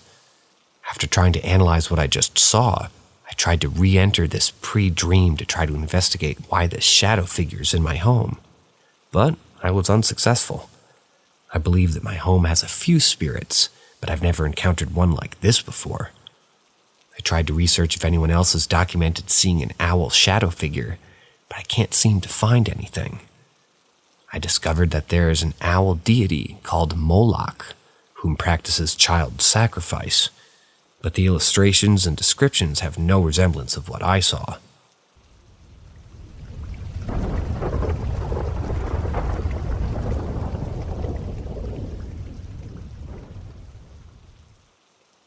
Paranormal Hospital.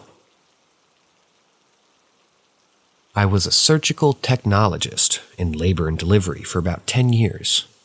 I worked for a non-for-profit Catholic hospital for almost 4 years out of the 10.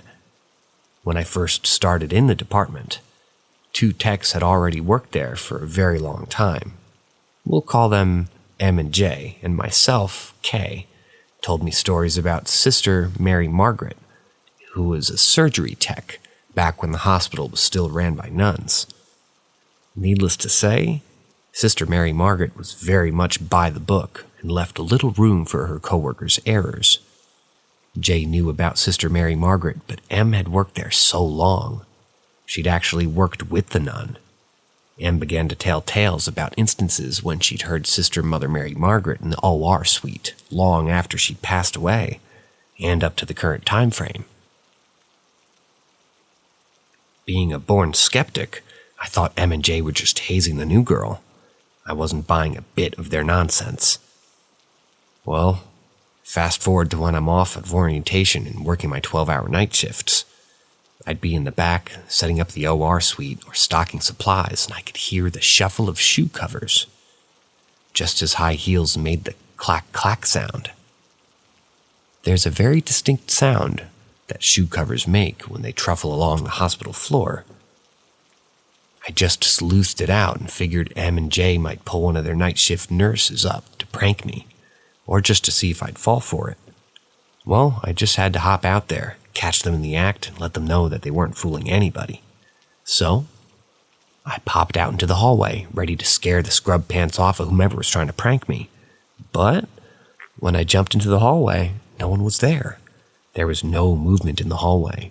Swinging of the doors, chatter of the intercoms, nothing. Needless to say, I was really perplexed. So that first incident just kinda got a shrug from me and I went along working. As time passed, these incidents became more and more frequent. We had more new employees, and Em and Jay were training them. Em and her new orientee had an incident where sterile supplies were on the OR bed and the bulb syringe floated from the top of the supply line at a 90-degree angle for about a minute, and then dropped to the floor. I really began believing them that they relayed that story to me during a report. I could tell that they were both honestly shaken up by the whole ordeal, and I actually felt pretty bad for them.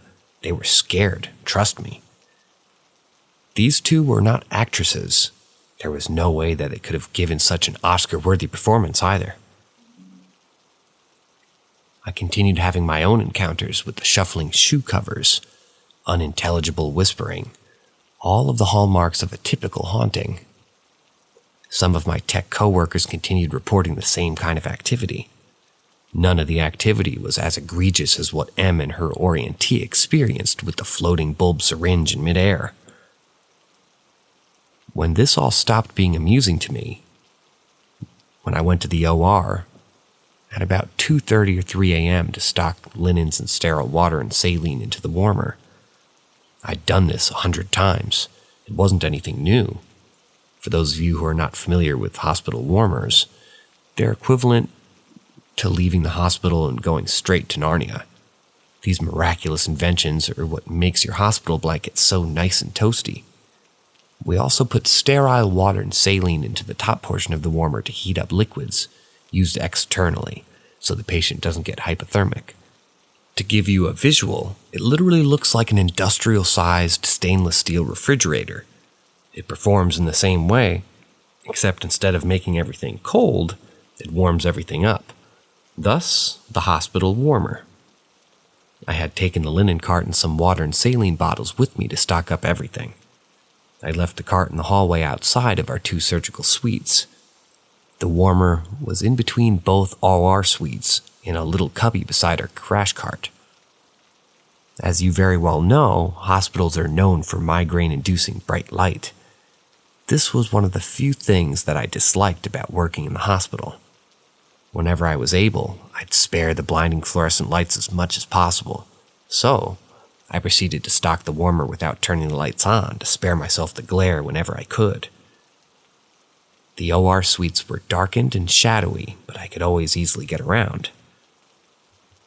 I'm sure everyone's familiar with refrigerators and freezers already, and they're aware that refrigerator's pretty cold and the freezer part is obviously frozen cold.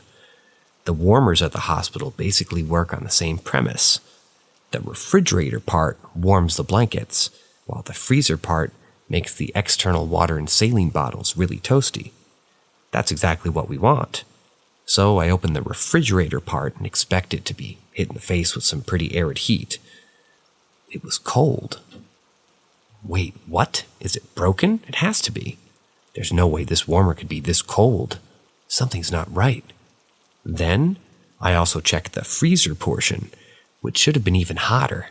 It was actually colder. Nope, this isn't right. It was not normal for this warmer to be this cold.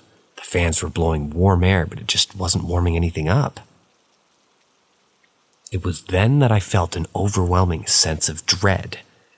I'd never felt that way at a job previously. I turned around and looked up to see a black mist and smoke toward the top of the ceiling.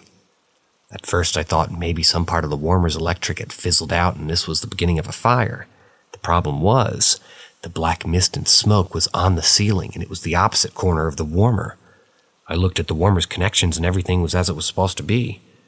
There was nothing wrong with the warmer. There was something in the OR suite cubby that was not friendly and rather malevolent. I knew it wasn't Sister Mary Margaret. She'd never do anything menacing.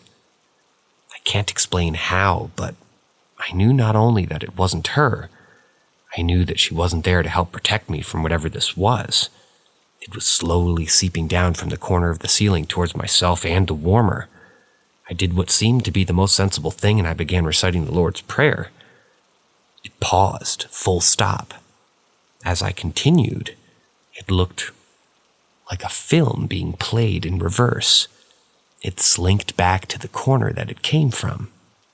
As soon as it was just about gone, I turned to hustle out that little cubby area and back to the hallway. I happened to notice when I turned around to face the warmer, it was back to its normally toasty temperature. I didn't ruminate on it long. I just booked it out of the OR suite into the hallway and back to the nurse's station.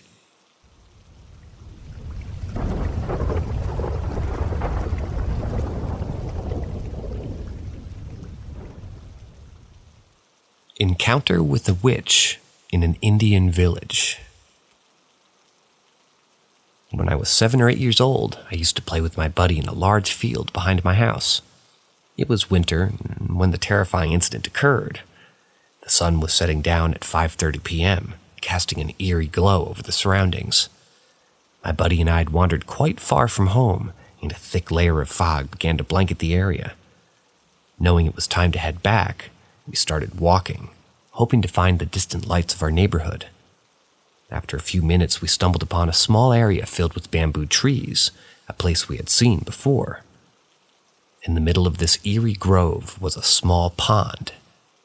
We grew uneasy as we realized that this was the opposite direction from our home. Confused and frightened, we turned around and ventured forward, our vision obscured by the fog. We walked carefully through the dried-up winter rice fields, barely able to see anything beyond our feet. Suddenly, we encountered an old lady in our path. She was hunched over, clutching a dusty cloth that resembled a bag. Her old sari was torn and worn, and she appeared to be a beggar. We approached her, thinking that she might be trying to convey something to us. But she uttered an incomprehensible gibberish. A really bad rotten smell filled the air. Looking up at her, we saw her eyes glowing with a sinister yellow-red hue, and she began to laugh maniacally. Overwhelmed by fear, we sprinted away, desperate to escape her clutches. After what felt like an eternity, we finally reached our home. Trembling, I recounted the horrifying encounter to my family. My grandmother's face turned pale, and she hurriedly sprinkled ganja water, holy water, on me, muttering prayers under her breath. She explained that we had just come face to face with a daini, a witch. The next day, I fell gravely ill with a high fever that lasted for an entire week. To make matters worse, my friend contracted a severe case of pox shortly afterward, and his condition far more agonizing than mine.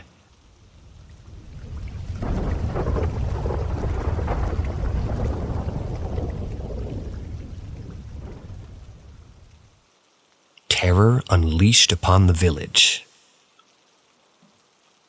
1950s, in the heart of a remote village nestled on the border of West Bengal and Bangladesh, a sinister tale unfolded. It was the time when Charulata, a mere 11-year-old girl, bore witness to a horrifying chain of events.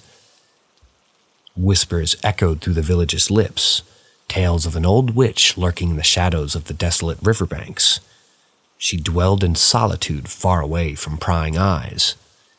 The locals believed that the presence of a practitioner or witch near their village would inevitably invite malevolence upon their lives. That fateful year, a ghastly disease ravaged the village, claiming the lives of numerous innocent souls. While some dismissed it as a natural calamity, others pointed fingers at the dreaded witch, attributing the deaths to her malignant influence. However, such suspicions remained more speculation. One mournful day, a villager succumbed to the disease's grasp, and a few gathered to bid farewell to their fallen neighbor.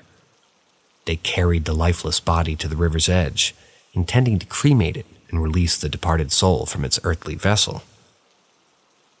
Fearful of contracting the illness, the mourners hurriedly retreated, neglecting to ensure the corpse was fully consumed by the flames. Little did they know what unspeakable horror awaited them. The following day upon their return, a ghastly sight befell their eyes.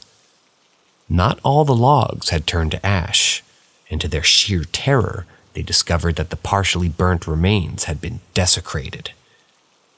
Speculation ran rife, as some whispered of the witch's insatiable hunger for bones and the macabre consumption of the deceased flesh.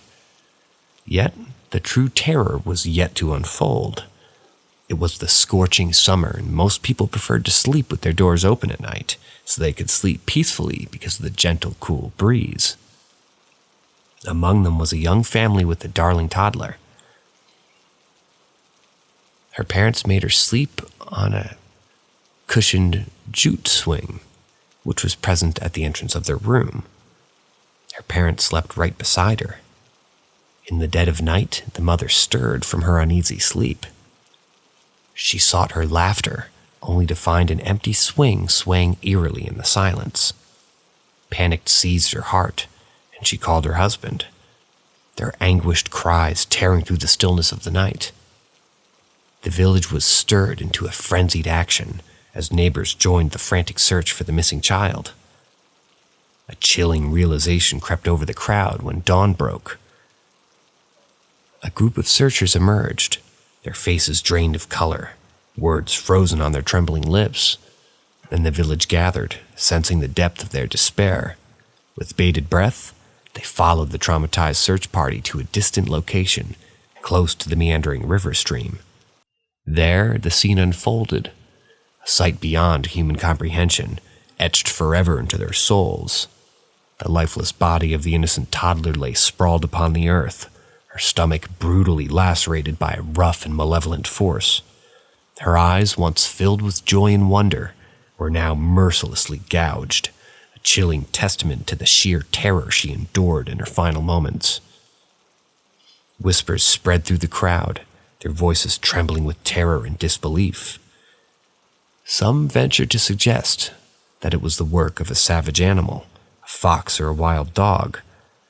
But as the braver crowd went near the child, they realized that it was laid directly in the exact center of a symmetrical shape, drawn with twigs.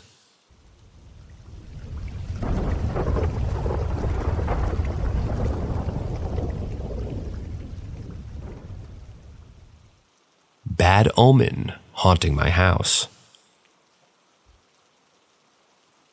I must have been 7 or 8 when I had my first and probably only encounter with the supernatural. My father got transferred to Dehedron from Almora when I was 7 or 8. We moved into a rented place. Our landlord seemed sweet and helpful at first, but they were not like that at all. After a week or so, my mother started feeling uncomfortable in the house. Things would fly off the shelf on their own, and once a glass broke on my mom's hand and it made a cut as if someone deliberately cut my mom's hand. Our landlord's wife used to talk nicely with my dad, saying stuff like our family's the best, but would go tell my mom that we needed to leave as we're not welcomed right after my dad would leave for work. She was trying to drive a wedge between my mom and my dad. Things started to go a bit south, but we also did our research. Then the entire horrific story came out, including black magic. Before us, there was a couple that used to live in the same house. The landlords would play the same game with them like they played with my dad and my mom. This led to a huge fight between the couple, and the wife literally killed herself by burning herself alive. The situation worsened as the landlord's wife used to do black magic. She used black magic to control the guy and brainwashing the man into not believing his own wife. It had been said that the husband was so brainwashed that he did nothing to save his wife and watched her burn alive right in front of him. When we came in, we knew nothing and moved in. After my mom experiencing things, I started seeing things as well. I used to see a Batman action figure everywhere at night, even on my bed when I didn't have any action figures back then at all.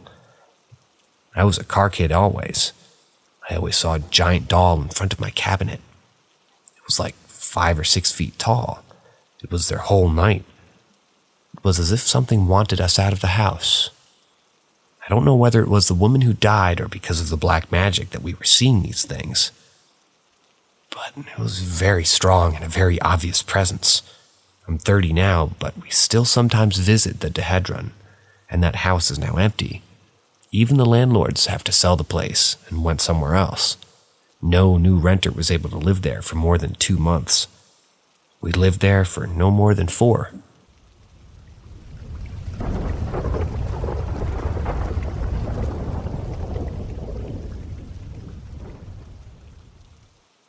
Icky feelings and one weird experience in an old townhouse. Before my husband and I got married, we rented a tiny townhouse built around the 70s. This was around 2010. My husband is the definition of a skeptic and always worked overnight in a hospital. So he can't and would never back me up on this. But when I think about it, I still get creeped out. So the townhouse has a downstairs with a kitchen and a living room, with stairs straight off the front door that led to the 2 rooms upstairs. Everything was very open, and you could spin around in the living room and see almost every corner. From the moment we signed the lease, I got a bad feeling emanating from the top of the stairs, which shared a corner with the door to the spare bedroom. A friend came to visit once and refused to enter the house after driving 30 minutes to see me, immediately, quote-unquote, feeling something peeking out at her from the spare room. She was pretty woo-woo, quote-unquote, and said that it was evil. I laughed it off, but can't deny my own icky feelings about that room and the top of the stairs. If I tried to watch TV in the living room, I could often feel someone looking at me from the stairs. I would run up them and across the hall to our room at night when we went to bed. One last very weird feature of the townhouse was that there was a cutout ledge of the bedroom wall. And you guessed it, it opened straight to the view of that icky spot on the stairs. And you could look down into the living room and the front door from there. So, here's the experience. I was asleep one night, and I woke to a super bright, quick flash of light from our closet. I thought it was a power surge, and I expected the closet bulb to be burnt out. But then it turned on by itself at regular brightness. At that point, I was scared. I decided to get up and just turn it off, ignore it, and go back to sleep. I was trying hard not to look out of the ledge, but I could feel that something was coming from the stairs. As I started to gather myself and sit up, I hear a click, and downstairs the TV turns on. My heart was pounding, but I just froze. The volume starts increasing on the TV like someone's holding the button down. In a few seconds, it was blaring loud. I just speed walked to flip off the closet light, down the hall, down the stairs, and grabbed the remote to turn it off. Turned around and ran as fast as I could back to bed. Nothing I can think of explains it. Nothing else that dramatic ever happened there again. But I did often feel the bed compress, like someone sat on it. And I haven't had that feeling anywhere else that I've ever slept.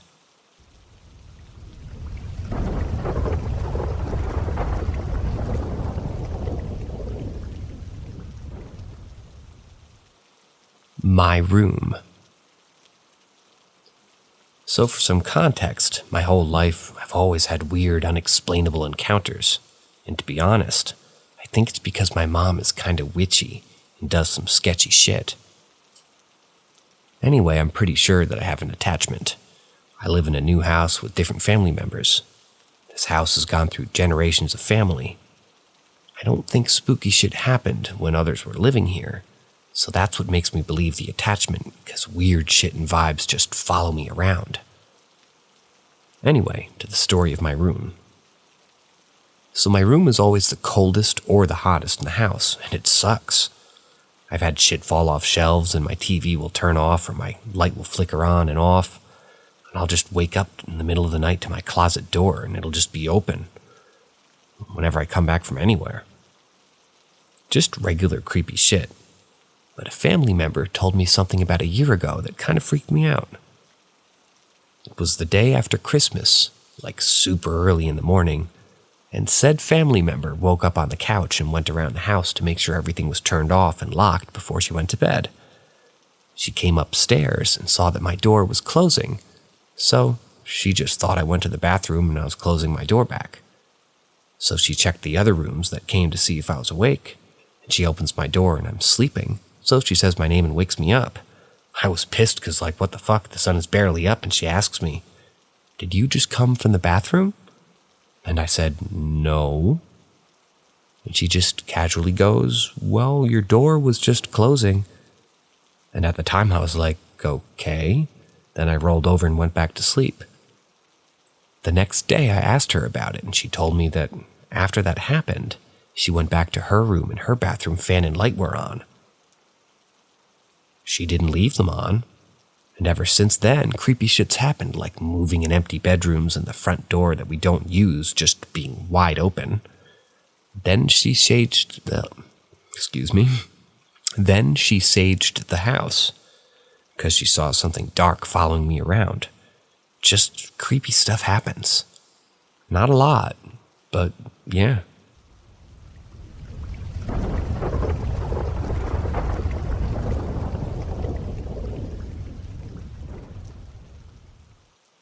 So I've had a few experiences in my past. Can someone please explain? I have a couple questions about my own experiences. I don't have enough money to actually talk to a professional. My grandma was a psychic. My mother has experiences of her own as well, with speaking to spirits and such. My mother isn't open to talking about her experiences because she fears them and my grandma had passed away quite early. First experience. My own experiences have all been in different houses, though 2 of them have been in the same property. When I was maybe 4, I was up somewhere from midnight to 2 in the morning watching TV. At the time, I heard voices and looked out the window.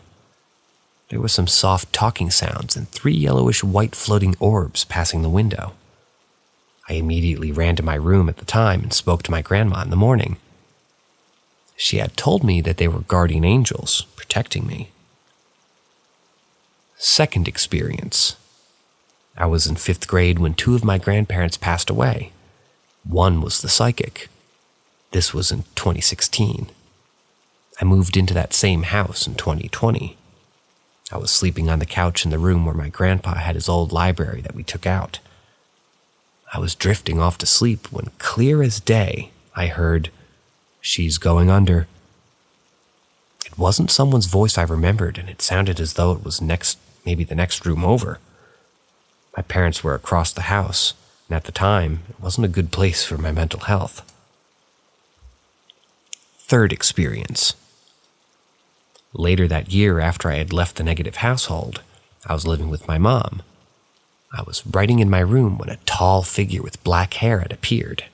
He was maybe 6 feet tall or so, and he had a pale face and dull, empty-looking eyes. Still to this day, I see him sometimes. He's thin, though, normal human thin. Every now and then, when I see him, he looks as though he had been drowned. It's strange.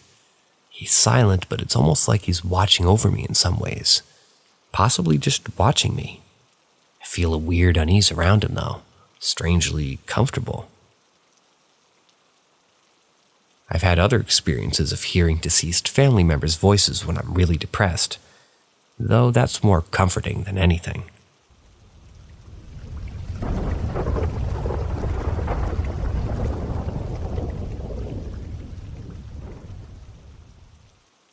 the state hospital / the hippie tree. This happened the day school got out in 2023. Me and my buddy Corey had made plans to go to 2 local haunted places in our beautiful Michigan town. One is called the hippie tree. It's a tree in the woods in our city, Traverse City. You can look up pictures if you like. It's a fallen tree that had graffiti painted all over the years.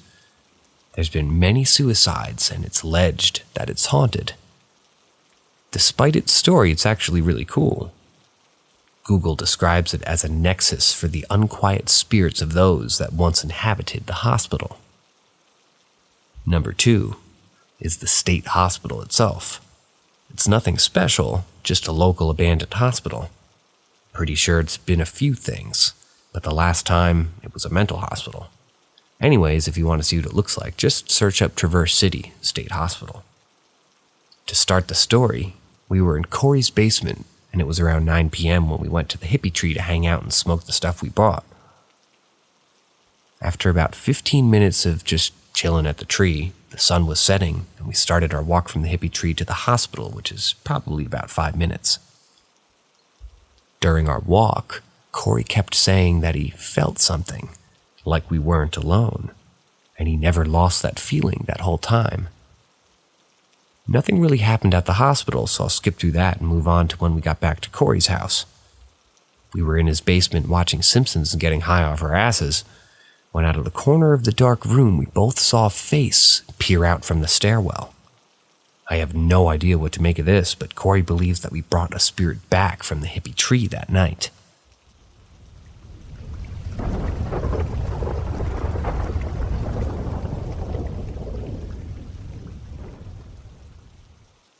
This happened when I asked. I really feel that I do have some type of gift, or maybe it's a curse. My daughter Delilah, who's 23 years old, has always had trouble sleeping in the dark to this very day. I believe her sixth sense, is what I call it, is much stronger than I allow mine to be. Previous to moving into this home that we now live in, we lived just a few miles away in another home. At the time, I believe she was a senior or junior in high school, and we were talking in her room. I remember it was afternoon, still daylight outside. Delilah was telling me that her light in the bedroom on the ceiling at times is flickering, and she says it spooks her out. So I decided to really ask a question, but I wasn't really expecting for anything to happen because, frankly, I feel like I'm in a bit of denial when it comes to my senses. So out loud I asked if there's anyone in this room with us to make the lights flicker twice. And what do you know? The light flickered twice. I can't tell you how fast my daughter and I ran out of that room. And of course, to this day, I'm stuck in between or in the middle thinking maybe it was just a coincidence. Or maybe not.